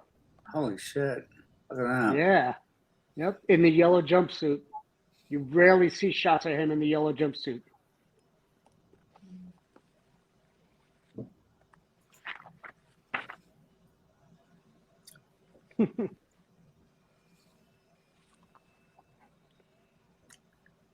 Wow. I know. It's freaking eye candy galore. Now, here's a couple of shots you may have seen before. Okay. Yeah. Yeah. All right. That one. And there. that one. Seen that one many That's times. an yes. iconic shot. Yeah, that's a great iconic shot, though. But the And other one this- haven't. This No. was I've seen in a Guitar Player magazine. It was a double commemorative magazine. It was Jimi Hendrix on the first half and then Eddie on the second half. And that's the only time I ever saw that picture of him wearing that hat, with the yellow jumpsuit. And that was put out, 83, I think it was. Right when they did the Brian May. It was like, right after they did Brian May.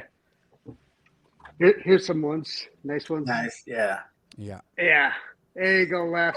Yeah. Look at those bad boys. Yeah. I love this. Sweet. I love Yeah. Oh, look right there in the corner on the side there. You've got. Can you see it? Oh. No. I'll give you a better shot of it because I know it's there.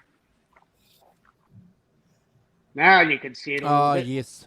Yeah. There it is. You know there. whose that is, right? That's Chris Holmes. Chris Holmes is. Yep, that's Chris Holmes' Yep. guitar. Yep. Yeah. And then, of course, you've got right here Oh. the other hog. Oh. Yep. I saw that at the Philadelphia Guitar Show last year. Get to hold Yeah. that one. That was pretty cool. Is that thing heavy or what? Unbelievably heavy. Yeah. Wow. I got some good shots of it. It's really cool to hold it. Oh, there he is. Merry Christmas, Ed. It's a Van Christmas. Yep. It's a very Eddie Christmas. Mary Halen. Yep, a very Helen Christmas. Yep.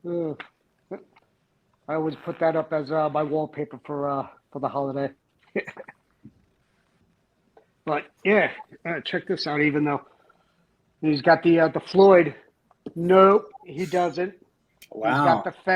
He's got the Fender. So Keith, notice the pattern on those trousers. Is that the same pattern as the jacket that was color corrected?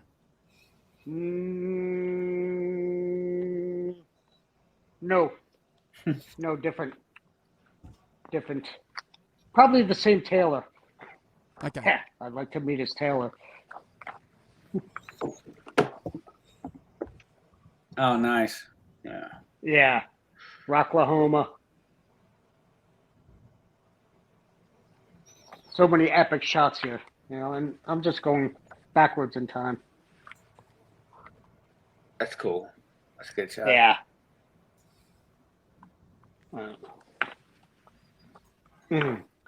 I just love smelling these pages when I open them up because it's all like fresh, still brand spanking new. It You know, doesn't it have sucks. any- I mean, we the see sniffing, these the smell. pictures, and we don't have any audio or video from those. We can only Yeah, I imagine. know. Sniffing Look at money. that epic shot. Look at that epic shot. That should be a poster. Yeah. Yeah. That should be a country.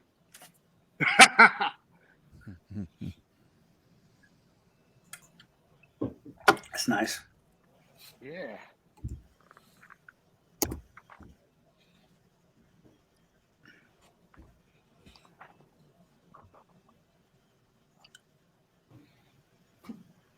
Wow. Classic backstage shots. So this is from the photo shoot, or from the, I guess, a famous photo shoot from backstage there, and same shoot that Rosen took his cover from as well, because it has, let's see, it's got the Frankie in there with the red paint, but it's got the handmade pick guard. And then he's also got the one of the necks sticking out from his pants. Let's move forward a little bit. Oh, here we go. Tuning room. Iconic look. Iconic look. From the 81 tour. Yep. Yeah. Belong stocking socks. Yeah. Yeah. Yep. The candy cane look. Here's Waldo.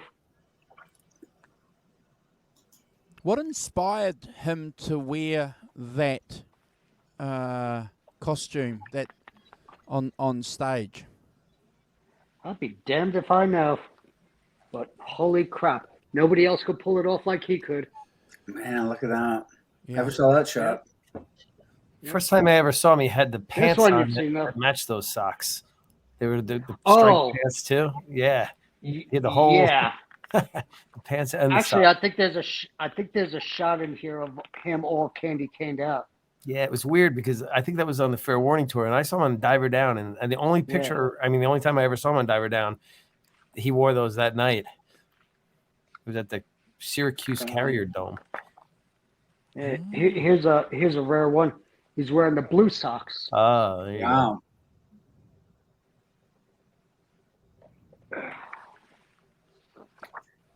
You can tell that's Diver Down because of Alex's drums too. This is Fair Warning. Oh, for a warning? Oh. Fair Warning, he had the stripe drum kit. Diver Down, he had the black drum kit. And this was in Oakland. Mhm. First night in Oakland. Okay.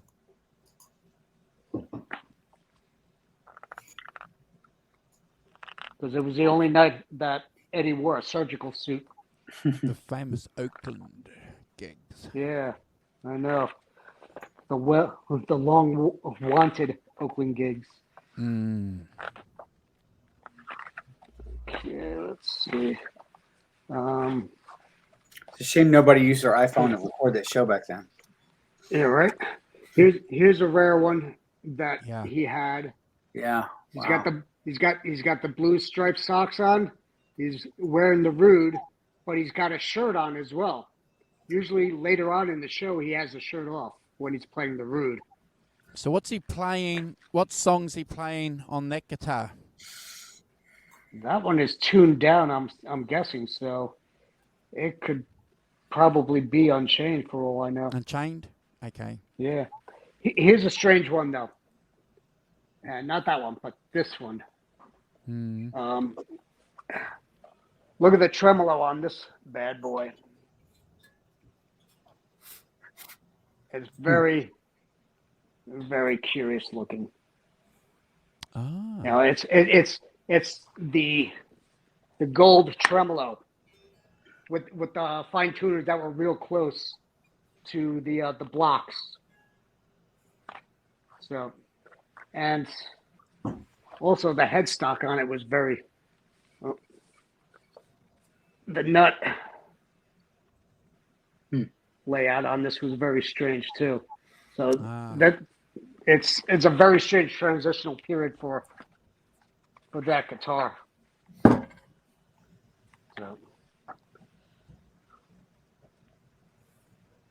So this book's And I going to don't be think- pretty important for any kind of guitar archaeology, any author is going to be writing anything about. They'll need this book to. Absolutely. Yeah. This is a necessity.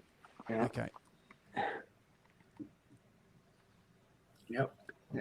The blood splatter. Yep.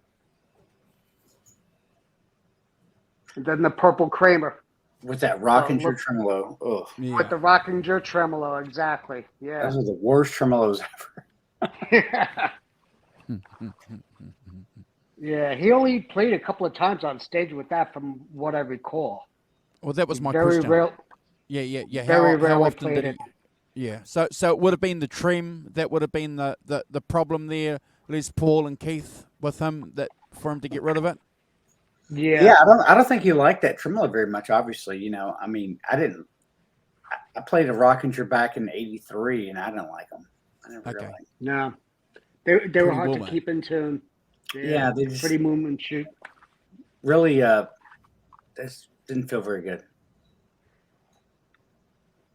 Yeah, not a good balance on them. Yeah, he's got the Yellowstone look going on there. Yeah.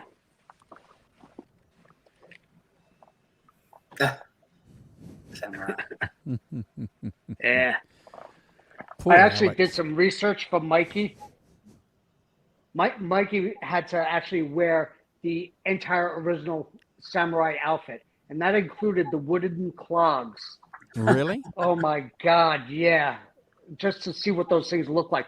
They're basically plates of wood with the flip-flop tops that everybody knows. But then on the bottom, you've got the piece of wood going this way, Yeah. and then a piece of wood in the front, and then a piece of wood in the back coming on the bottom, so you can walk that way. So It's which Mikey is this? Is this our Mikey Mojo? No, Michael Anthony. Oh, sorry. Okay. Oh, Mikey. Of course. Sorry. Sorry. Oh, here's a good one. Sweet, that's a nice shot. Yeah, playing with the drumstick during his solo. Everybody thought he started doing that early on, or later on, like during the Oak tour. He was doing it early. He was doing it much earlier. From what I recall, he was actually doing it during his '78 tour as well. Really? That early? Oh, yeah. They would always do stuff to junk around and try to make sounds. Let's see. Let's find something really cool. Here's a nice rare US Festival shot. Then coming out there and doing their Ain't Talking About Love shuffle. Yeah. Do.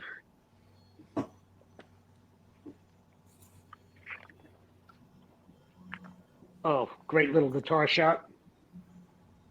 Oh, that's cool. Yeah.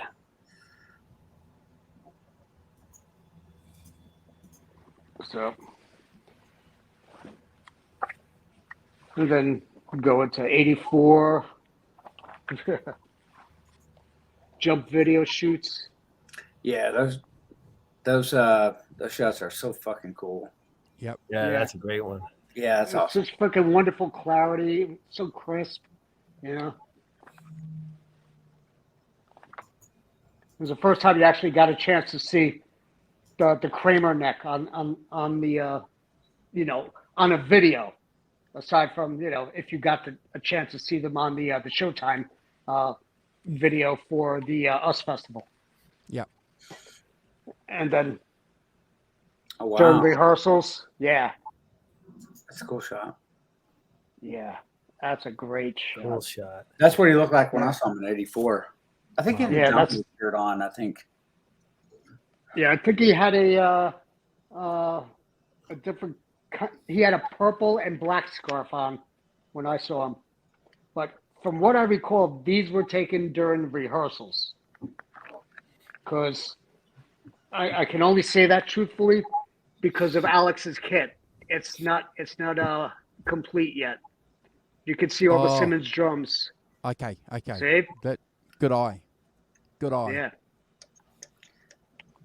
Because You normally see? It's all not of just those, a drum set, ladies and gentlemen. Wow, he's got the That's octagon too. That's a road map. Yeah, he's got the Octobans.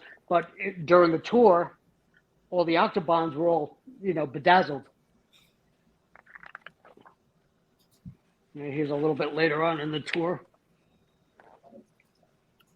Wow. Yeah.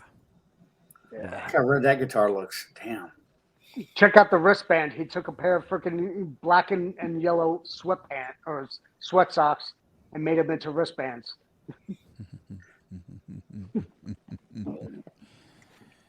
Exactly what a Dutchman would do. Yeah, improvised.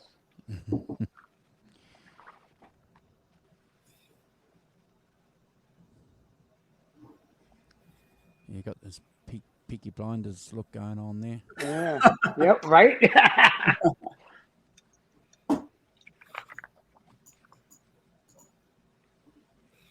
Oh, here's a good shot of the 5150 actually. Wow. Is that the banjo strap that he's using? Yes, it is. But look at the color on the red there. Wow. So that's not orange. It's red. That looks red to me. That's as red as you could get. Yep. And the white is bright white. Wow. Yeah.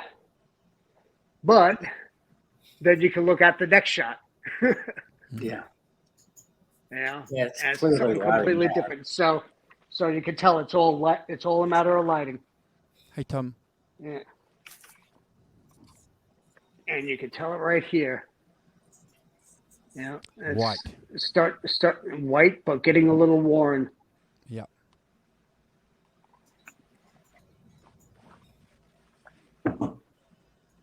Huh.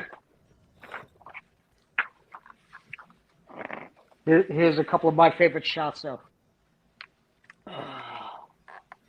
Yeah, nice.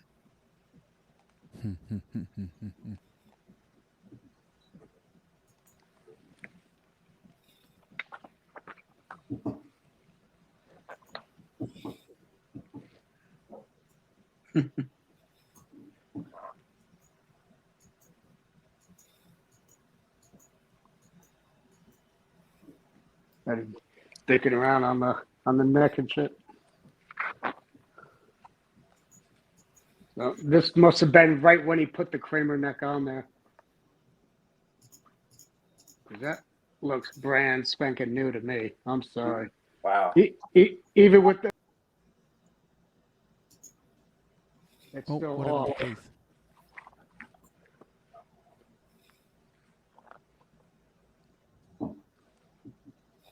Yeah. First pictures inside 5150.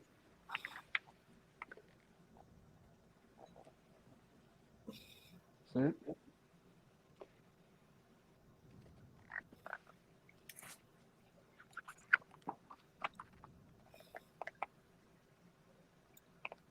Yep.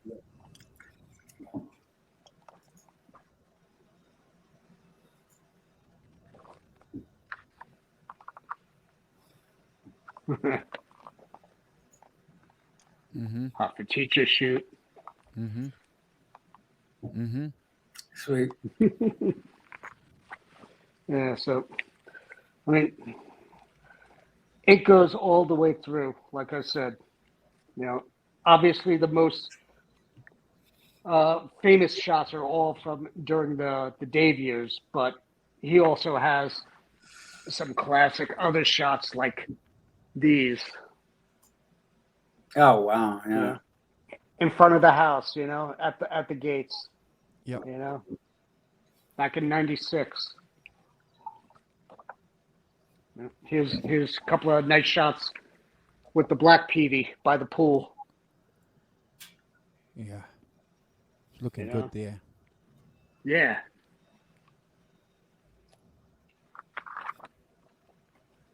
And then back to the cream colored one. Yep, by the car, yeah. Yeah, the pickup, yeah. Always looking badass. Yeah. The white one again.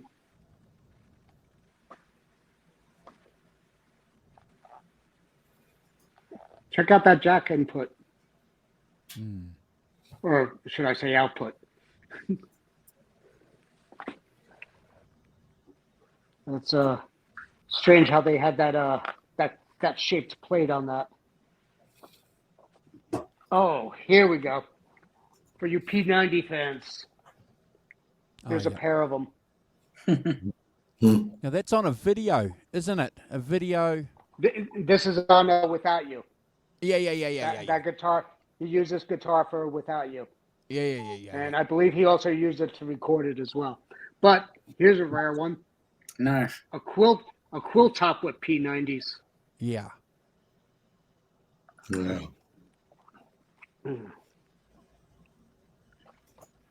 Yeah. So it goes into the Gary days and, all the group shots. Brad, that's us, brother. Yeah. This is before you guys even got to see him. This is all the pre-show stuff.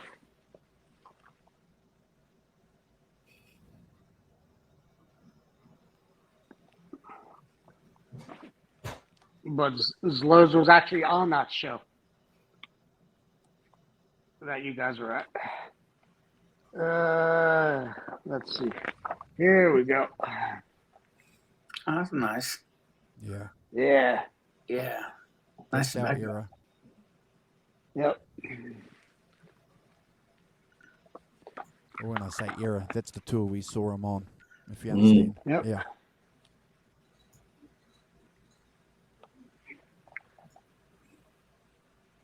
This, I believe, was on one of the Inside Magazine covers. Yeah. Oh, okay. That's in between two of the buses.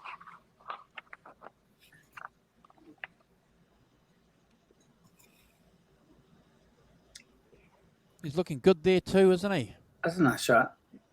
Yeah. Yeah. He's in pretty good shape there.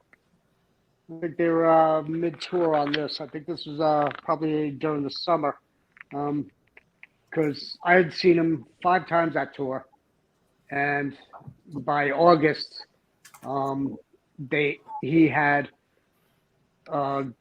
Actually, I'd seen him in July, I believe it was, down at Homedale, New Jersey, and then later on that summer, I saw him down at Trump Marina, and it was the first concert they ever did at Trump Marina Casino down in Atlantic City.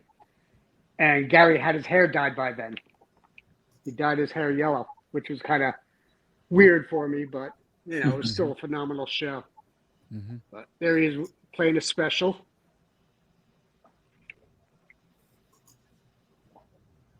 And that's at also at the Hard Rock show right there, because it's the only time he ever wore those pants. Looks like a Or wine shorts, should should I say. Yeah, I know, right? So, there's some great shots, some great live shots. That's the Tobacco Wolfgang is playing, isn't it? Mm. Yes, it is. Yeah, it's a Tobacco Quilted Wolfgang. He had 2 of them, actually. One, this one. Yeah. Okay. But if you look at it up close, you see the neck pickup on this one? Yes. Standard. Then he had a different one. Which that had the sustainer in it. Fernandez sustainer. Yep. Yeah. Exactly. And that's what he used for Year to the Day and during his solo. Okay. But out of this world, beautiful shots. How's your arm? How's your arm, bro? Holding that book up. How's your arm? Is it good? I'm getting my workout here. Yeah. But then also you got weird ones like this. Oh, trans trim. Yeah, on tour. Wow. Using a trans trim. Fire in the hole. Exactly. Yeah. Fire in the hole, precisely. Yeah. Yeah.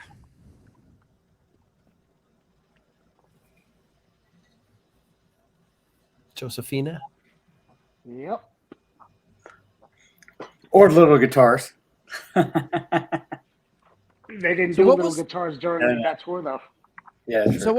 So what was happening on that tour, Keith, with the guitars that he was swapping? Was he getting them handed to him directly on stage, or was he going off stage to get the guitars? Can you remember?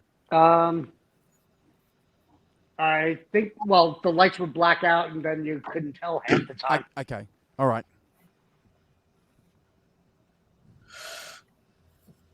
So, I think this was right at the end of Year to the Day. Because they would always get tight like that and then kneel back. He would just start jamming away, right when Gary's sitting there doing his banter at the end, Year to the Day. Mm-hmm. Oh, the infamous pick in the mouth shot. The metal pick in the mouth.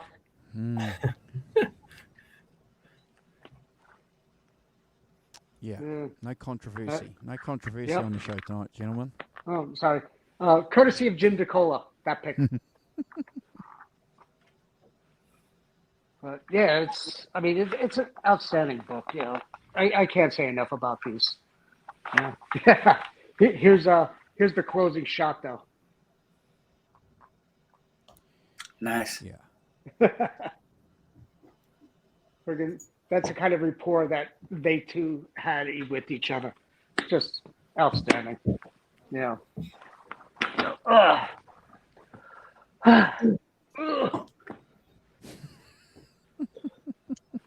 Go give your arm a stretch, mate. Yeah, rotator cuff surgery is necessary now. Yeah, right.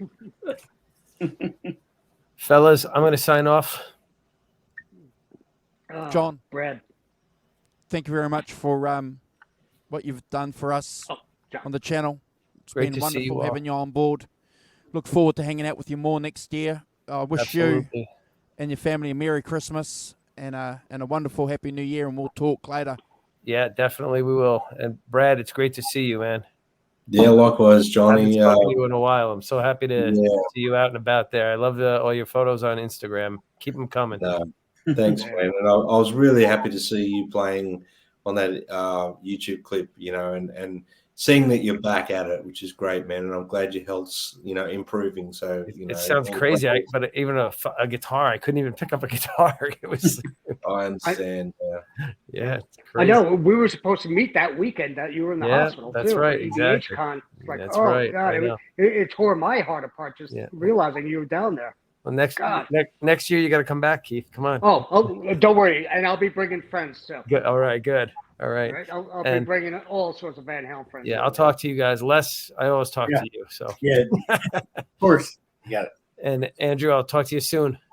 No problem, brother. Thank you. All Thank right, you for guys. Have a everything. great Merry Christmas, bro. I'll talk to you. Merry Christmas, Merry bro. Christmas. Have a good night. Bye bye. Take Bye. care, bro. Love you.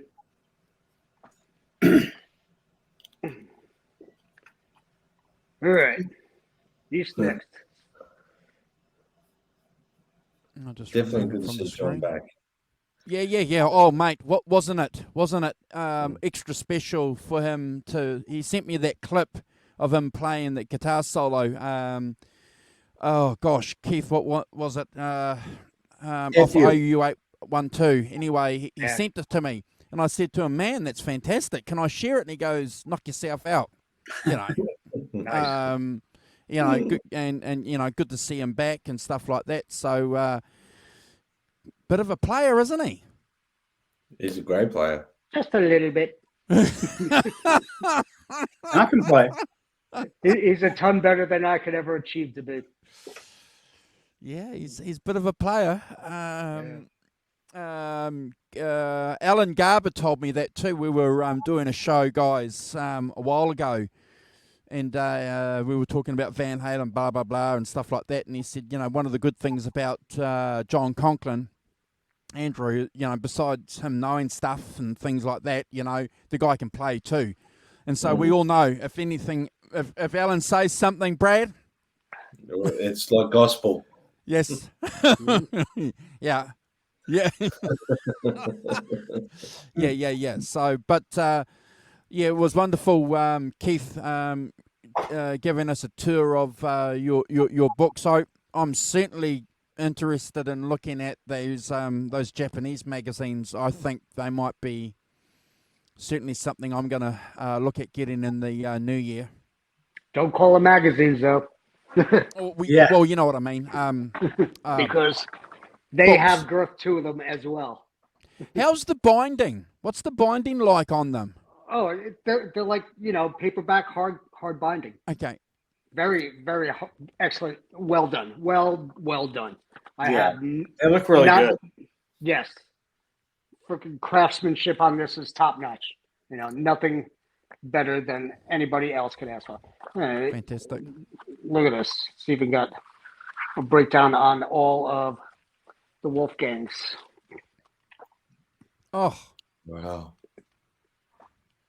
All the EVHs. All you need, though, is just a translator. Yeah, nice. Because it's got everything you want to know about it right up here. Wow. So, and it's funny because I sat there and I was looking at pictures of that Glenn LaFerman had taken with Steve Rosen and Eddie. Okay, Yeah. back in '83, I believe it was. And Wow. they're both holding. Eddie was holding the rude body, and Glenn was Steve was holding the star body. And I said to him, I got to get a hold of Glenn Furman because that's one of my treasure hunts there, trying to find out a perfect picture of the back of the star guitar, which nobody has. Keith, Yeah. I'm just going to interrupt and say, ladies and gentlemen, please put your hands together.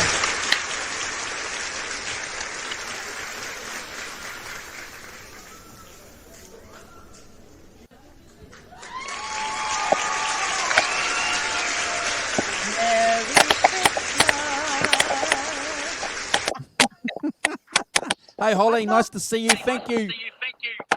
Thank you for coming on and hanging out with us. I thought this was supposed to be a holiday show. It is. I brought my Holly Day. Oh, jeez. And every Christmas, y'all, I can't see crap on this computer. I wish I could make the window bigger. Every Christmas when I was a little girl, I'd always put a bow on the top of my head. You know those little bows you put on the presents? Yes. Oops, I just lost my earbuds. Hold on. That's all I could come up with. But anyway, Merry Christmas, everybody. Merry Christmas, Halls. Hold on, I got to get my ears back in. Thanks for the picture show, Keith. You're welcome. You're very welcome. I know we've done this many times already before with my books. Yeah, well, but it was more in depth. Oh, and I was just scratching the surface on this because anybody who owns these books, they know what I'm talking about, and it's just off the rails. Right on. Yeah. Right on. Yeah. Hi, Les Paul. Hi, Hello. Brad. How are you? Hi, Andrew. Hello. Hi, Charmaine. Merry Christmas. Merry Christmas. Merry Christmas. Nice to see you, Holly. Thank you for joining us. And if people aren't aware, Holly's been on our channel a couple of times, ladies and gentlemen. So happy to have her come back and spend some time with us on our Christmas show. Thank you for having me, Andrew. Hold on, I wrote this down.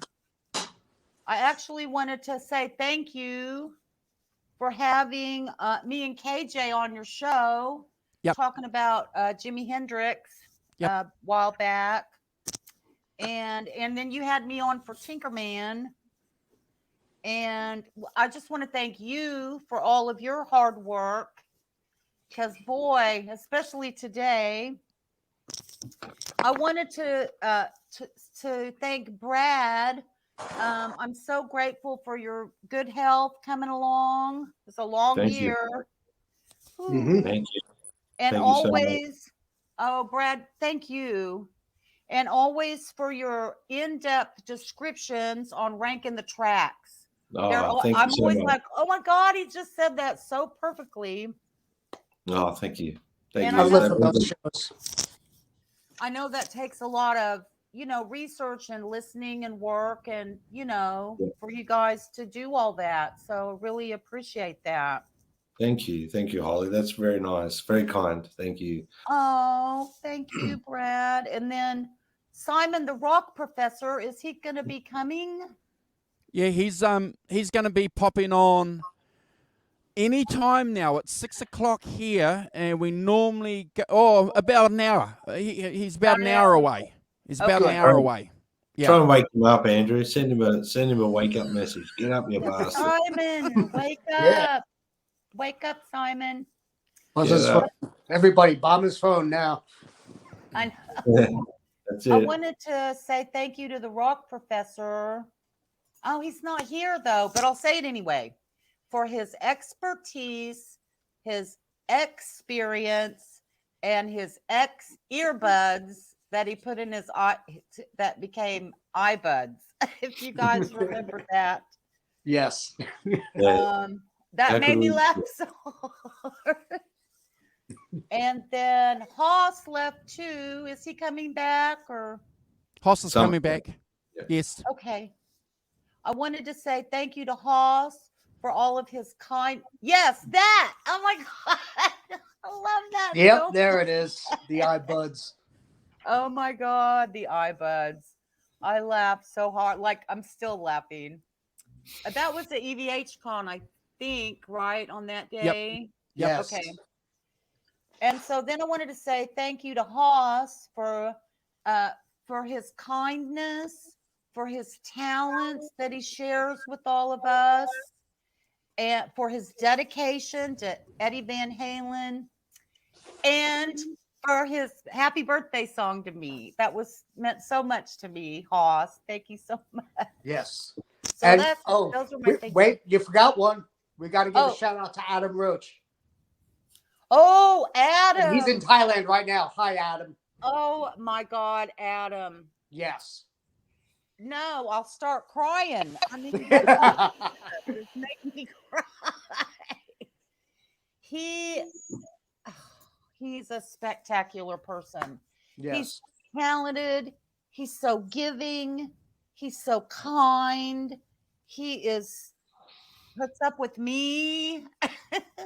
He is delightful. He's just named something positive, and that's Adam. He's amazing. So thank you, Adam. Love you. Mwah. Love you all. Love you all. Awesome. We've got another person too waiting in the green room that's going to jump on with us, ladies and gentlemen. So soon as here he is. So look, we all know this person. It's probably he deserves one of these too. Who is it?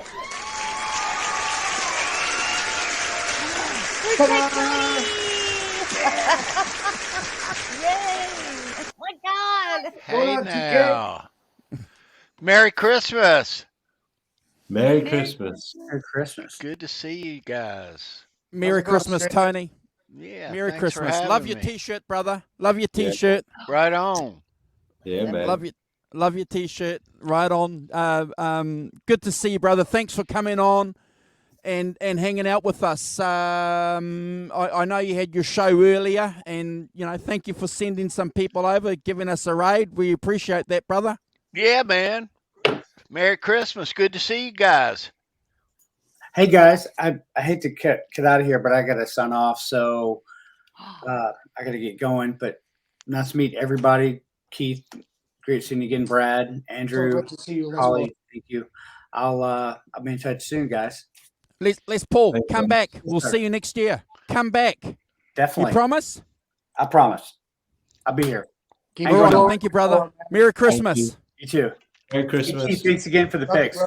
I'm gonna buy that Talk book. to you soon. All right, see you, buddy. Have a Merry Bye, Christmas. Les Paul. So great seeing you. Yeah, well, wow. It was a nice surprise getting a message from him earlier because I know that Jimmy had been trying to get him on a couple of times, and I said to him, yeah, okay, and he sent a message. He said, do you mind if I jump on? I said, hell no. This is what it's all about. You want to come on? Come on. That's it. Come on. Yeah. Come on He's down. always a wealth of information. Always have him on any given chance. How did he get his name again, you guys? Did I That's miss his real that name. part? That's his real name. I mean, but is he named after Les Yes. Paul? Yeah. Yes. Okay. Okay. Excellent. So his parents. His last name is Paul. His first name is Les. His Yeah. dad. Did his dad play guitar? Huge fan. He Yeah. was a Huge huge fan fan, of Les okay. Paul. Yeah, he grew up Yeah. listening to Les Paul and Mary Ford all his life. Yeah. Wow. Cool. Wouldn't that be weird if that was just a weird coincidence and he just happened to be into music? Yeah. Yeah. Yeah, right? Yeah. That You know what amazes me though about this community, you know, and I suppose the music fan community generally too, is that you know you just meet all these people that just have all this. You think you know something, and then you meet somebody else, Brad, you know, and it's like you go, I didn't know that. 100%. 100%. Yep. You'll always get humbled in this community. There's always somebody else who knows something else. There's one thing that we learnt pretty much straight away, and Tony will agree with this too. When we went live here on our channel here, we always said, didn't we, Brad? We're not experts. We're not pretending to be experts. We never ever said that, did we, bro? You know, and we're just fans. That's it. That's right. That's right. That's right. 100%. And that's why I always have a sticking point with you, Andrew. Always call me Keith Van Halen Campbell, but I don't know everything about Van Keith Halen. Van Halen Campbell. Keith Van Halen Campbell. Well, speaking of Van Halen fans, we've got someone else, another very, very dear friend of the channel that's got to jump in, and we have to give him a clap too. So please, ladies and gentlemen, here he is. I'm just so glad that he managed to put some time away for us. He's got the bottle. He's got the big bottle. Oh, How you boy, doing, Mikey. everybody? Happy holidays. Merry Christmas. Yeah, dude. Merry Christmas. Merry Christmas, Mikey. brother. I was watching you from the mall because I was Christmas shopping. From the mall. And I made it home, and I've been watching the whole time. And I'm like, we're in hour 4. Perfect time to jump in. Mate, it's always a pleasure. You jumped on our last Christmas show too last year. So we love making habits here, don't we, Brad, on this channel? Yeah. Good habits, that is. Yeah. We Fruitcake try to tub. make good habits. Doing Keith? Good to see you, Mikey. What's up, Brad? dude? Cheers. Merry Hello, Christmas. Merry Christmas. Cheers, Merry Christmas. Mikey. Little Who's Bailey's. drinking Cheers, Mikey. something? Where's your eggnog? Oh, Bailey's Mikey. is the closest thing. That was Oh, Tony. hold it up. Hold it. Oh, you When got I some used to drink, Baileys. I loved that stuff. I Oh, could drink yeah, a bottle, baby. no problem. Chocolate milkshake. Chocolate milkshake. No chaser, no nothing, just straight out of the bottle. Straight out of the bottle, Brad, no problem. That's Not milk and even brandy. on ice, not on the rocks, just straight out of the bottle. Oh, That's right. Oh, you know what Kiwis are like, brother. You know, never Oh, yeah. let ice get in the way of a bottle. If there's one thing we've learnt here in Australia, you never try and outdrink a New Zealander. Oh. Wow, that's a bold statement, my friend. Yeah, it's I true. put money on Andrew. Yeah, I do too. We'll have to remember that one. Yeah. But I don't drink anymore, ladies and gentlemen. But I'll tell you what, though, I'll have a Diet Coke with you all. Cheers.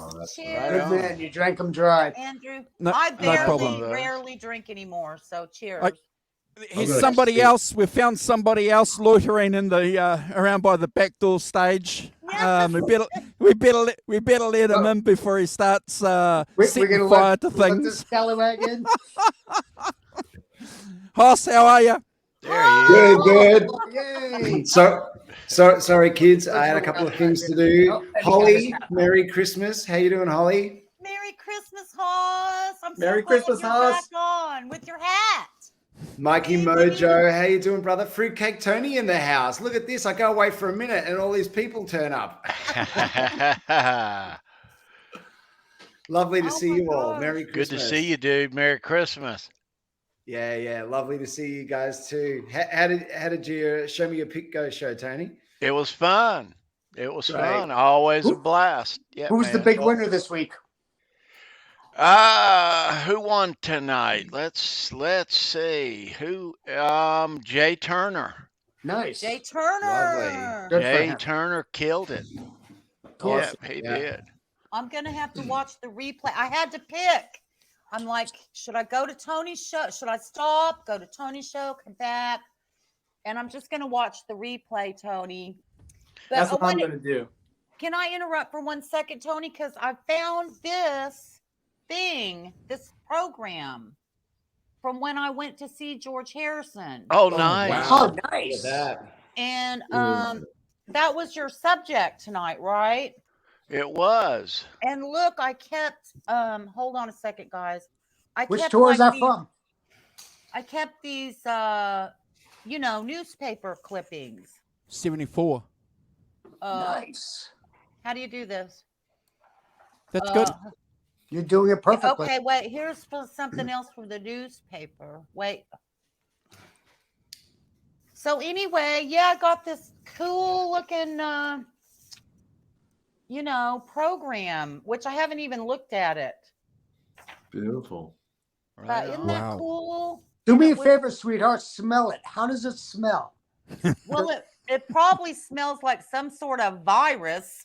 Does it smell like 1974 still? It doesn't smell like anything. Yeah. But I'm drinking, so that could be why. Oh. Rest in peace, George. Yes. Yeah. Rest in Here's to you, peace. George.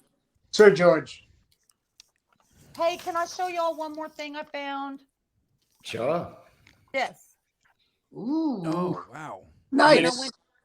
When I went to see Jethro Tull, I don't have the ticket stub, but it was in the 70s. I saw a passion play. Remember that one with the ballerina backwards? Remember that? Anybody older than me? Younger. We had this talking about that. I'm Wait, close. yeah. What was it, Keith? What concert was it? That was Do the you Passion remember? Play tour. It was okay Yes. because I was thinking maybe it was something else, and they just used the ballerina chick. But Right. anyway, yeah, you thought it was 76, but it was actually 74, though. Because it was the only Yeah. time they were in Tulsa at that tour, remember? No. It was All a 3 months blur. ago and she's old. Please forgive her, people. I love you, Holly. I love you too. Where's Adam Roach? Is he in the chat? He's in Thailand. Thailand. Yeah. Oh, but can he come on the show? Yeah, come on, Adam. Surely you can come on from your hotel room in yes, Thailand. do Come on. that. Make it so, number Yeah. one. Yeah, make it so. Yeah. Hey, Exactly. Campbell, how awesome was it meeting Steve Rosen, hanging out with him? Oh, it was like meeting my family again. It was like me going to EVH kind of meeting all you guys. You know, it was Amazing. like meeting a long lost family member. So awesome. We were like this Hyundai, man. We were so tight. That's great. I mean, it was nonstop talk. We would just constantly go. And he was one cool thing while I was sitting with him in his room or in his house, in his living room. And Arpeggio, the cat, he's hanging on the couch. And we're just sitting there talking about all of his different shows and stuff. And I'm like, oh, check out that killer picture of Ronnie. Is that during the Deep Purple days? He goes, yeah. Holy crap. That's one of the few pictures I have of my tape recorder that he used for Eddie. Right. And he's just like, I should have used that. I Wow. should have had that. I'm like, and it's hanging on your wall the whole time. Really? That's He's like, amazing. I didn't even expect it. But he was like totally blown away. I love the rapport that we had. It was just so much fun. It was so Dude, organic. He gave you those magazines and stuff. So cool. Yes, he did. I used to have these when my sister gave me these 2 magazines as a stocking stuffer for Christmas back in the day. I had that. Yep. And That we Guitar started Legends book, spitballing Keith, about is- everything with the back of the Star guitar. Yeah. And then I said, I gotta find those freaking magazines because those magazines talk about who gave him the quarter for the Frankie. So I haven't Right. done the research yet and looked at it yet, but it's in here. That's so cool.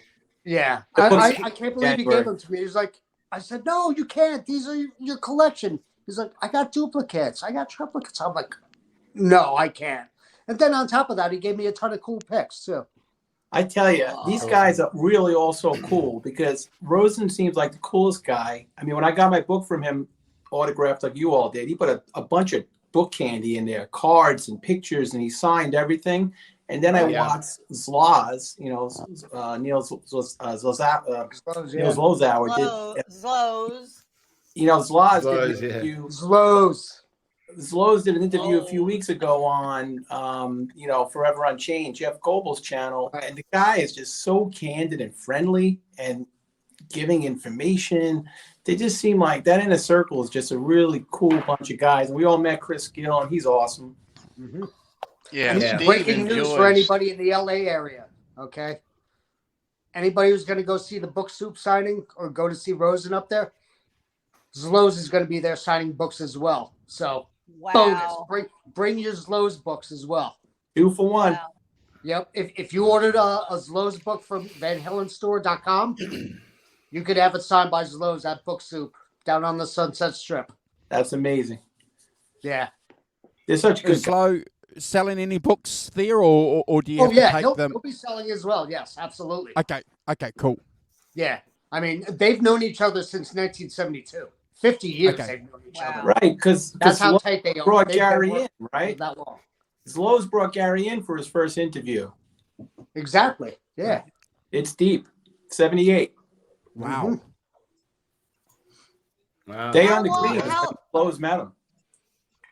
How long did you spend with Steve, Keith?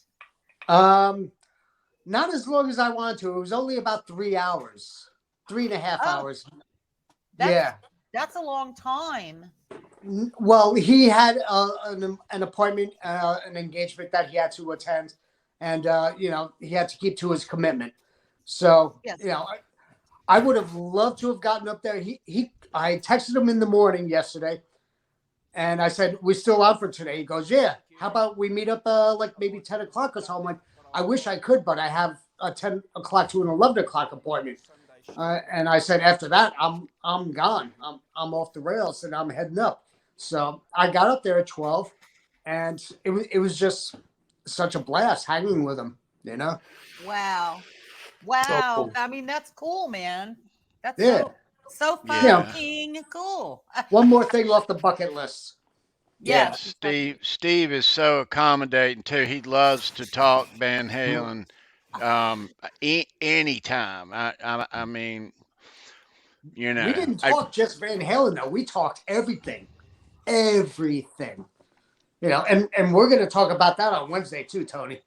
I met Steve in the memorabilia world years ago because Steve's a big memorabilia guy. And once I got to kind of know who he was, man, I would ask him all kind of Van Halen stuff for years, way before this YouTube stuff I'm doing. Yeah. Yep. Yeah, Tony. I mean, I wouldn't even know who he is if it wasn't for you and your show. I wouldn't. Well, we all kind of 2 years ago, Steve and me started Show Me Your Pics. So that's when we all kind of started there. Yeah. That's on so YouTube, cool. on the show. Yeah. So, That man is a Steve wealth of loves to information talk now. Van Halen. Steve, anytime you ask Steve anything, he is more than willing and happy. Yeah. Keith, you had 3 hours with him. Was there like one nugget? I'm sure you had a bunch of things you wanted to talk about. Was there one question or one thing you wanted to get out of him to ask him about Ed that you got that you didn't know? Yes, but I can't talk about them. Not on the internet. I can't. Okay, fair enough. There are a lot of beautiful nuggets that he did explain to me, though, and and can you tell us off air when we end the show? Possibly, possibly. But I would say 90% of it is beautiful. It was just pure organic, conversation, like long lost brothers. Yeah. I mean, we met with a handshake. We ended with hug. Yeah. And I almost grabbed him by the face and kissed him on each cheek like Ed did. I didn't want to be too I mean, that's how much admiration I have to man. I've been reading his magazine since I was a teenager. Right. Sure. Yeah. All of us have. We all grew up with these guys. Yeah, we all grew up reading his stuff. And I was just like, and I didn't realize this until after I was halfway down I-5, going down back to San Diego. I'm like, I just met one of the most iconic rock journalists on the planet of all time. I know. And I actually get a chance. I'm actually proud to consider him a friend of mine now. Right. I'm like, that's awesome. Wow. I would go further and say more than iconic, Keith, but I get what you're saying. He paved the way for rock journalists interviewing guitar players. Yes. That the interview that he gave, that he had with Jimmy Page, the famous one, set the benchmark, didn't it, Hoss? For questions that you had to ask a guitar player, and Jeff Beck all of us have been. And all of us have been lucky enough to have him on, certainly our channel and on Fruitcake Tony's channel, where he was the conduit for a long time between the artists that we were sort of worshipping, and also the information that we were trying to get, because as we always keep saying, don't we? For a long time, all the information that we had was just in the magazines. So these reporters, these writers, had almost like this magical, mystical appeal to them. They became, certainly in my mind, celebrities themselves. But certainly as we got older, because we realised, didn't we, what they were actually giving us, and we probably didn't realise it at the time. But I think when we reflect back, don't we, Keith? Those 2 articles, those 2 magazines you've got, that I've got too. And how many times did you read, Hoss and Tony and Mikey, the same article? How many times did you read it? Oh, plenty. Yeah. Like over and over, probably. Yeah. I would sleep. I would fall asleep reading those things, even younger as a kid, with the earlier articles, as a teenager. When they came out, we were young music fans and young guitar players, and they're part of our past. Yeah, it's part of our DNA. And a funny high school story is when I was in high school, which is the late 80s, let's call it, I would go to school. I'd bring my guitar player magazines, usually like an Ed magazine. And at the lunch table, my friends, they would always see me with the same magazines. And they're like, dude, we're sick of looking at that magazine. Get a new magazine. I'd come up with the same guitar players. I read them at lunch all the time. Nice. That's awesome. Can I tell her? Hey, so Keith. Oh, go ahead. Sorry, go on, Holly. Go on. Who was talking? I can't see. Was it Hoss? Go ahead. I've been talking. You go ahead. Hey, Keith, I was just going to say that Guitar Legends magazine, that one, was that about 1990? Is that right? I believe it was 92. 92, maybe? Let me check the print date on this. It says April of 92. April 92. Well, Yes. I've got that in my... Yeah, there you go. $3.50. Yeah, I bought that when Wow. it first came out, and I read that from front to back so many times that it still now sits in my studio bookshelf, and it is literally being held together from the Holy tiniest bits of glue. And I'll Look never what it fix still it has up. in it. And it's still got the card, yeah, for the Still got subscription. the cards in it. Yeah, beautiful, beautiful. I mean, Wow. But right there in front of this picture. yeah, This picture my sister fell in love with. And she's like, I need that picture. it's a great photo of Ed. That is a great photo of Ed. Yeah. Eddie. And Keith, Yeah. cooler than you have in those magazines is that the fact that they were Rosen's. They were in his house. Yeah, good point. exactly. Good point, Mikey. Exactly. Yeah. I mean, Get him to it's sign them. amazing. I know. That's so cool. Amazing. Cheers, Adam. Thank you. Enjoy Can your I lunch, tell brother. my story? Is Adam leaving? Bye, Adam. Have a great Merry Christmas, Adam Roach. Merry Christmas, Adam. Hey, Haas. Have See you, a brother. great Yeah. vacation. Haas, last week or 2 weeks ago on Tony's show, on Fruitcake Show, you were talking about the whole Nuno Betancourt thing, reaching out to you about maybe an Ed tribute thing he's trying to put together. That's really cool. I don't know if anyone in our chat had maybe heard that or saw Tony's show. Is there any new news or updates, or you want to elaborate on it or just talk about it? Happy to talk about it. Unfortunately, there's no new news. Say that 3 times in a row, and no updates to that. No new news. There you go. No new news. No Nuno So new cool. news. No new news. Okay, he's put new news. No news. No new news. That's the Baileys. That's the Baileys. Hey, cheers, Mikey. Baileys is a good choice. My holiday. Thank you. Cheers, my brother.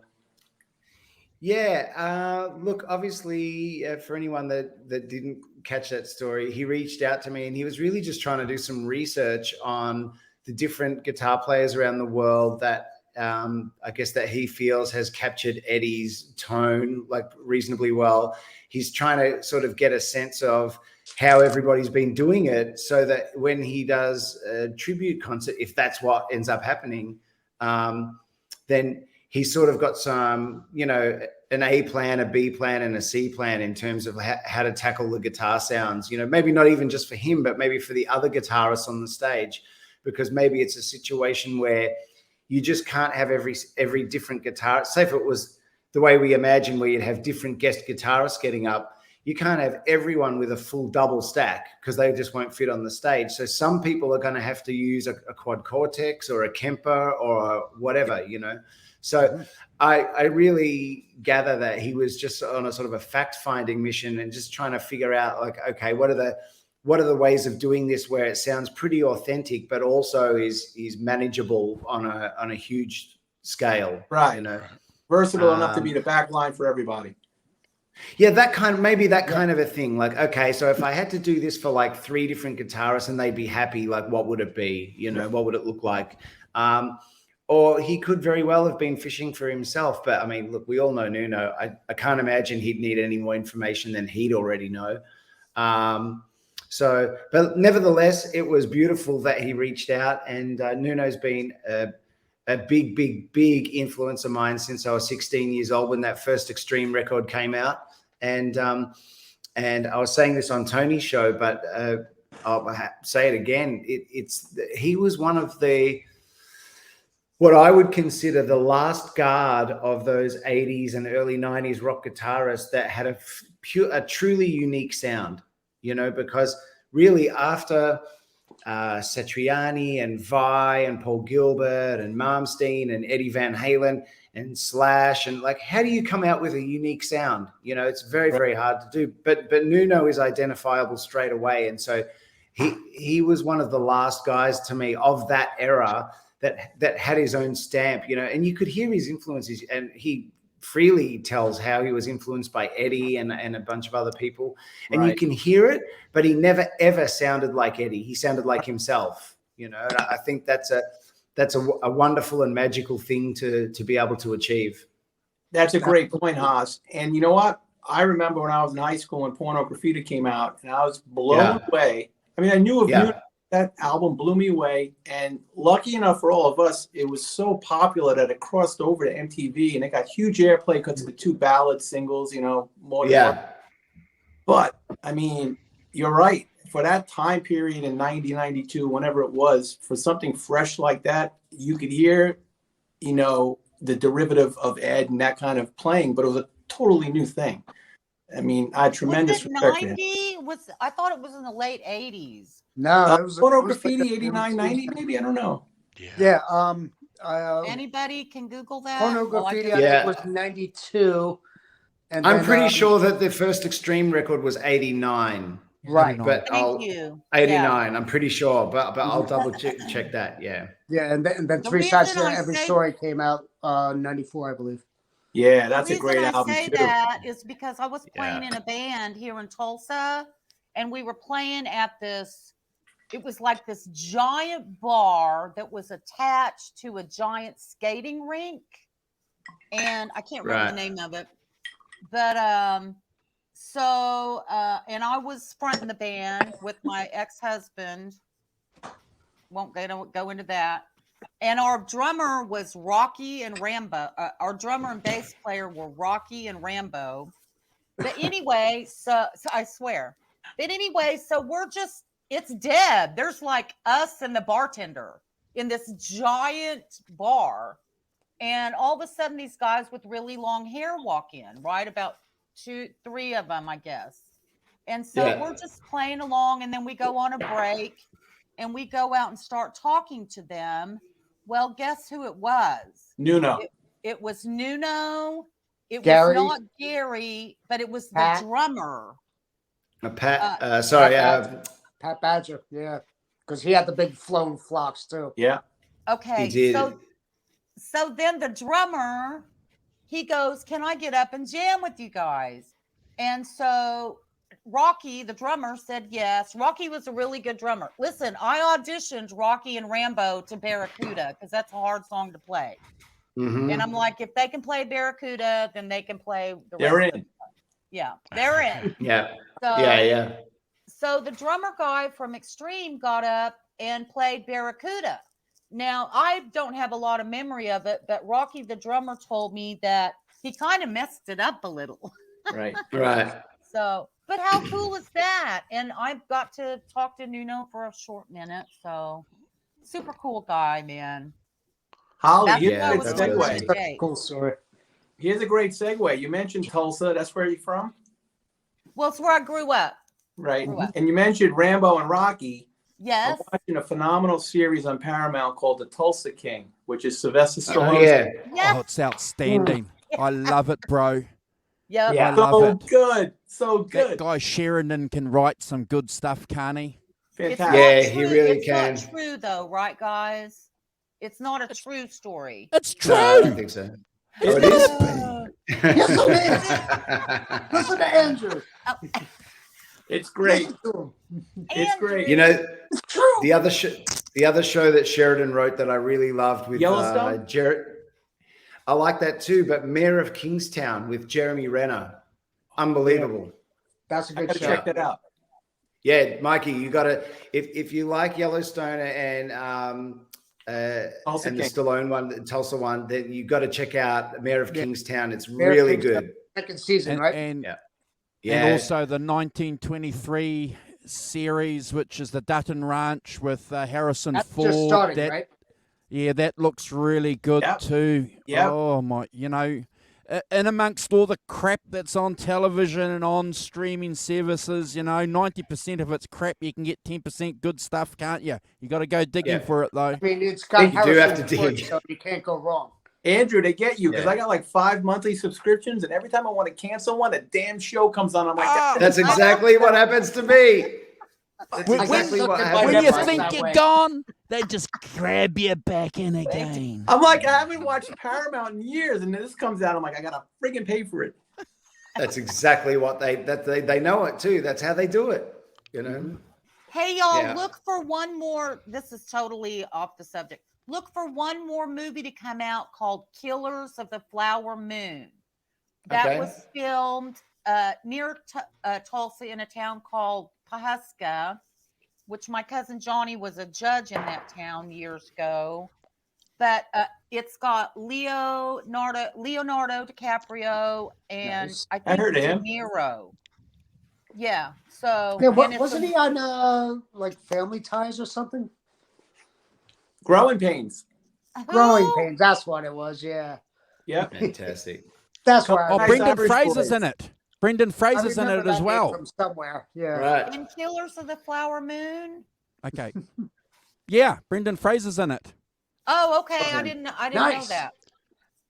All right. Yeah. I will write that down and check it out. And Scorsese wrote the screenplay. So if it's written by Scorsese, it's going to be probably an 8.5, 9 out of 10. Got to be.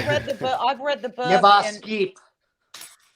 let me just say this: my great uncle Reed was an Osage. I'll just say that and leave it there. So What's an Osage?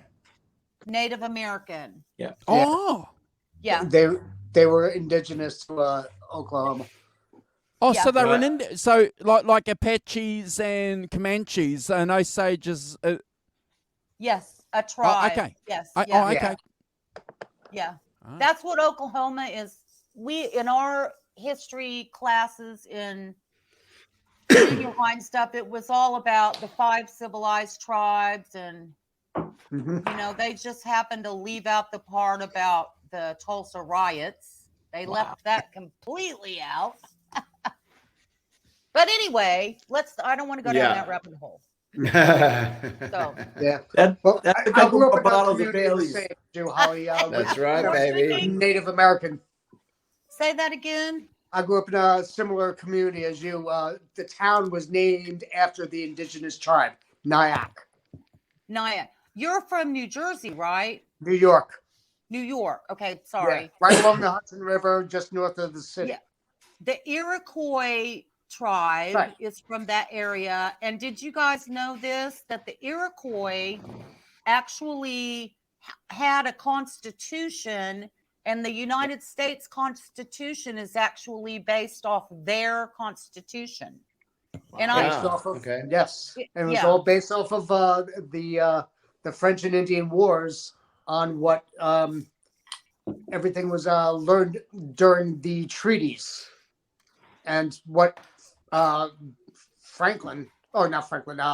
Washington learned during that war. All right. I mean, I'm assuming you're correct. I don't know all the details, but I do know We that actually one- had to learn this stuff in elementary school, junior high, and high school. Growing Yeah, up, I was absent because from of where school we that grew day. up. Mikey, you're a little bit younger, but I grew up in my neighborhood, and because we were so proud of being a tribe of Nyack, you know, the Lenni Lenape tribe, it was very a very prideful thing for us. That's You know, awesome. even though I'm not indigenous, you know, or from the area, Me but either. you know, I just learned and grew to appreciate, you know, the indigenous tribe of the area. That's awesome. Yeah. I have such respect for the Native Americans of this country and what they've been through. But, you know, can I say this? Because when Andrew said, do you want to jump on and talk about the year and then talk about the future a little bit? I just want to, my wishes for next year are kind of like good health for everyone. Like, that everyone gets their needs met, you know, with housing and stuff like that, and food. And then my biggest wish is, of course, this is such a cliche, but literally for peace on earth Yeah. of what's going on It's right beautiful. now. I have a friend, Jana, who's from Ukraine. She doesn't live there. She lives here. We met in Nashville. She moved to Florida. But her, you know, family and friends are over there. So just send out good, peaceful, you know, energy, right, Hoss, into Yeah. the world. You're Put 'em exactly up, right. That's everybody. beautiful. Health, wealth, and harmony. Thank you, Holly. Yes. Yeah. Thank you, Holly. That's beautiful. Cheers, you Mhm. guys. Cheers to all Cheers. of you. Thank you, Holly. Thank you. Do not ask me to make a toast at your wedding because I'll screw it all. So all you guys, it's about, I don't know, the week before Christmas. Was anyone running around the mall like me tonight, like an idiot trying to get gifts? Nope. Nope. Yeah, but Not not today, tonight. but I've got some running around. Yeah, it's definitely tomorrow. That's for sure. I mean, I do a lot online, but a lot of stuff I got to get in person. Yeah, it never goes like Yeah. you hope it does. You always got to go back. I There's tell you, always Holly makes one a or great two point. hangouts you're gonna have to make. I believe in humanity. I had a story tonight I'll share with you guys. So I get to the mall. I'm with my wife. We're running around shopping. I got 2 boys I shop for, so that's the most important thing. And I go to Sephora and I buy some stuff, some perfume and stuff, and then in cologne for one of my boys. I run to the Apple store. My other boy wants the big gift is like an Apple Watch, so I wanted to go price them. Yeah. I leave some bags at the Apple store from my previous purchase. I leave. I go to like 5 more stores. 2 hours go by, and I'm like, oh shit, the stuff I bought I left in the Apple store. And I'm like, what's the odds of it being there? I go back to the Apple store. Figure it out.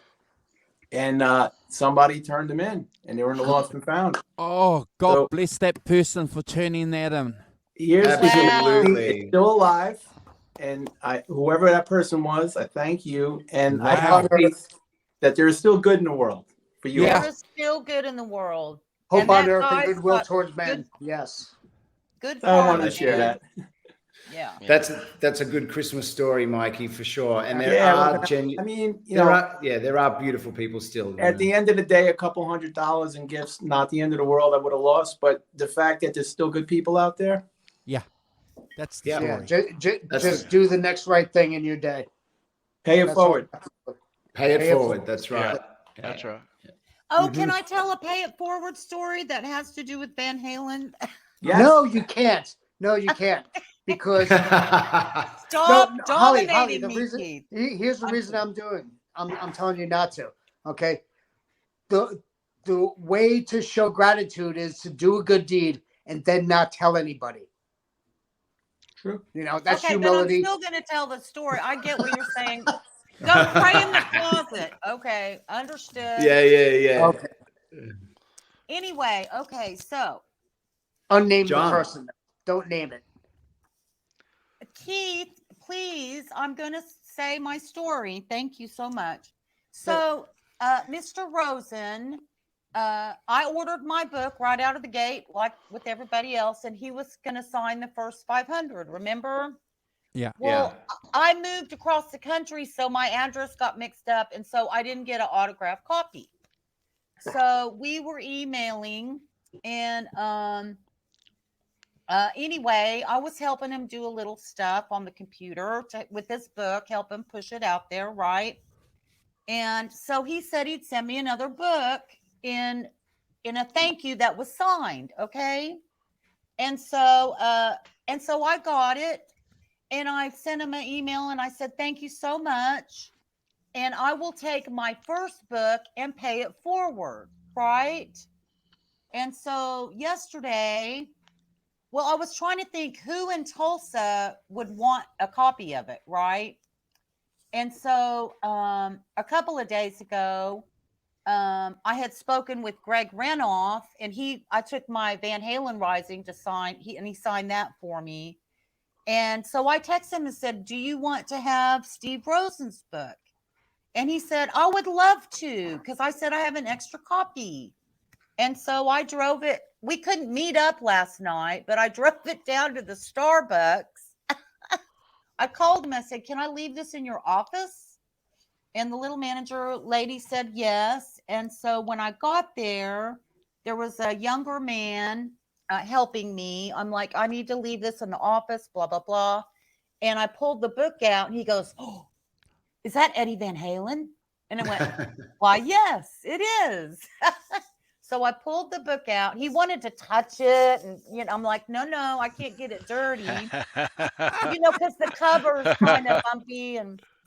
And so I was showing him, I'm like, yeah, I know the guy who wrote this. And look, my name's in the back of it. Thank you, Steve Rosen. I don't know why I was deserving of that, but thank you. And then I'm dropping it off for another guy who wrote another Van Halen book.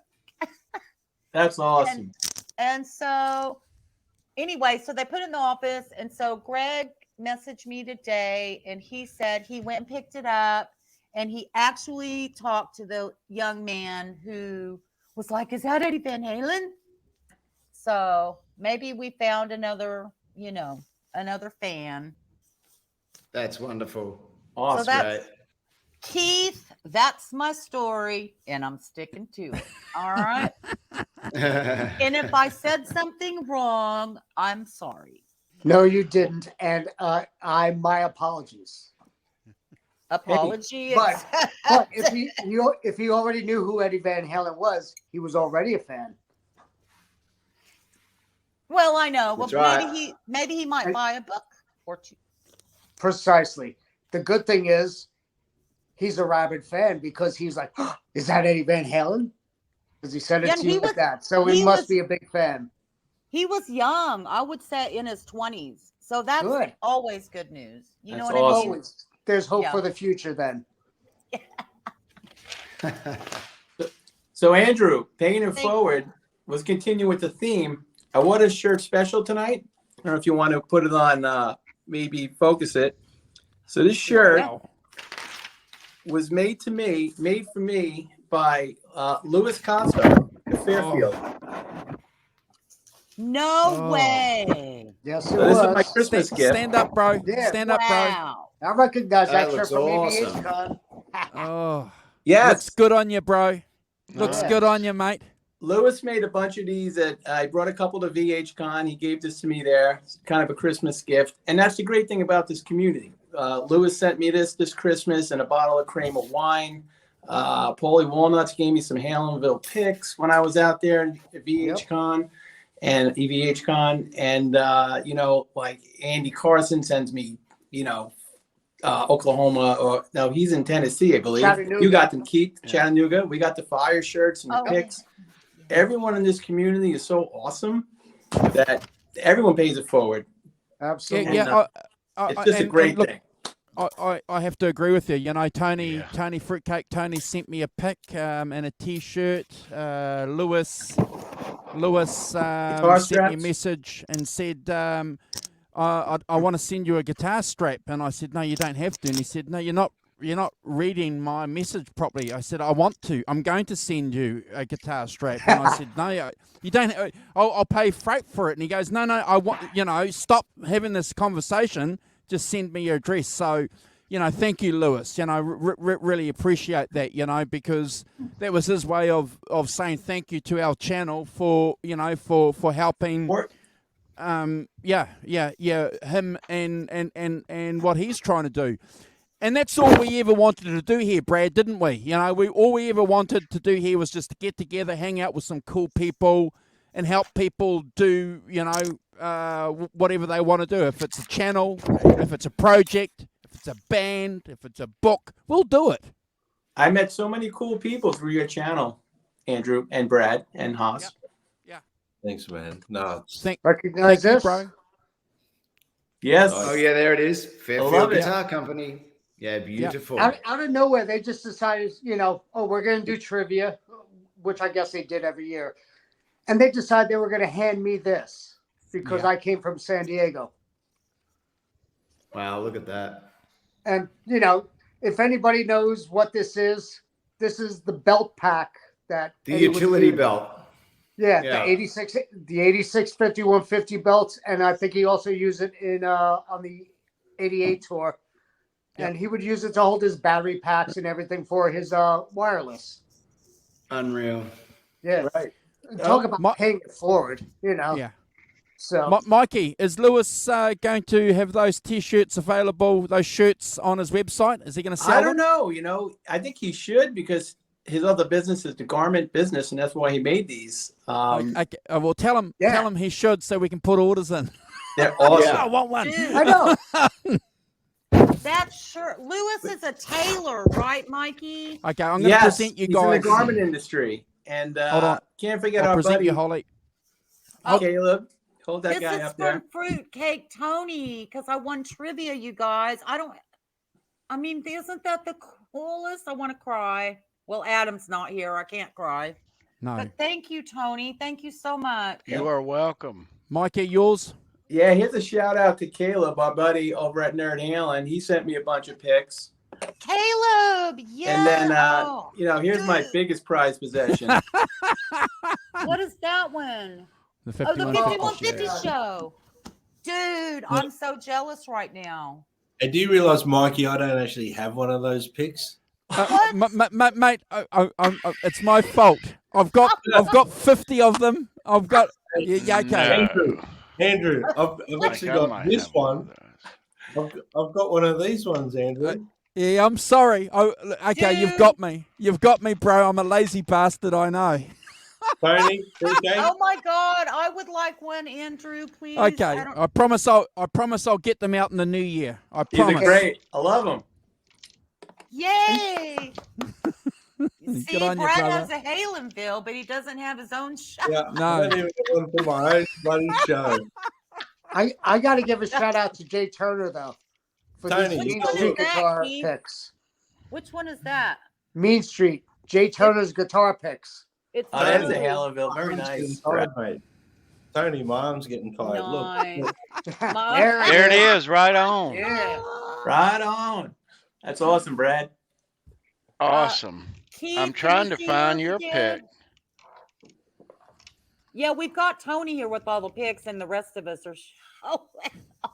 This is a Mean Street guitar pick. It's blurry though. I can't. see Wow. it. Well, I know what that is. Dude, that's cool. That's super cool. This is Jay Turner's band, Mean Street. That's Jay so cool. Turner. Woo woo. Where And Hoss he is sent me a like, I'm batch outta of here. these too as well. And then everybody's favorite, Andy Carson. Yeah. Isolate. those? I have one. I have an Andy Carson. Thank you, Andy, too. Yeah. We love you, Andy. We love you, Andy. Yep. I was showing my Andy Carson pick the other day, and I go, I think he's from Georgia. This is how bad my eyesight is. It says buddy, Andy. Chattanooga There you right go, on the buddy. pick. Yeah. Oh no! Sorry, Andy. Goodness. What is that Oh. one? Whoa! Wait a minute. Zach. Very Zach cool. Wild. Zach Wild. Wow. Oh, He's with Pantera right now, right? Or am I making that Yeah. up? Australian artist Diesel. Diesel. Johnny Nice. Diesel. Very cool. Look I at got a all couple those good ones, picks Andrew. Brad has. Who's PJ? Eddie, this is Eddie Vetters Pearl Jam. from a Pearl Jam Pearl tour I Jam. saw. Oh, nice. And then Pearl I Jam. got Oh, Pearl Jam. we got Steve Stevens from Billy Idol. Billy Idol. Yeah. And then I got another one here. Rush on the R30 tour, Alex Lightson. Oh. Nice. Sweet. Right on. And a Wow. couple- I got some more, but Sweet. Dude, what does Tony have? He's trying to show us something. Hold on, Tony. yeah. Oh, Now I'm gutted. Oh. All right. Okay. Right. Oh, Andrew, Oh, look, big trouble. Andrew's in the shit now. I'll send you two then. I'll send you Andrew's in two. the poo now, mate. I'll send you two. Yeah. I've got one of those as well. God. Oh, look at that. Wait. Look at that, Brad. Oh no, Oh, Keith. God. Don't have up me. Hey, He's listen. got one You know too. what? You know what? Uh-uh. I'm going to time myself out. That's it. Okay, I got to show you my new score of the day though. Okay, and this is all from Steve because he completed my Wolfgang collection. Oh, hold on for 1 second. Hold on for 1 second, please, Keith. All right. Hold on for 1 second. Hold on, please. Give me 1 Hi, second. Who's coming in? Oh. Incoming. Yes, There he is! Yeah. Yes, morning, King. There he is! Finally. Happy Christmas. Merry Christmas. Good Merry morning, Christmas. Simon. Hey, where are you? Well, all I see is ceiling and no iPods. Look, I dressed up for the occasion. How much of an Okay. idiot do I look? You look beautiful. Good morning. Good morning, Simon. Good morning. How you doing? Doing very, Good, very we're well. all drinking. Get some out. very well. Yeah, well, Good to yeah, see yeah, you, yes, Simon. Me too, Holly. It's called coffee. Oh, you need some Bailey's Irish cream. Irish coffee. Yeah, that's right. Coffee. See, there you Irish, go. That's never a bad idea. Mikey, just reach over the screen and pour some Baileys into Simon's coffee cup. Yes. Yeah. Brilliant. Brilliant. Irish coffee. Irish Balloon coffee's actually, always kids. way to wake up. Oh, it's Christmas. We're allowed to drink. There you go. That's exactly right. Very nice. Oh yeah.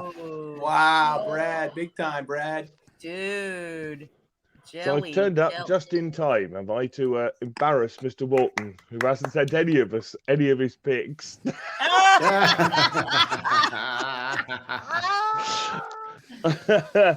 Oh my God, you guys, we got to do something so we can take a screenshot real quick. Yes. Yeah, everybody show us your pic. Show us your pic. You said pick, right? P-I-C-K. P-I-C-K, yes. Everybody show a pic. Hold on. Oh, look, I'm completely unprepared for this.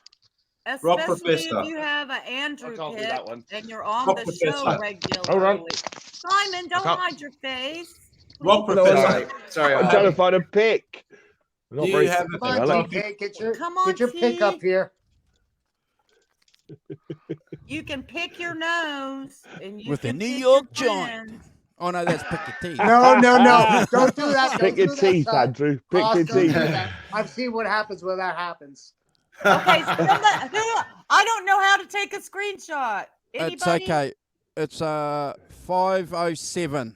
Yep, 5:07. go back and do it. Timestamp. We'll go back and take the screenshot. Exactly. Okay. Yay, 5:35. Beautiful. Yay. Beautiful. Well, all I could say is, in contrast to what you see, I got sent something by somebody on this call this week. Look at that. Oh You got a hard copy of it. Look at that. Had to do Who sent you that? Holly I sent me did. this. Fantastic. Look at that. Look at that Love picture. you, Holly. Jeez. Beautiful. I The couldn't alien help returns. Look at this. Suitable for framing. Oh my God! Wait, I gotta do Fantastic. it. Like I have to do it with you. Oh, dear. Rock Thank you, Professor, Holly. That what was lovely. size is that? I'll Franken stripe a frame for you and ship it out. Because Oh we know my that was all God. from EVH Con, so you got to have that Franken striped. Well, Look do at you that. see Beautiful. that? See that shelf? See that shelf behind you, Simon? Is that like your family photos? It's got to It get is. up It's there. my. See, I thought It's it my could go very. up there. If only they were that young. No, I don't actually. That's not true. They're a lot older than that now. That's old school photographs of them. Oh. Do you have that? Where every year they take a proper school portrait photograph of them. That is Primary school. Cheers. Gotcha. Cheers. I gotta go get some more. I'll be back. Yeah, I'm running out. All right. Don't leave. Good don't idea. leave. So, Holly, thank you for that. It's lovely. It's made me laugh all this week. So, Rock Professor, I've got a question for you. Did you just confirm for me that you don't have a 5150 pick either? I can confirm I do not have a 5150 pick. You don't I have like one of you, these? Brad. Supposedly, yes. Look at it. Yes, all right. Thank you so much. Everyone I else has got one but us two. apparently bastion of this channel. You know, one of the pillars that holds Oh, up the look, roof. look at it. Look at Andrew. Look at Andrew, the hoarder over there. Andrew the hoarder. Hey, Rock Okay, Professor. dear. I promise by the time we do this show next year, Hoss, Brad, and the Rock Professor will have a 5150 pick. I promise. Exactly. By the Oh, time we Andrew, do the no show next pressure. year. No pressure. Give me No 12 pressure. months. Oh dear Lord. It's only taken him 2 years. That's how long it'll take to get to from New Zealand And to he's here. the sober one. I don't Dear think your me. customs are anywhere as bad as ours. So, yeah, I are they know. checking I letters? get you, brother. Well, they might be. They No. might be checking the letters if they come from me. If they're checking things that are coming to me, so I might be doing secret correspondence with you guys or something. So, I get you. Ooh. I'm having trouble trying to ship a magazine up to Canada. They didn't check my Fleetwood Mac in Chicago book. It hadn't been opened. It had lots of paperwork with it, but it hadn't been actually. Nobody had opened it. Because it took me ages to open. You got yours though? Oh, I got mine. Yeah, hang on. I've got it. Oh, that's fantastic. Yes. Yes, I did. hey, Charmaine, thank you for Clark. hanging out with us. Charmaine and Ellen, I did not even get a chance earlier to say hi to beautiful. you and love you. Happy holidays to both of you ladies. No problem. Oh, that's gorgeous. Isn't that beautiful? That is absolutely beautiful. Yeah. Look at that. So It's a fantastic very happy, book as well. very Beautiful. happy, Keith, to be part of that publication in a small way, with our channel. Yeah, right? Yeah. That's like the rest of us having a mention in Steve's book as well. Yep. Yep. Yeah. That is such a beautiful publication. That thing is gorgeous. I've got to go back, and I didn't get a chance to watch the live cast today, but I will go back and watch it. Oh, that was outstanding. We had Richard Orlando on, and he's from New Jersey, and he became a Fleetwood Mac fan in his early 30s. So Yeah. he was, mature as far as his musical development, but was amazed to find out, Hoss, that there was this whole Fleetwood Mac band before Yes. the rock and roll disco Fleetwood Mac, so Yeah, so yeah. so that's always an interesting thing with people, isn't it? When you meet people and they describe that, it's like, Wait, wow. who is Peter Green? He's not in Fleetwood Mac. I remember Yeah. rumors. That's right. Yeah. You're like, is Yeah. that the Kirk Hammett guitar guy? and Ouch. Gary Moore before him? Gary Moore, yeah. Yeah. What is That is the Something red? like that. A lot of What's the people don't red- know that. What's the red guitar called that I learned from about Peter Green on your channel, Andrew? The red. The red guitar, Peter Green. Well, it's called Greenie. It's Greenie. It's the gold Les Paul. No red guitar. The He's Les not Paul. famous for a red one, Holly. He Well, definitely isn't. George Harrison had Lucy, which was a red Les Paul gifted to Eric Clapton. Yeah. What was the Red show Special, about? Brian A May. red- yeah, Yeah. that's Oh, what it was. Brian May. Brian May, Holly. Special, yeah. Yes. Yeah, Red Special, Brian May from Queen. Yes, and that was a wonderful show too, with Sorry. John. Yeah. Isn't it? I'm glad you mentioned that because I want to ask all the cats here. So you know how we're Van Halen nuts here, and we can deep dive into Van Halen guitars. Isn't it amazing watching other cats with other bands doing the same Yeah. shit that we do with Brian May's guitar? Wasn't that amazing? I almost bought a replica Red Special years ago, but I didn't. Wow. Yeah. That's a great story. He made that with his dad, right, Andrew?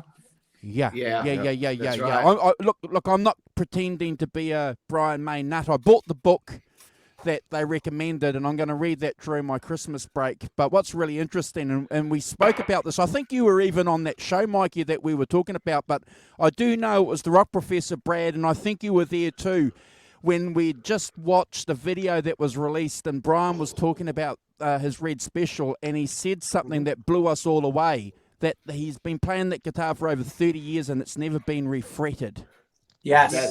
That's unbelievable, isn't it? That's Ever unbelievable. since it was built, it was never been refretted. Amazing. They must have been some super high frets when it was made. Or he plays very light. I mean, it doesn't He look must like play very light. Yeah. It does look like he plays pretty light. That's true. Yeah. And what's his string gauge that he uses as well? Right. So you have to worry about that. Good point. Yeah. Phil X was saying that Eddie actually played light. Did you guys hear that on Jeff Goebbels? Jeff Goebbels, I did hear that. Yeah. And interesting, right? Because his tone, we know Ed had very large hands for a small guy, and he had tremendous reach, i.e. the spider, doing like Ice Cream Man and stuff, which I can't do. I can't reach. I tap it. Ice cream. If on that, Mikey, if I'm practicing the intro to Ice Cream Man solo and I'm not warmed up properly, I will actually hurt my hand so bad I can't play for another day. Yeah, you'll cramp out big time. Yeah. That's how big that's how big that stretch is. That is a crazy stretch. That's the best stretch ever. And to hear Phil said he played lightly was like, I was amazed by that. Well, yeah, it's funny because sorry, go on, Holly. Simon Hosford. Yes. The Simon's at the bottom. Professor. I know. When you, I'm dyslexic to begin with, so this is really messing with my head. The screen's always messy. So when they teach you to play piano, they want you to really kind of relax your hands to do the faster stuff. Is that the same thing that applies? It's the same. In guitar? It's identical. Yeah, yes. It's the same. If I'm practicing something that's either a really big stretch or something that's very, very fast, much faster than I can currently play it, if I work on it with tension, I just can never get it there. But the minute I go, hang on a minute, just relax, take a deep breath, and just play lightly, then all of a sudden you can play it 20% faster in 5 minutes because you're relaxing. Wow. Okay. Yeah, relaxing is the key. Yeah. It also applies with acoustic guitars as well. Yeah. When you're playing acoustic compared to an electric, you play a lot heavier on an acoustic guitar compared to an electric guitar. It's got to be a lighter touch with an acoustic guitar or electric. That's right. Guitar. Yeah. Okay. Thank you, everybody. Thank you. I mean, my problem has always been that I just tend to play with a very, very hard grip. I've always done it since I was a kid. And I think it probably comes from learning on nylon string guitar, where the action is crazy high, the string tension is high.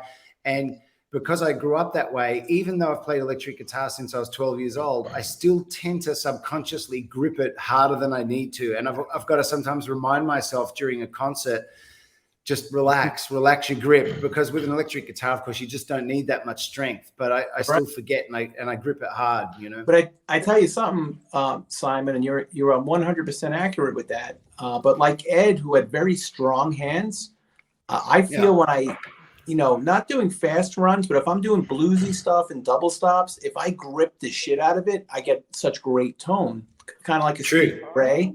So to your point, playing lighter and being relaxed is great for fast, kind of running through modes and scales. But like if I'm really grinding out and riffing out, I'm like grabbing the shit out of my neck. And I'm like, that's Me my too. tone. Yeah. Anytime I'm playing something that's bluesy and it's not speed related, my favorite thing actually is to put some pressure into it so that it feels like emotionally I'm putting in the same energy as I want people to hear, And the attack with your pick too. Yeah, exactly. That's right, Keith. Yeah, attack with the pick is the same exact thing, because the emotion that you're putting into it and the finger strength, it doesn't matter to the strings and the pickups and the amp, but it does matter to how people hear it and feel it, Exactly. Yeah. Yeah, the dynamics of your playing really help you express what you're trying to get across musically. Absolutely. Yeah. That's that balance, that teeter, that tether that you have to walk across. And that's where Ed was the master. I always go back to Ed, like a song like Panama, which is probably one of his most, like Jump, one of his most famous, crossover hits, Panama. But throughout that song, the dynamics that Ed uses, the verse, rolling back the volume, kind of like plucking the strings, building the chorus into the solo.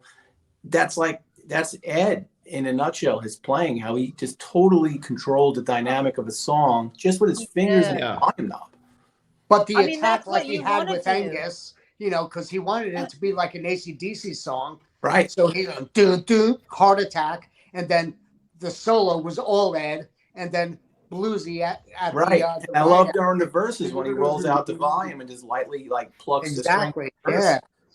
Yeah. That's for me, that's guitar playing 101. That's what I try to emulate as a guitar player. Like somebody once said, and I'm trying to remember who it was. If you're a guitar player and your volume's always on 10, you're missing it. Like you're missing it, right? Yeah. Well, that wasn't Eddie. No, he was That's a master at the volume knob.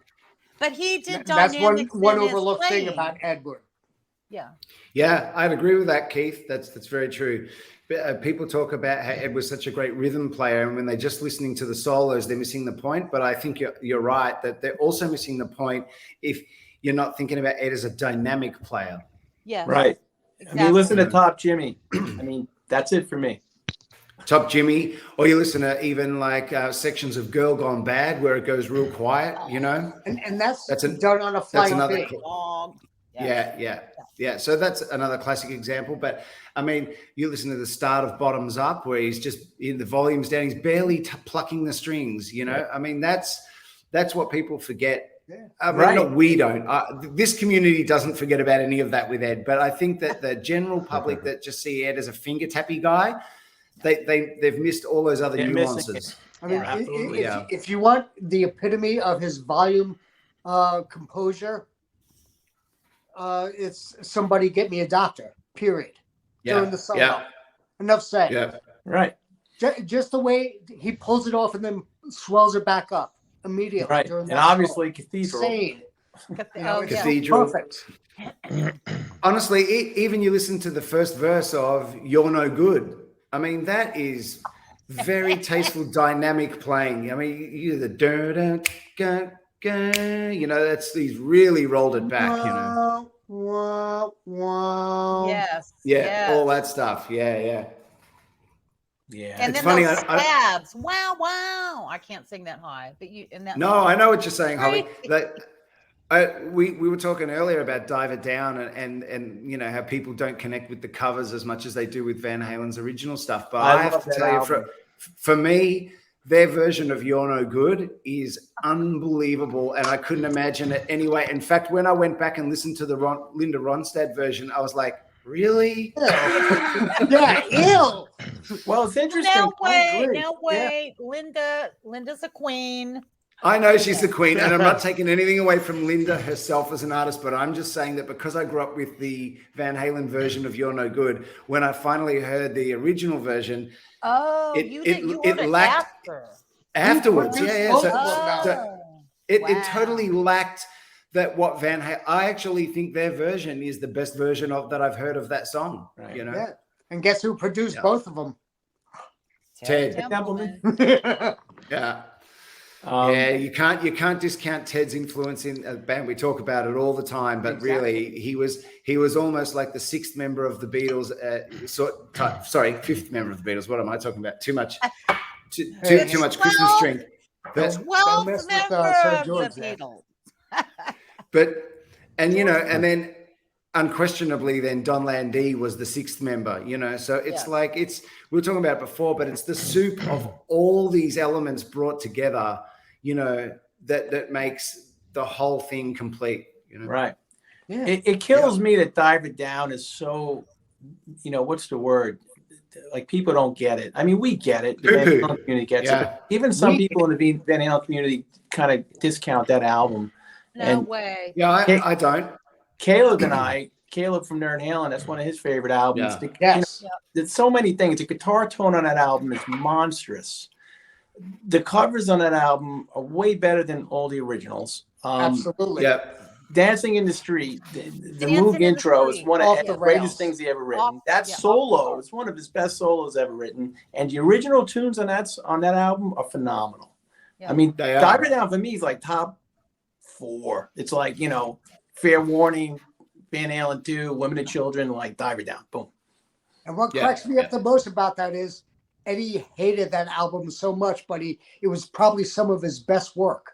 You know what it is too about that, and I wish Ed, not that obviously we wish Ed was still alive. I mean, I wish he could readdress that. I think he hates that album partly because there was a lot of covers because Ted Templeman and David Lee Because Roth Ted was for that. pushing, and the record company were pushing for that. That's But right. also, what was going on in his personal life at the time? He had just gotten married. He just gotten off Yeah. tour, and he was promised a year off with his new wife. And they're like, the record company bullied him into the studio.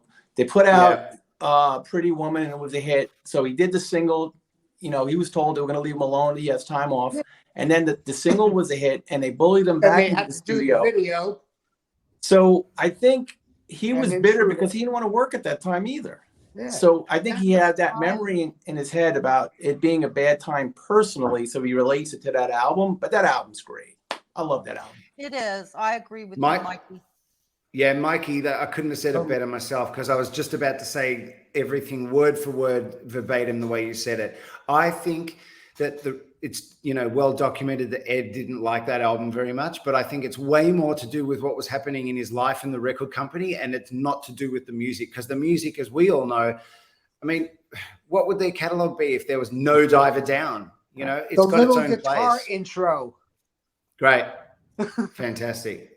Secrets, little Unbelievable. guitars, Nobody's all that ever other thought of stuff. something Yeah. like what he did there. It was Full bug is unbelievable. I will confess this. I can kind of take or leave Where Have All the Good Times Gone. I can True. kind of just that one song. I can kind of take or leave that. But It's but kinda all yeah. The solo, he did the Hang 'em High is great. Yeah.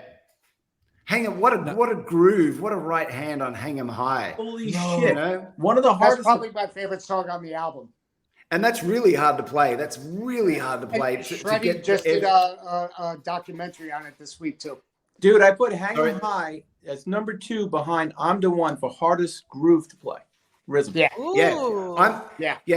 To me, you can sort out the chaff from the wheat by getting an Eddie, a cover guitarist, myself or whoever, but to play I'm the One and Hang 'em High. If you had to pick 2 songs, they'd be the 2. You're right, Mikey, because because they've got that swing that Eddie embodied. The shuffle and precisely. But also quite tricky to play. Like, it's not just that it's a shuffle. They're actually technically a little bit tricky with the right hand. So, you're right. That's why show us, Simon? I put Full Bug just below it. Great song. Because Hey, guys, it's I'm just gonna- a boogie. It's just a boogie, but Hang 'em High had a lot more to it. Yes, agreed.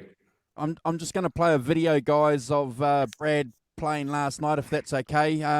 The conversation is fantastic. We'll come back to it. Hold that. Hoss, we'll talk about Where Have All the Good Times Gone. You got to have that. Get rid of Dancing in the Streets. Oh, well, look, okay, hang on. Andrew, before you play Brad's video, I'll just say, yeah, I'd get rid of both of them probably, but that's just me. Look at that. No, Simon. Simon's Sorry, is that boo? Is that boo? Sorry, no. Hey, they're definitely a skip. Okay. No, So same for you, Brad. Those 2 are a skip. Definitely a skip. Yeah. Yeah, so no Christmas eggnog for me, Brad or Andrew. We're out. All right. Yeah. Hey, we're all now going back to check. No 51-50 picks at all. I had to upload this quickly because Brad sent it to me on Instagram on the channel so we can play it. Thank Otherwise, you, I'd have to Brad. convert it back to MP4 to play here on StreamYard. So Okay. I haven't seen the video. It looks like the Rock Professor's seen it, and John, ever vigilant, John ZD351, he's seen it. So let's join the Amazing. party and have a look and see what these guys are doing. Yes, No. the world Then. premiere. Oh. Look at those dirt bags. Those rat bags.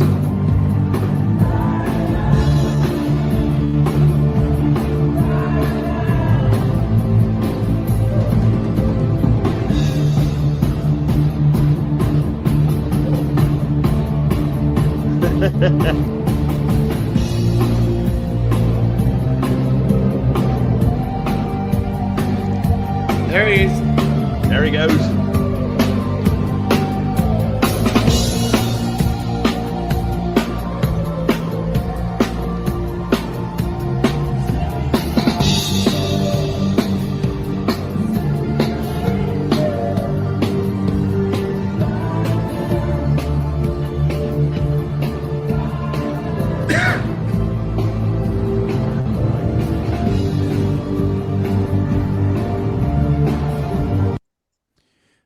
So Look at for that. Look at all those our people. Working it out, man. for our North American followers and Cheers, brother.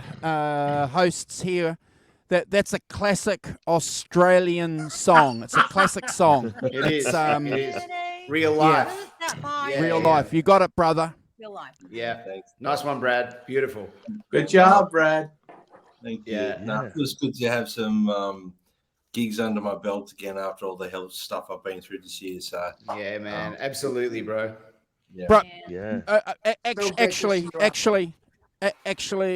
I'm glad you mentioned that because I know that you and I are going to come together with the Rock Professor next week and talk about our annual top 5 things that have happened, top 5 negative things or sad things that have happened, and we want to talk about 5 things that we want to see or anticipate for the next year. I look forward to doing that with you. But I'll take this opportunity now to talk about one of the top 5 things that has happened this year, bro, with everybody else here and with 16 people watching. All credit to you, brother, Brad. All credit to you when you had your stroke, bro. And you took time out and you were under the weather there for a while. All of us, a lot of people were concerned, and interested, obviously, in how you were doing. Yeah. But to have you come back, bro, and be better than what you were because of that issue that you went through, I'm just proud and happy to say that you're my friend, man. And yeah. Oh, I don't know what to say. Thank you. I love you, bro. I love you. I love you all, but We love you, Brad. I've said this before. I was having a discussion with some people that I admire that are musicians, and a lot of it has come back to like this show, the people that are close circle that have the vibes, the energy, the support, and it's not necessarily even anything that's just been like no one's really held me up or anything. It's just or pushed me to do the work. It's just you can get back there. That it goes a long way. You don't realize it until you start getting that love back from people that it actually does help you a lot. It really helps you drive yourself to push forward. And every time I'd say, effort, I'm giving up. And, to be that one little person that would go, keep at it, man. You're doing so well, whatever. And then it'd just be like, I keep going. But I was determined to not let this thing beat me. And, I appreciate you saying that, Andrew. Thank you so much. I still don't think I'm 100%. I'm, about 85% of where I was health-wise and playing-wise, about equally. But it's Stop still long. embarrassing yourself. You were killing it, Brad. Thank you, man. I appreciate it. Look, I as musicians, you probably know what you're capable of doing, and when your head's telling your hands to do something and they're not doing it, they're not actually doing it because you're trying to rewire your nervous system and trying to get all your motor skills back the way they used to be.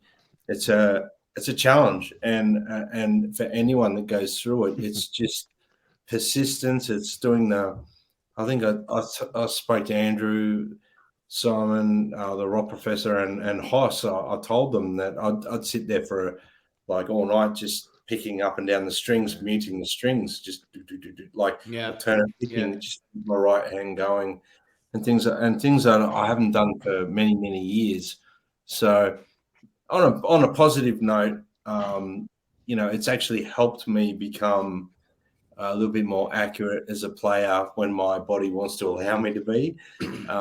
I've done a few gigs where I've been under the weather, like not feeling great, and that's scary.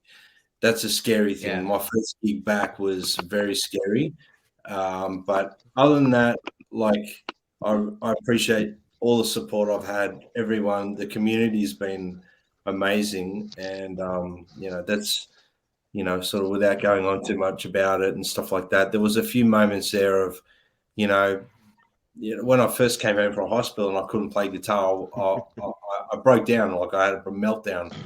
Oh, And man. Yeah, of course. Oh, so man. it was very hard for me because it's been, a big part of my life, if not probably the biggest part, passionate wise, music is my passion. So to be able to play my guitar and look, I do what I do well, and I've never tried to play like anyone else. I just do my thing. But when I know I'm not able to do what I do on guitar the way I want to, it broke my heart. So to come this far back, like 7-8 months later, and I was gigging like a couple of months, 3 months later or whatever. I'll say this, it just goes to show if you put your mind to anything, you can really achieve it. And I hope it encourages and motivates people to, not give up on things. If you've got ailments, if you're unhealthy, you can turn things around. It depends on what the issue is, obviously. But no matter what you do, there's always, look, I still think I'm working on my motor skills regularly, and they'll get better, I'm sure, over the next year and stuff like that. But they will, brother. They will. Yeah, Yes, they will. What does the doctor say, Brad? Can I ask? Like, is it neuroreceptors that have to find another pathway, kind of like happening? Yeah, so that's why I couldn't even do this with a guitar pick. Whoa, dude! Every time I pick up, I would do that, so it would drop. So you couldn't even show me your pick. No, no, with the 5150 show pick. That's right. Oh, yeah. Oh no! That's a huge inspiration. Okay, for him. What was it? 6 months He's ago gone. for you to deal with there was a low blow. He ain't coming back. Oh, rock professor, you've done it now. Yes, it's banned me. Look at that. It's taken him 3.5 years to do that. That's fantastic. So, Brad, obviously, I'm joking, brother, but the fact that you couldn't even hold your pick and that you've come back to where you are now is something that everyone is amazed by, and we're all so proud of you, because I can't even fathom what it would be like to come back from having a stroke to all of a sudden being in such a short span of time, be up on stage doing gigs in front of 1,000 people again. Dude, I know that you feel you've got a percentage of a way to go to get back to where you were, but honestly, the fact that you've even done it in this short a time shows your strength of character, and it shows your passion for music. And that's why we all love you, brother. Thanks, man. Music is therapy. Right on. I have to say one thing, Hoss. Everyone's contributed to me helping get back with the energy coming at me, all the love and kindness. But to go, like, even, I don't know, it was a month or something after I had the stroke, I come to watch your corner show, and there was part of me inside that was dying because I wasn't sure if I'd ever be able to play again. And sure. There was also, and this I've been wanting to tell this in person, but obviously I'll do it here. Is for me now, watching you play made me go, I can't give up. I've got to keep going, and you inspired me a lot that night. So thank you, brother. Brother, that's beautiful. That's honestly one of the sweetest things that I've ever heard, and I know you mean it from the bottom of your heart, which is why it's so sweet. And I know we've been trying to catch up for a little while, but of course, since then I've been crazy on the road. But we'll definitely be catching up in person soon, brother, and just jamming and shooting the breeze. But thank you. That's beautiful. But what I said before, I meant from the bottom of my heart, where I know everyone in this community has just seen you basically rebuild your guitar skills from zero to already playing awesome on stage again in 6 months, 8 months, whatever it is, since April. Wow. And it's beautiful. It's beautiful, brother. And so when you say that I inspired you, I will tell you now that watching you rebuild yourself in such a short time has inspired us. Yeah, so good to see you doing good, Brad. Thank you, man. guys. Honestly, yeah, it is. I want to do another special shout out to John ZD3512 There because he he's is. been Yes, there he is. Hey. Woohoo! one of Hooray! Brad's number one fans. He's Yes. always been pushing Brad's EP on social media and on our channel here. The photo of you and him together at Hoss's gig, and the smiles that you guys had, I know that was an important time for you guys both to get together because, you're meeting each other in flesh and humanness. So, all credit to you too, John, all being part of that family, all being part of, giving that support and encouragement to Brad. I know it meant a lot to you too, John. Yeah. Definitely. Thank you, John. Look, apart from anything else, just getting to know you guys through, being involved in the chats and the live shows and stuff like that. Now I'm having a stroke. Musicianship aside, you don't want to see anyone go through anything like that. And, we've heard of everybody having their health battles. A couple other people that have been on tonight. Sure. Simon, I'm glad to hear that you had something to look at that turned out to be nothing. I'd been through the same thing this year. I went to the doctor to get a couple of things checked out. He said I'm going to be fine. I just got to amputate my head. What? What? What? Are you serious? No, it's only a cosmetic procedure.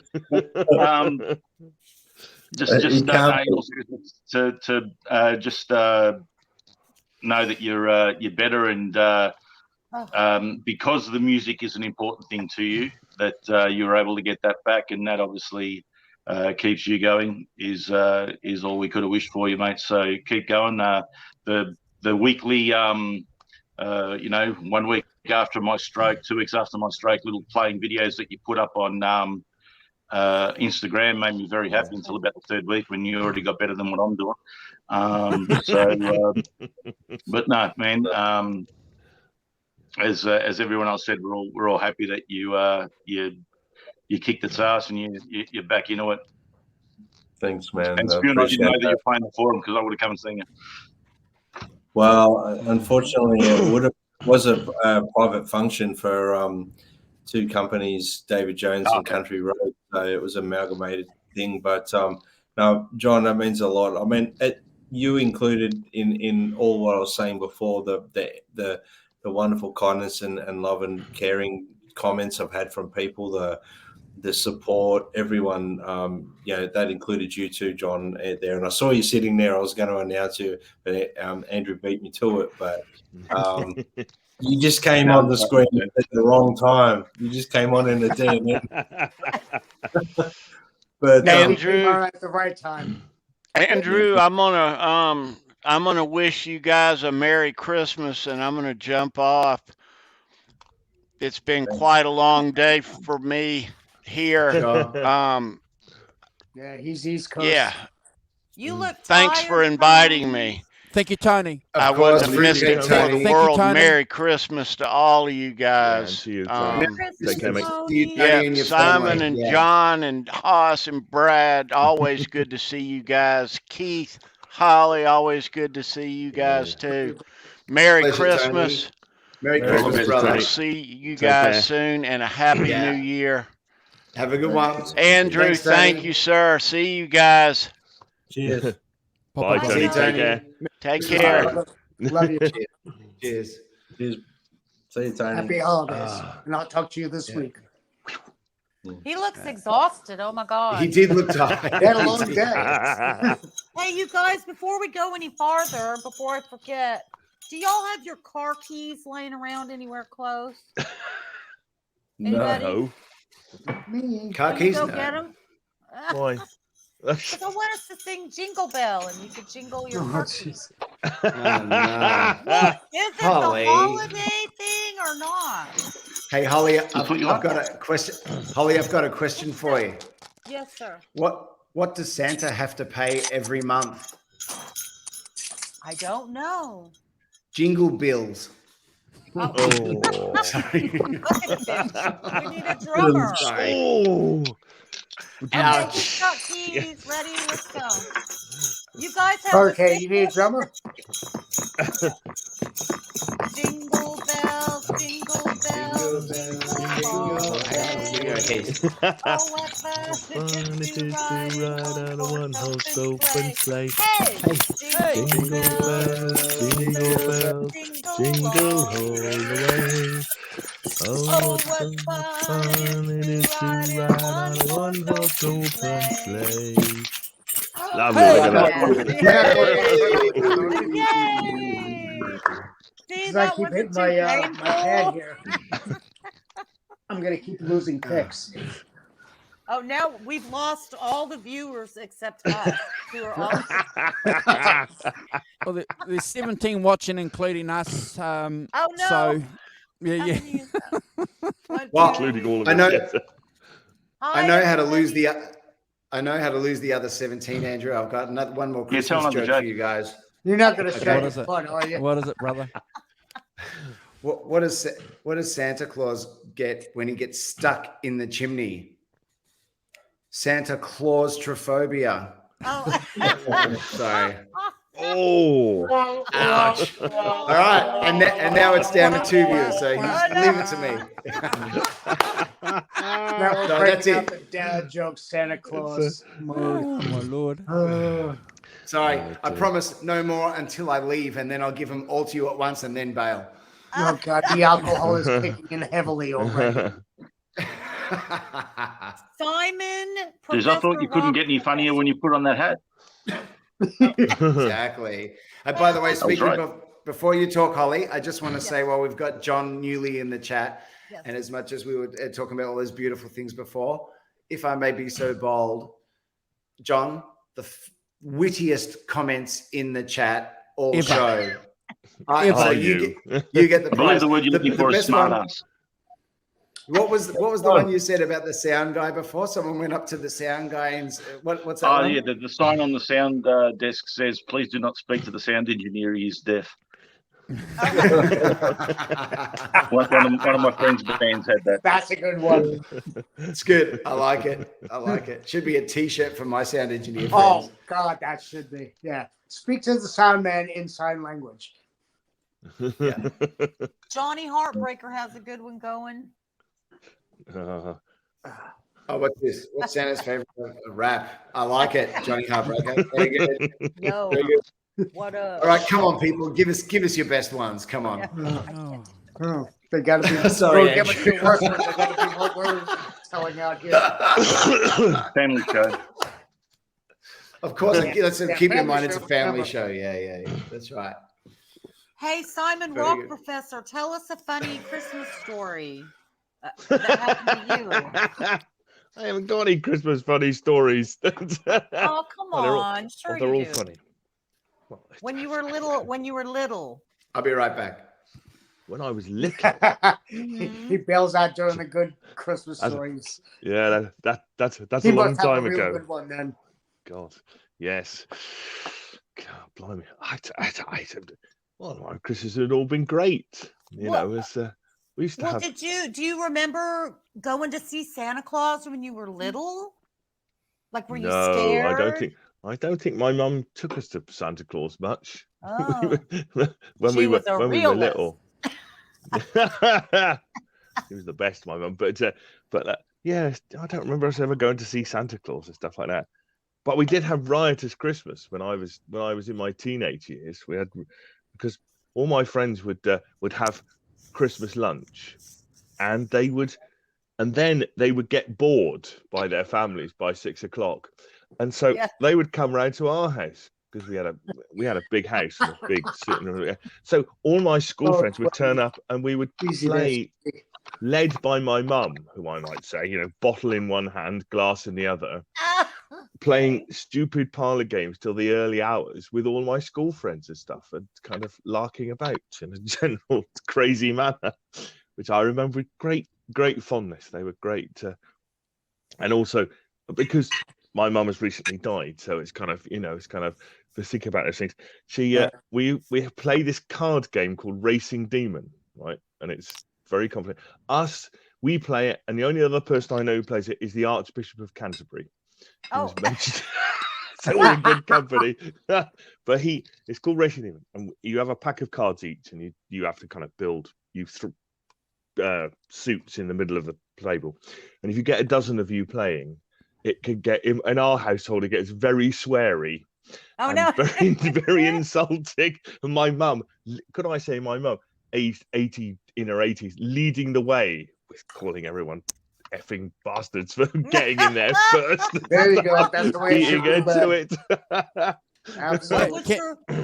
Can I share a Christmas story with you guys, if that's okay? So years and years ago, it was about 88, 89, I was playing with a couple of guys in a garage band type of thing. Anyway, one of our very good friends, a guy called Stephen Beasley, and I'm going to say his name, Stephen Beasley, a very good friend of mine, he just hooked up with this girl. Anyway, they've been going out with each other for about 6 weeks. Anyway, we'd organised to have this Christmas party. Okay, remember this. We'd organised to have this Christmas party, and it was on a friend's farm. And anyway, the date was set and everything. Anyway, my friend Stephen Beasley, he picks up this girl, and they decide to go for a drive, to the so-called party, this Christmas party that we'd organised. And it was night time. Anyway, they decide to stop the car and have a bit of a park up. So the girl gets out and she's dressed. Get together and have a bit of a kiss. Sit down. Yeah, like a kissing session, Oh, and you so went parking. Making out. Okay. a make out. Submarine race. Yeah. Anyway, so anyway, this girl, she hops out of the car. Anyway, she falls into a drain. Now, there's a drain here in New Zealand is like something like about 4 feet deep, and it's filled with water. And anyway, this girl falls in there. And she's got in nice clothes on anyway. So anyway, there's no park up, so she hops in the car anyway. And my friend Stephen drives his Datsun to the so-called party, and he gets there, and there's no one there. There's no one there, and it's like he's going, "Oh my God!" Oh. So he goes and knocks on the door. Anyway, Ewan, the guy that was organising the party, he answers the door, and he sees Stephen there, and sees this girl covered in mud in his front car, and smells. And says to Stephen, "What are you doing?" And he said, "Oh, I'm here for the party." And he said, "That's not until next weekend, bro." And it's oh dear Lord. And anyway, if you knew Stephen Beasley, if you knew like we did and went to school, so it was just totally in character. Brad with Stephen Beasley, he was either late or early for things. Oh no, a week early? So anyway, so the girl went inside and got cleaned up. I forget this name, Anyway, she's not happy anyway, and so they drive home, and again, no park up, no make out session or anything like that. Oh my goodness. Yeah. And so anyway, the next weekend we get to the party and we find out about the story. And so we're giving this guy, Stephen Beasley, so much, and so there's no girl though. He said, "Where's this girl? Because we'd met the girl before at, other events." Oh no, she didn't want to go through this again. He said, "Well, once was enough." True I don't story. want to fall in the ditch 2 weeks She running. didn't want to fall in the drain. But but again, that's typical of my mate Stephen Beasley. It's amazing that Brad and Keith that he didn't drive in the drain because he was just so bad. So instead of driving in the drain, I'll park as close as I can to the drain so when the girl gets out to come around and do something, falls in the drain. Do you guys remember that movie called Arthur? Yes. What, Dudley Moore? I was actually talking with Tony about that this week. Well, okay. Well, so anyway, this one time at band camp, so this one time I was really drunk, and so I let my friend Matt drive the car, who was in the band. You know what I mean? And he's like, "Oh God, but we're going to a party." The reason you reminded me of this, and so I was trying to be all cool, but I'm wasted. Okay, and so he pulls into the driveway of this party. and the driveway has like a little ledge. You know, it's like that stone. It's like stone, and there's a ledge. And I just get out of the car, and I just fall. I twisted my ankle and fell. And I looked up at him, and I went, I fell out of the car. You know, from Arthur. Oh, See, Lord. don't- Does he say I fell out of the car. Isn't that the funniest thing? Okay, I'm putting myself in timeout. That was Self-imposed timeout is always the best. Always the best way, yes. Oh. Leading by example. Rock Professor. for I your didn't mom. break anything. I'm just saying. Thank you, Keith. Thank you so much. Mrs. Williams. rest in My peace. turn. My turn. My turn. Oh, Keith again. Keith's got everything going on there, is he? okay. My dad left when I was young. Okay, and I got 5 older sisters and my mom to raise me. Oh, And we also had a family friend. His name was Frank LaMotta, and he ran an Italian restaurant. And he's Italian and boisterous and very outspoken. Uh-huh. And he had no qualms about speaking his mind. He had no filters whatsoever. So there's your reference right there. Okay. He's gallantly served in World War II. And after he served in World War II, he decided to open up a restaurant in residential outside New York City. So my family gets to know him really well. Dad takes off, and my mom and him end up being boyfriend and girlfriend. And he's been like my second father ever since. You know, I've known him and loved him, and I will always respect him. He always joked about wanting to get a male implant. Okay. My A male mom, implant. one Christmas, was packing so many gifts. She packed a gift that was empty, but it was like, like a real thin gifts, package, like something you would put socks or a tie in. And it was addressed to him, and it said from the family. He opened it up, and he was like, "Oh, it's my implant."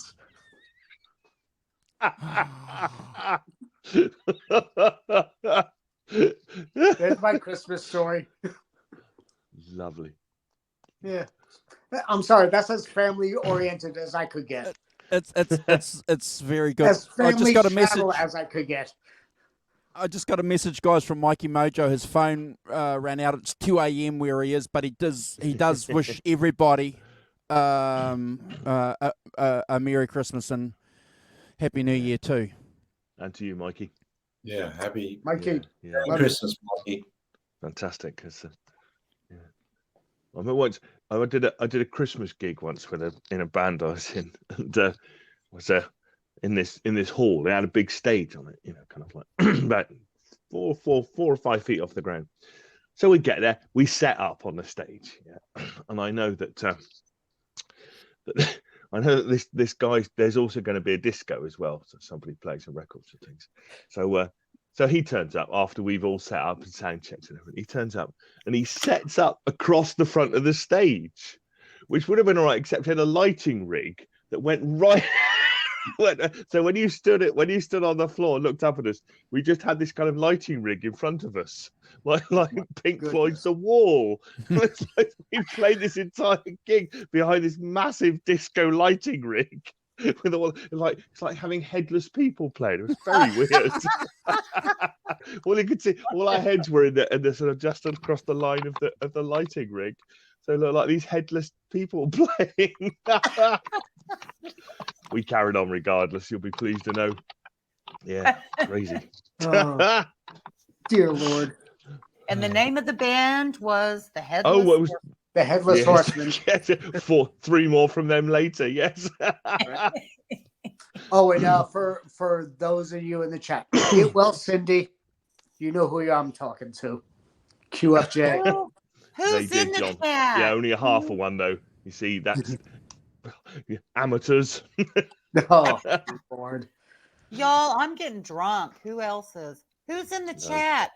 Quentin James. Quentin James. Quentin, Cindy. good morning, Quentin. Cindy. His name is Cindy. Wait, Gretch Zeppelin. Weekend name, is it? He Why got you named got- that by a doctor this week. What? He got named He Cindy did. by a Quentin doctor. did, yeah. You miss his chaps, don't you? Oh, dear Lord. That's him. Charmaine liked Jingle Bells. Thank you, Charmaine. It was nice to Holly. see Charmaine in the chat. Yeah. Simon, Yes. Simon, Rock Professor. Yes. I like your hat. What's the story, man? Well, the story is that that my wife does a lot of. My kids all went to the local youth theatre, so my wife is, because she can make anything on a theatre front. If you want a car, a boat, a building, any kind of costume, from if you want I don't know, fairy costume to princess to a monster to Ursula in the Little Mermaid. If you want that, my wife can make it for you. Because she's a wizard. And so one of the things she came home with is this. So we decided that this Christmas we're going to have silly hats. So this is my silly hat that I'm taking for Christmas. It looks like a jester kind of hat. It is indeed a jester hat. I love with the it. bells and stuff. Yes, the trouble is, all it does is say, so you can see how ridiculous I look in a hat. Any hat. Who is scratching their microphone?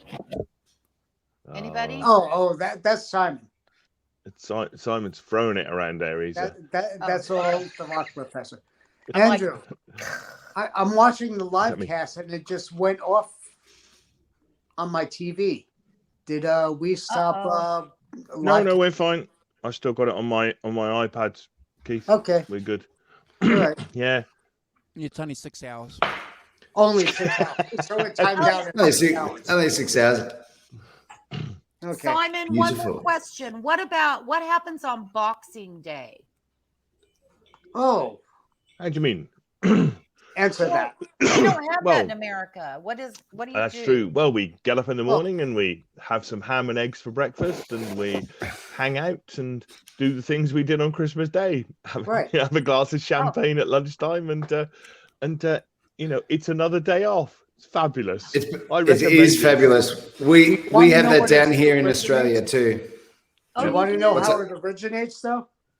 Yes, Keith, Go on, please Keith, tell us. Go on. It's actually comes from the hierarchy giving back to the servants the day after Christmas. Oh, Why is it called? Sorry, Holly's saying, why is it called Boxing Day? Is because they give back to the servants by putting them in a boxing ring and punching them? No, probably not. No. No, punching the peasants. It's called. They would box up their presents, perhaps. Is that right? Yes, they would box up their presents that were given to them and give them to the servants. Oh, very nice, very nice. Albeit 2 days later, but better late than never. Exactly. Yes. Yeah. Basically, because servants of the aristocracy were required to work at Christmas Day, the following day became the first time when their employers filled up boxes with gifts, money, and Christmas leftovers for them, much like a holiday bonus. And the servants would then go home to share the gift boxes with their family. Hence, it's called Boxing Day. Yeah, it's a public holiday. It's a public holiday here. Yes. So we have Christmas Day and Boxing Day. They're a public holiday, paid holiday, like your Memorial Days in America. But yeah, as Simon says, and I'm pretty sure it's the same in Australia. You just get up and do exactly what you did on Christmas Day. You just eat more food, don't you? And if you drink, you just drink. Or Thanksgiving. Yeah, it's yes. Yeah, it's the same. And if there's a side of the family you didn't see on Christmas Day, you would see that side of the family, the Povo side, on Boxing Day. That's what I used to love. Yeah. We still have our Christmas lunches sort of like off all the families on their own. And then Boxing Day, everybody was at my aunt's place. And being Australia, it was usually a beautiful sunny day, and her back fence opened up to a park. So all the oldies would be inside playing bingo, and all the young ones would be outside playing cricket. And it was just great. It was the best day of the year. Oh, that's Now fantastic. my favourite Boxing Day now is watching everybody lose their shit on social media about how there's already hot cross bun in the supermarkets. That's my favourite. Oh, and another thing that causes me a bit of grief too about Boxing Day now that I've noticed, and because I'm an old fart, but I do remember those times and days that John's talking about where it was family orientated. Trust me, I remember those days. Boxing Days now here in New Zealand, it's all about the sale now. People don't necessarily want to go and hang out It's with like family Black and Friday. do. Yes. Yeah. It's about getting into the mall, getting into the electronic shop, Brad, or whatever, and getting that's sad. Buying something. Yeah, buying something that Boxing Day specials. That's it, brother. Not I for have us, it won't be. never, We'll all ever- be together. I'm sorry. I never went shopping not one day in my life on Black Friday. I just can't. No, But I hey, don't do it either. Let's I play attest one. and I'm proud for that. I've Okay, never good. been on a Black Friday sale. But you notice though that they don't show the videos like they used to a few years ago when people going mental and nuts and crazy and fighting each other and bashing each other, and you notice they don't show that on social media anymore. It's like almost as if you can't do that because it puts a blight on Black Friday. But people are still smashing each other in the heads trying to get that TV. Andrew, They do it every other 364 days of the week, though, at Walmart, don't they? Yes. Yeah. Andrew, I think the reason they don't show it on the news anymore is because the news media and the what's the word I'm looking for? The retail outlets have got a secret agreement that it doesn't work in retail's favor if people don't turn up there queuing up since 6 a.m. So they don't show it because what they want is everyone to buy all that stuff. Correct. 100%. Yeah. I reckon bring back the videos because that was the best part of Christmas. be right watching- It was the best part of Christmas watching thousands of people bash each other for a $20 shirt in Kmart. Isn't that crazy? Fake bargains. Yes, I think there was also some legal intervention, like some laws passed when so many people used to get trampled at the front gate of Myers or whatever, that they restricted as to what they could do as part of the sale and what they could have available as well. I think it died off a lot in the past few years. Well, that's a shame because I liked watching that on the news. No, Simon. No, you didn't. Don't. Now we got YouTube. We could just look up that sort of stuff. It's all on TikTok now. That's where it's migrated to. Yeah. TikTok's got a riff-raff. They're saying TikTok isn't good, but I don't want to get political, but they're starting to say that. But hey, Simon, we should play a game of Simon Says. Oh, good. Which Simon? That's the problem. The Yeah. Rock I need a beer. Professor. The Rock Professor, yeah. Well, that's actually Oh dear. Well, we'll go that should two be rounds. Oh, dear Lord. I think that's a great Christmas game, Holly. I think we should do it every year. Simon the Rock Professor says. Simon says. Simon says. Good stuff, Simon. Well, Do I need this to have Simon my says. room Well, spread this out Simon for says this? to this Simon says, you need to spike your coffee with some whiskey and have a proper Christmas drink. That's what this Simon says. Not at 7:02 a.m. No, I know. That would be very dangerous, I think. Yeah, but you know what they say? It's happy hour somewhere in the world. That's That's right. true. It's always the sun is over the yard arm somewhere in the world. Yes.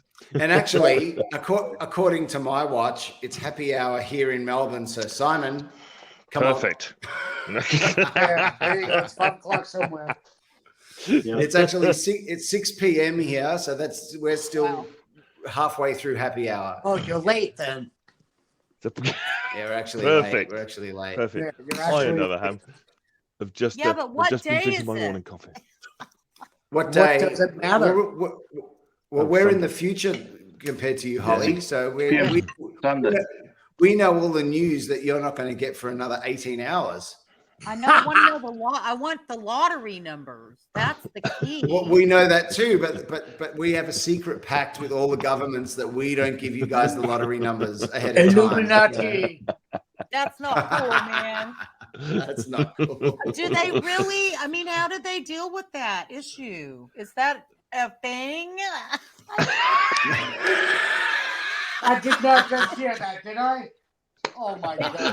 Holly, well done. Do you Yes, really time know? travel's Oh, a my thing, Holly. Lord. Yes. I'm Holly. back to the future. Yes. You are back to the future. Okay, Holly. Yes. I've got a quick Christmas gag for everyone. And the clue is, if Holly, you don't get this, I'll be very disappointed. Okay. Oh no. Pressure. What kind of motorbike does Santa Claus ride? Oh no. Oh no. Come on, Holly. What is it? A Yamaha? I don't know. Holly. Yamaha ho ho. Oh, No. It's a Holly Davidson. Of course it is. That's such a good Of course. So bad. Come on, everybody. A Holly Davidson. What else? Holy Davidson. Are you calling me a hoe? What? No. I'm kidding. I think you're. Holy Davidson. Simon, how could you?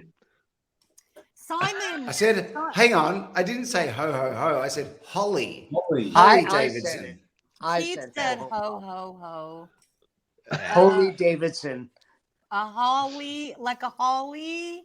Holly jolly Christmas. That's right. What is okay? Speaking of ho ho ho, what does Santa Claus say when he walks backwards? Oh oh oh. Oh, yes. All right, it's getting Where do you bad. get this shit It's from? getting bad. I don't know. I should. ChristmasJokes.com. Yeah. Yes. Yes. ChristmasJokes.com. No, Simon, no more jokes. It's like Okay. Dadjokes.com. Dad'sChristmasJokes.com. John, are you ready to bail out or now? Or what? At the what? Are you ready to bail out now or what? Because I have to host. Oh, you can if you want. Okay, hey John. swap? Yeah. John, Simon says go get one of your guitars and show it to us. Oh, you don't want to see my guitar? Good It's all cheap idea. shit. See, So Simon, I'll show you one that's pretty cool. okay. Cool. Come on. Awesome. Show some bling. This is where all Shane from In the Blues' guitars go. Back when I was young, Isn't it, John? I didn't know the first thing about guitars. I got myself a black Strat. It was black with your usual black pick guard and your 3 black single coils. And you're lefty too, right? I'm a lefty, yes. So Oh, that's right. I bought this and I didn't know what I was buying, but it turned out to be a really good Japanese-made Strat copy. It's a Session Road series. Oh, Nice. Yeah. And I modified it myself. I put a mirror on the front so you can see it reflects all sorts of stuff. We can see ourselves in it too. This is very much like what's his name? Philip Lynott from Thin Lizzy had a mirror. Yeah, that's right. The mirror. Yes. Yeah. I stole this look, and bloody Tom Morello stole it. Yeah. So I'm giving it 10 set up anyway. Tom Morello just stole it off an some more Aussie. Duncan and Gennadios in it, and yeah, that's like a guitar that I've had for about 35 years now, and it's a bit beat up and whatever, but yeah, got lots of guitars that I like, and but this one was sort of like will be one that stays with me forever. Wait, You hold did it that up. before hold Tom it up did, though? For a minute. Hold it up where we What do you can see wanna the do? whole body. Yeah. You want to see the whole body? So it's basically like I said, it's a Okay, now I can't see it. so on here. you But were the light. It looks It's a pretty good beautiful. copy of the Strat. It's got a nice big brass block in the back, not full size, but it's sort of like angled out so it moves. But I've got it sort of tightened down pretty hard, Nice. and it's a little heavy, but it's got a really nice neck on it. One time back in my younger days, I was doing some work on the electronics, and I kept solder, made a mistake, cut, take it off like that. And by about the third time that I made the mistake, I got really upset and I just grabbed it like this and I threw it down on the ground. Uh-oh. And then I picked it up and the rosewood board had delaminated from all the way down to about the 3rd fret. So it was just sitting there flapping. No So I took the way. neck off and I sent it to a guy to repair it. And he offered me a pretty good price to buy the neck off me because we wanted to have a headstock scratch headstock on his heavy metal style guitar, and he really liked the feel of his neck, which does feel really nice. But looks beautiful. Yeah, But so- I don't play guitar, but the action looks really high on that. Am I wrong? Does it? Doesn't I feel don't high. know. I don't know. Simon, I can Hall? tell you. Isolate. Isolate. One of the secrets that I learned about guitar setups only in the last 2 or 3 years, believe it or not, after playing guitar since I was 5 years old, is that the secret is not the string gauge, it's a high action. So you can go as light as you want, but if the action is high enough, but I mean, not so high you can't play it, obviously. But if you have a high, so it's not just sitting on the frets, that's where the tone comes from. Just is the distance from the frets. Yeah. Yeah. Just enough to get the buzz, just above the buzz. Yeah, that's right. And I learned this late, and like I said, just a couple of years ago, but I just got lucky because I've always preferred, and again, maybe because I grew up playing classical guitar, but I've always preferred a higher action. And all my guitar techs, even Joe Occhipinti, who does all my stuff here in Melbourne, he can't believe it. He goes, "Do you really want me to put it up that high?" And I'm like, "Yeah, I do," because I can't play it when the string's right on the frets. Like it feels strange to me, you know. So yeah, it's much easier to bend, isn't it, Simon? It's much easier to bend. Yes. You can get your finger Much under, easier you to know, bend. to push the string up rather than but- your finger being on top of the string because it's so low that you know. Yes. Oh yeah. But I also, think just that's like we were true. talking about before, about when you play with a little bit more finger strength and muscle to do the bluesy stuff where people can feel the passion, that's easier to do with a high action. With a low action, you'll bend the string sharp, you know. That is the key to it all. It's all about what's in your fingers and how It you is. play it. You know, you need It to is. adjust Yeah. the action to how you play. You know, your Okay, attack. is Simon, the same way. what about scalloped? I saw Yngwie Malmsteen, which I'm sorry that I don't like him, but whatever. But You know he has what? Scalloped frets. He does, and that's Well, he because scallops the fretboard, not the frets. Yeah, that's right. Well- But so the thing with Yngwie is, we were talking earlier about how players that play fast, the best thing to do is relax. If you remember that, Holly, we were talking about relaxing. Okay. Yeah. If you watch Yngwie play, whether it's just him in a studio doing a tutorial or whether it's him on stage, it looks like it's zero effort. Like his fingers are like feathers on the strings. And the reason is because he doesn't actually connect his finger skin with the wood on the neck ever. Right. So What? So barely touches the strings. He's so gentle, and that's how he can move his fingers so quickly. So obviously, he's the kind of character that polarizes people. Some people hate him, some people love him. I had can I tell you a bad Yngwie experience when I was 16 years old? Yeah, well, come on. Yes. Okay. We all love a bad Yngwie story. Here's It has a Yngwie's silver. head. Here's the door. Oh, I can't get through it. It has a No, silver. you can't. It has It's a huge rabbit hole. It's a gigantic. It's a rabbit hole. Trust me. It does have a silver lining, which I'll get to. But Yes. okay, so I don't even know if I've talked much about Yngwie on this podcast, but when I was young, my two heroes were Edward, as you guys know, and also Yngwie. And the reason that I like them both was obviously for completely different reasons, because Yngwie and Edward are chalk and cheese. Eddie would wear loose parachute pants and a utility belt and a white singlet and smile the biggest smile in the world while he was playing basically like hyperspeed Eric Clapton and blues, right? Essentially. Obviously, there's a little Mozart and things in there with the finger tapping, but essentially blues-based guitar rock. But brought to a level that no one had ever heard before. But because I Totally grew up opposite. playing, but because I grew up playing classical guitar and classical music, I did have an appreciation for the Baroque and the Renaissance and Beethoven and Tchaikovsky and Mozart and all this other stuff. And so and Yngwie was the opposite. He never smiled ever. He wore tight leather pants. He was arrogant, but he had what I like to think of it as this. You know, they used to call Niccolo Paganini the crazy violinist, who was apparently at that time the fastest violinist in the world. They used to say he was possessed by the devil, and there was a part of Yngwie that to me was like an incarnation of. Just loved. He gave him props every album too. Correct.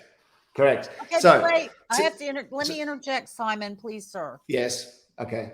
Because first of all, I was married to a guitar player during the time. I'm sorry about that. I know, me too. My ex-husband, Satan, I'll just say it. Okay, but I learned a lot from him about guitar. That's one reason I can talk to you guys. Yeah. He painted his guitar pink, you know, blah, blah. Anyway, crap. Okay, so we were slowing down the tape deck, the cassette recorder, so he could learn, you know, Surfing with the Alien and which is that's Satriani, right? Right. It is, but that's a great song to learn as a rock guitarist because that's got some cool stuff in it. It's a good bluesy groove. It's a blues song in G. Yeah, it's a blues in G. Yeah, it's great. But there was some Malmsteen that he was doing too, and we'd have to slow it down. He'd slow it down. It was cool. In the but album, it was in a different key. But not in the song. My question is, or my comment is, or comment. Do you not think that Malmsteen stole a little bit of style from Edward Van Halen? Not at all. From No, I don't. Doesn't he do a lot of tapping? No. He's so No. classical. He's so I know he's classical. classical, but Eddie had classical training. Yes, Eddie had classical piano training, and you can hear it come out, like, for example, at the end of Eruption when he does Correct. that whole end section. Yes. That sounds classical. That sounds like Mozart would do something, right? Like Through it the sounds mid like a also. couple of measures of Bach to me because I learned Through the to mid, play Yeah. just like Some Holly Bach said, as through the well. middle. Yeah. Some Bach as well, for sure, because you got to remember that Mozart was influenced by Bach. So they're all kind of, Right. you know, they're all one in the same in a way. Yes. Here's what I would say. No, I don't think Malmsteen was at all influenced by Eddie Van Halen, but of course, Eddie came out about 5 years before Yngwie did. And there's no way that some of that, like even if it was 2%, didn't seep in. So, but no, that they were different creatures. And like I was saying, Eddie would be up there in the most unrock-looking clothes you could ever imagine, smiling and having the time of his life. And Yngwie would be wearing black leather and an open shirt with chains and gold dripping all over him like he's from the Renaissance. Renaissance, And- yes. and scowling like the devil. But you know what? Like Beethoven. Yeah, but the two, he was like the mad Mozart conductor. But the two parts of my Gemini personality loved them both for what they were. I like the evil, crazy violinist guy, but I also love the smiling blues guy, you know? And they both gave, I had on my bedroom wall, I had equal parts posters, Yngwie and Eddie. Wow. Okay. And I'm When were forgetting you- now were what the you a original question was. Well, You we were explained talking it. about- Were you a teenager in the 80s? Like when were you 12 ish? About, you don't have to give away your age or whatever. Now, Holly, I could tell Okay. everyone, but Gentlemen, you but can. I would have to, but I'd have to kill everyone at the same time. 2002. Yeah, Stop. 2002. You're not a lady. I'm You're a gentleman. sorry, You Simon. can't give it away. I'll tell you, I finished high school at 18 in 92. So basically I was a teenager shit. through I'm sorry. through the 80s when all of this amazing guitar virtuosity was sprouting, like Eddie, Yngwie, Yes. Okay, Paul you Gilbert, were. like everybody, you know, Steve Vai, Joe Satriani. Yeah. I mean, the list goes on and on and on. But I was in my most spongy, absorbent, Yes. formative years, probably like most of us here, Yeah. in that era. Not me. And Not me. and, I was 10 years older, so. Yeah. I was spongy in the 70s. Yeah, my she friend. was That's okay. older than that. To be honest with you, Holly, I think the 70s would have been a slightly even more fun time to be spongy and absorbent because the music that was happening in the mid to late 70s was incredible. And I'm sure that Andrew and Simon the Rock Professor, because I know when you're ranking the tracks, it's probably primarily from that era. Early 70s. Simon, early. 70s. But Late that's 60s, early 70s for me. But the 70s is some of my favorite music too. The 80s has a special place because it's when I came of age as a teenager. And so you always associate with that. Yes. But really, but And when I it is dug back, it is a bond for people.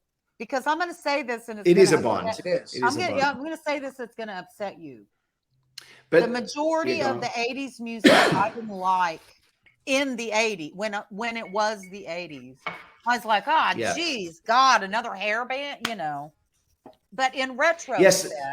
I appreciate it more. So, But this will give you an idea of just how susceptible to any kind of influence of fun that I was when I was in my mid-teens. Is that when Poison were releasing clips on MTV like Nothing But a Good Time, and it was all yellow and pink and fireworks and lipstick, and I thought that was the funnest thing that I'd ever seen. I was like, look at this. This is so much fun. It was like, it wasn't as good musically as Van Halen, but in terms of the colors and the atmosphere, it was ramped up. It was David Lee Roth times 10, you know? And a lot of neon and neon colors. So obviously I didn't connect with the music as much, but I connected with the energy of it. The attitude as well. Because these guys were just completely about let's just have fun. And you know, as a 16-year-old boy growing up as a musician, that's all I wanted to do, you know. And I dealt with that and in my point, Yankee Rose was the pinnacle of it all. And that's correct. Set the bar. Correct. You know, that video set that bar. Who's coming on now? Shout out to Jimmy Ray Hawkins. He's been here the whole time. Yes, he has. Jimmy Ray. You rock.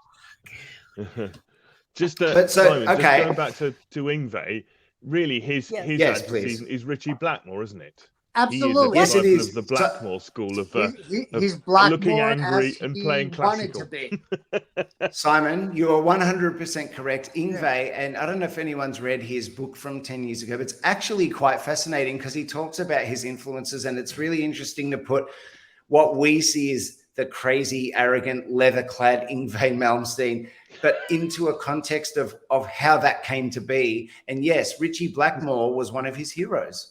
And Richie Blackmore was After yesterday crazy arrogant, with Steve substitute about both of Richie them. Blackmore for Ingve, and you've got the same thing.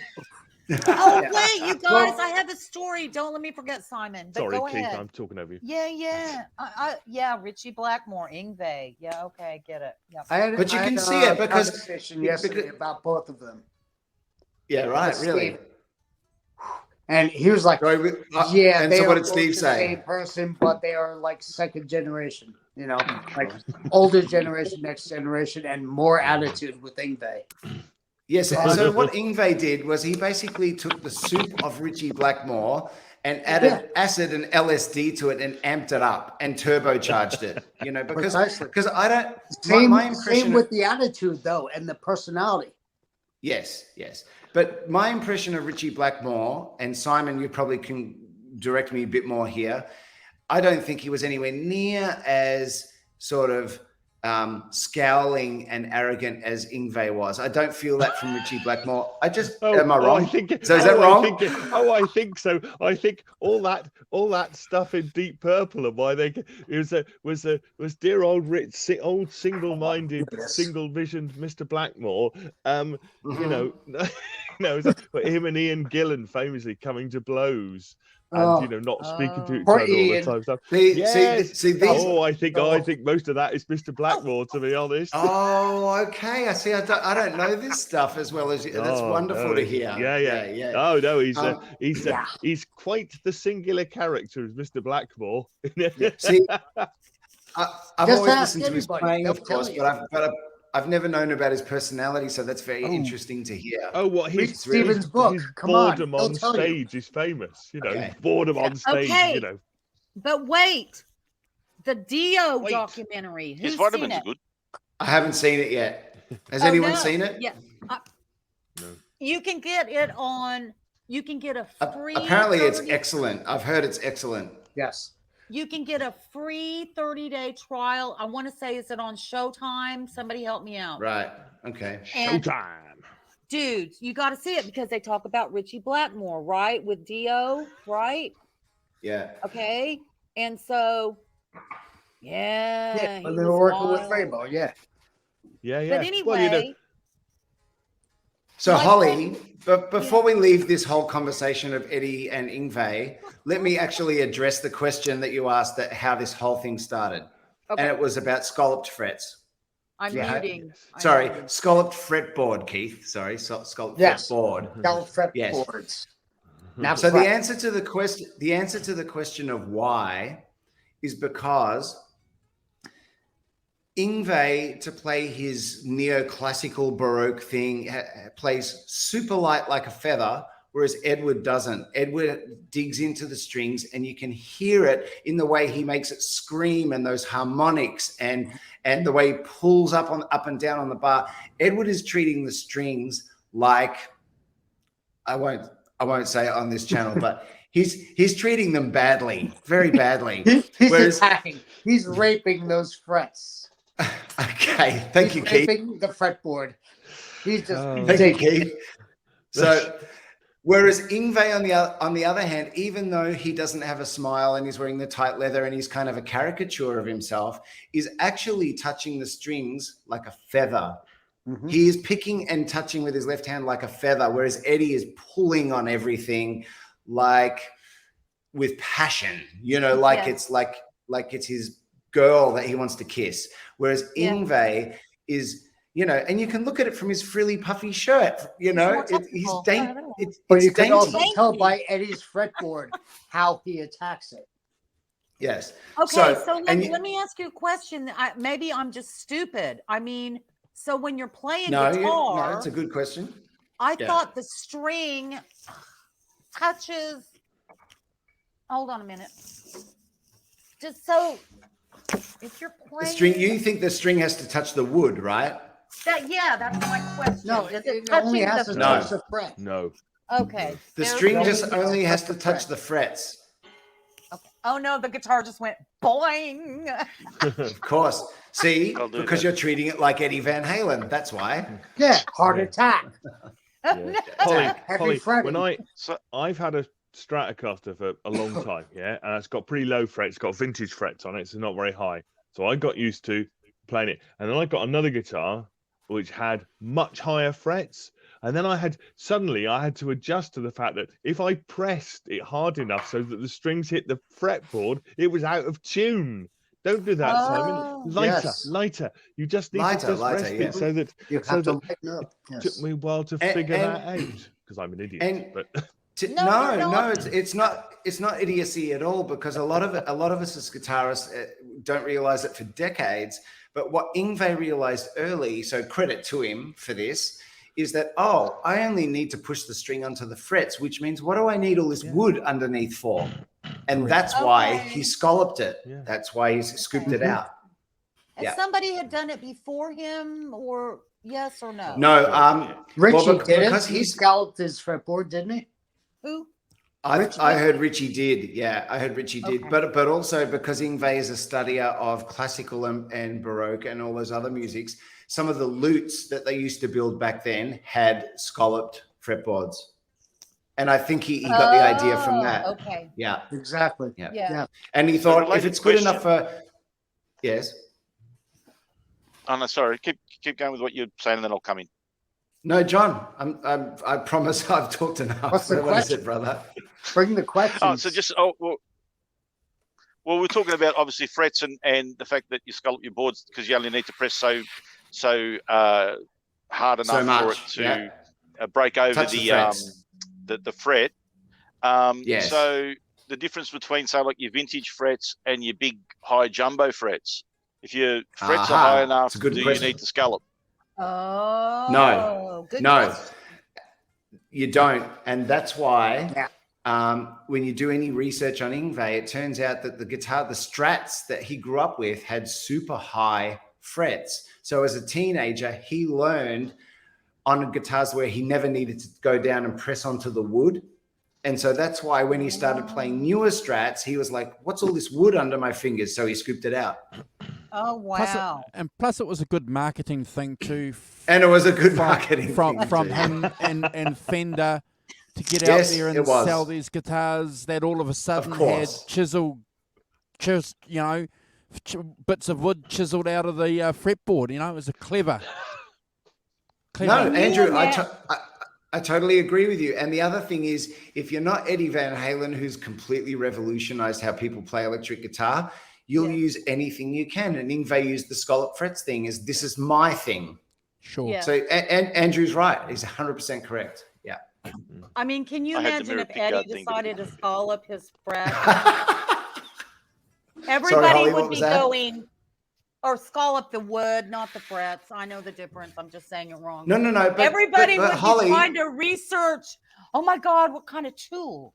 You know. Okay. Well, that But- was usually but- done by a luthier, and Yeah. they would, A make sure luthier? that everything was nice and smooth in between each fret, all the way down, all 24 frets. Oh, so Yngwie didn't do it himself. Is that what you're No, saying? No. Of course He not. wasn't Of course like not. Eddie. No. He was not like Eddie at all. But Eddie would've. He wanted it done a certain way.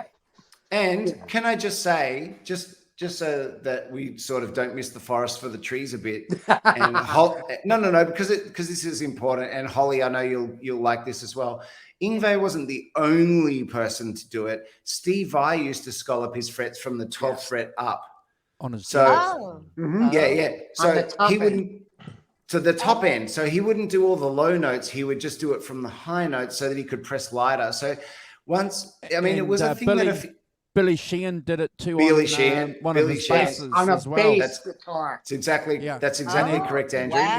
He would have pinched that idea off those guys as well. Yes. Correct. Could I? And there are a That's lot of exactly guitarists right. who do it just on the 12 down. That's right.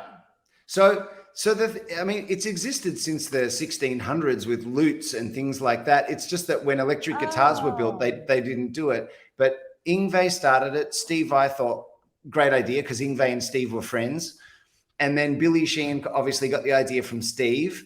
And so all these, it's I've played a scallop guitar, and even though that for me personally, I like to feel the fretboard under my fingers. I like to be able to touch the wood. And if I want to hold a chord hard, like Malcolm Young, then I want to be able to do that. The idea of playing my main guitar having the wood scalloped out is not for me. It's not for me. That's So, built for Simon, let me just say a bit of history here about it. Apparently, the first use of a scallop fretboard is often attributed to the 19th century French luthier René Francois Lacote. He is referred to as the Stradivarius of the guitar, with many of his instruments featuring scallop fretboards. The earliest electric guitar player to utilize a scallop board is John McLaughlin. and actually just followed so- by Blackmore. That brings it all out, doesn't it? So hang on. So Simon, just let me interrupt for 1 second. I had no idea that, because we know that Yngwie is a John McLaughlin fan as well. So do you see how everything ties in now? If he's listening to John McLaughlin and Richie Blackmore, he's copying them. Yeah. They're the two guys. Yeah. Yeah, And the also, Mahavishnu Orchestra back to was one of his Prince favorite World. acts.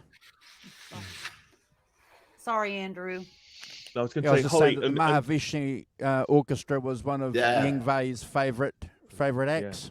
I saw them. I think. Thank you, Simon, for that. that's right. Yeah, and that's- also, thank you, Simon, for Yngwie- that history. That's Yngwie great. plays 8 to 46s strings.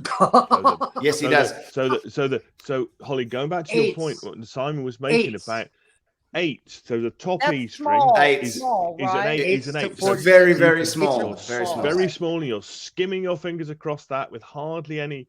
And Yeah. because he plays so loud, you don't need to be hitting it very hard to get. That's not- right, Simon. because he It's a plays very, like very light touch. Absolutely. You know, Did you say lame? No, Now it Simon's fits the right. scheme, doesn't it? Simon's 100%, which is why whenever you Thank see Simon. you can see Eddie Van Halen do a club gig with maybe 6 Marshall 4x12s, right?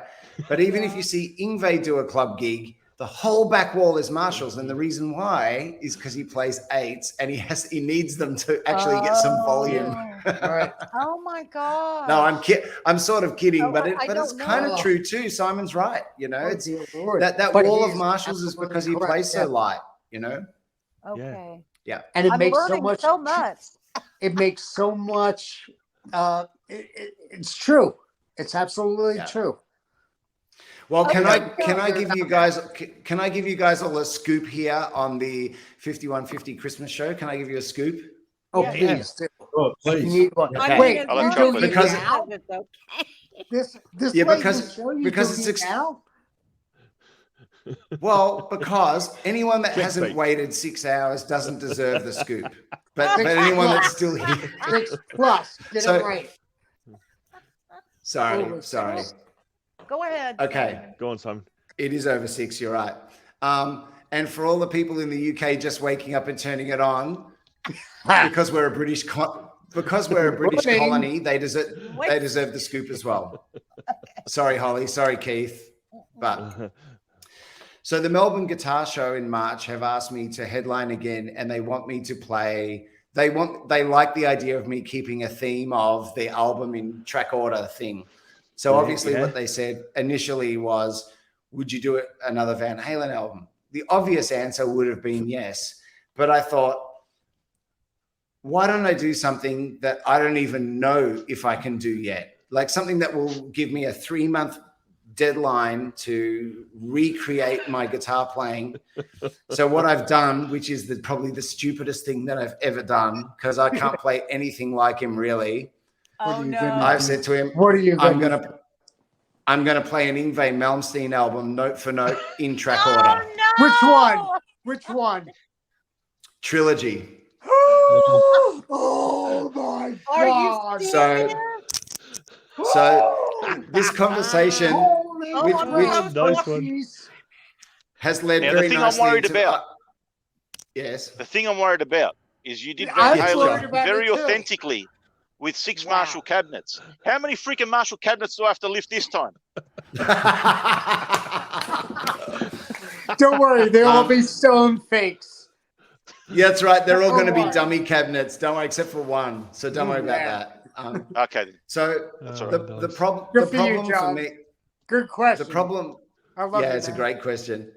So I might have bitten off more than I can chew, because the thing is, as much as they were both my influences as a young teenager, I gave up on Malmsteen because I just could not understand how he could play with that speed. I just couldn't. I couldn't understand it.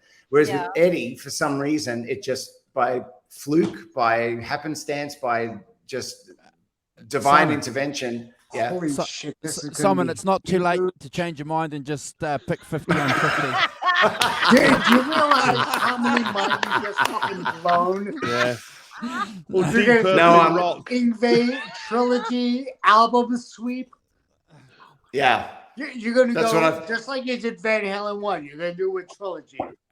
I'm going to do the full record, and I have spoken to the people that, I mean, this is the reason that I haven't even mentioned it to any of you yet, is because this is very brand new. And I've only just, like, as of a couple of days ago, even found the band members that I thought could pull this off with me, because obviously anyone that knows that music knows that the keyboard player can shred as good as Malmsteen. No shit. What are you gonna pull Derek Sherinian in? No, I have managed to convince Phil Tercio from On the Verge to come out of the recording studio and get up on stage and play Jens Johansson's keyboard parts note for note, or even the Yes. solos. Oh, So my. If it's there's anybody who can pull Jen's stuff out, it's Phil. It's Phil Tercio other is than, the guy. Yeah. Derek. Yes. I mean, look, obviously, I as much as Simon. possible, I needed to try and pick guys in Melbourne. But look, it's going to be a challenge, because I'll tell you why. Because the guy picks with his right hand so unconventionally that I've never been able to do it until about 12 months ago.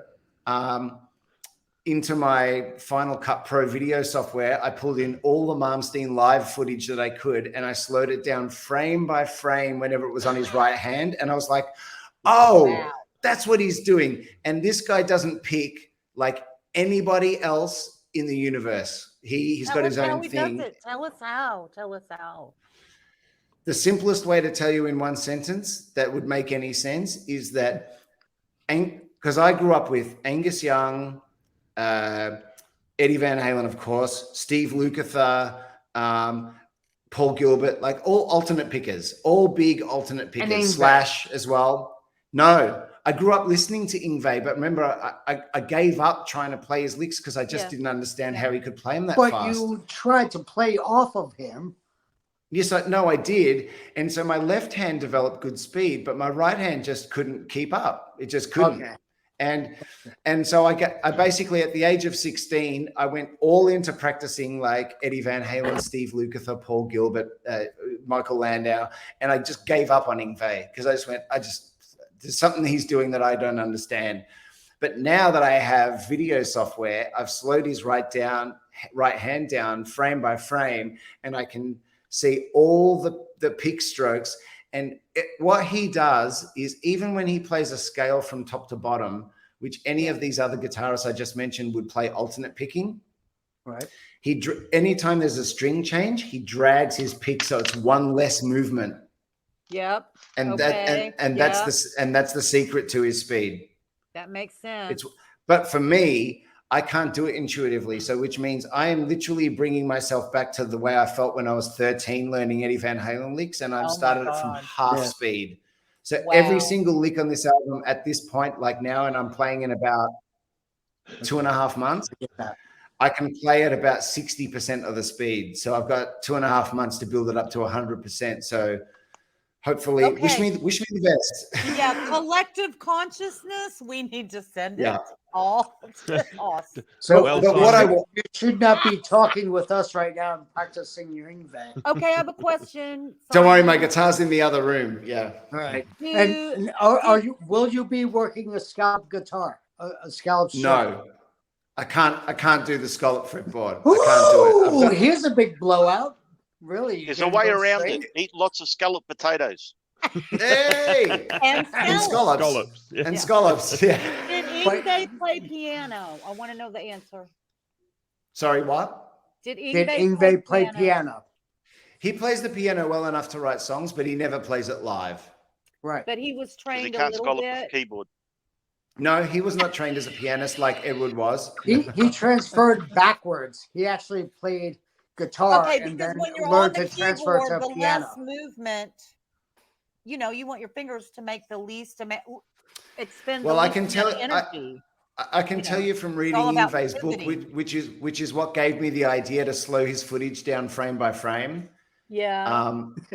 Frame by He frame. played- The Pluto film over here. Yeah, because you can, of course, on YouTube, you can slow it down with the settings, like to 50%. But the problem is the audio is always slightly out, and then it starts going, and you can't hear anything. Yeah. So, but what gave me the clue to his picking technique is I've known a lot of violinists that I've worked with over the years in orchestras, because I played in a lot of orchestras when I was young. And the reason that the conductor would have to stop and give the violinist and the cellist and the viola players 5 minutes break is because when they got new music put in front of them, they'd have to write their bowing. And because what they do is when they play a fast scale, they don't play it by chopping at it like a Paul Gilbert. They do it by smooth movements. And they go, every time a note crosses a string, they bend the bow across it. And Yngwie learned it from that. And that's why he picks that way. Okay. So it's very interesting. got that. But anyway, it'll be a challenge. It'll be something completely different. And I can promise, apart from that, some people might think, oh, come on, you should have done Van Halen 2. Van Halen 2, I've already spoken to Dave Bowers, our singer. We are going to do Van Halen 2. We're going to do Van Halen 2 note for note, just not at the Melbourne Guitar Show. Okay. So I'm not abandoning the Eddie albums. It's just that the Melbourne Guitar Show, we're pretty excited about the idea of me completely taking I'm glad a you're left doing turn. it though. because I am looking forward to appreciating Yngwie Malmsteen if I'm able to hear you do him. And Okay, maybe it well- will change my. Oh, and that get came ready out for wrong. This, Holly. Get Well, ready for this, because do you I know- know Simon. He'll do it. Well, can I tell you something interesting? I had a guitar student of mine who I was confessing to. They were like, "Oh, you'll be fine," and I said, "I won't be fine. I can't pick like him. Like I can't even play some of these licks at 50% speed." Then pick like and they you. said, "No." And you know what they said, which is a great idea, which I think I'm going to do. They What? said you should do a daily blog post on your socials and call it 3 months to Malmsteen or something, and take everyone on the journey of what you're working on each day to try and go from 50% to 100%. Yes. Oh my And God, I thought, that's you know what, beautiful. that's a great idea. Is that a good idea, do you think? That is. Yes, I do. I It'll agree. give you. It'll put pressure on you to Because do it. it'll put, well, one, it'll put the pressure on me to work at it every day, which I need. But Yeah. also it'll show that, because the truth is I actually can't play like Malmsteen right now. So the thing is, it would be crazy for people to just think, he can already play like Malmsteen, blah, blah, blah. Because that's not the truth. So let people into your world of humility and say, I don't know if I can do it, but I'm going to give it a crack. You know? Simon, Yeah, like Brad did when Simon, he was it's a post of humility, and it's also a post of inspiration. And Well, if you guys all think it's a good idea, I think I'll do that. And and anyone that wants to come on the journey with me, I'll make a separate Insta channel or something so it doesn't bore all my friends to tears. And, do and, it. um, I'm on board. I'll be the first one and- to sign. all right. I'll And, sign on with you, but I'll try it with you. No, that's the idea. Is Keith? I want everyone that can't play, that have always wondered what it is like to play a Malmsteen lick at his speed, Yeah. to go on the journey with me and build it up from nothing. That's You know? awesome. That is Right. so And awesome. Start from Simon. ground zero. Just like start working the finger magic. Because because with there's so much work. Yeah, because with the Eddie Van Halen stuff, I played it. It was just more intuitive to the way that my fingers worked. So putting that together, the Van Halen 1 album it obviously took rehearsals for the whole band and all of that, as you would know, but it wasn't technically a big stretch for me, except for the Ice Cream Man, which was a stretch. But apart from that, but Malmsteen is different. I can't play any of his licks. It's a completely other thing. So I would like to it'd see be like me. you reacting to the slowed down video of him. You know, at least one little blurb of that. Oh, I see what you're saying, Holly. So where I show the frame by frame and explain to people what I'm looking at. Yes, great. I would That's what love you to mean. see that for real. Yeah. Okay, I can do Great that. idea. I can do that. Okay. No problem. Okay. Hey, now I wait, think y'all. Simon- I got to change Simon, the subject for a to half be a honest, second. Oh. Tag on, Holly. But to be honest, playing it half time, so I mean, you get 80 minutes out of a show. That's an hour and a half. That's done. I mean, That's a podcast. I don't know what the problem is playing it half time. Frankly, it's The Melbourne Guitar Show people are going to be super happy because for their money they're going to get a double length show. an hour and a half. You see, well, what's your problem? I will say this. I will say this before we move on, because I know this is I gotta go. the soon. least appropriate forum for a long Yngwie Malmsteen chat. But I will say this before we move on.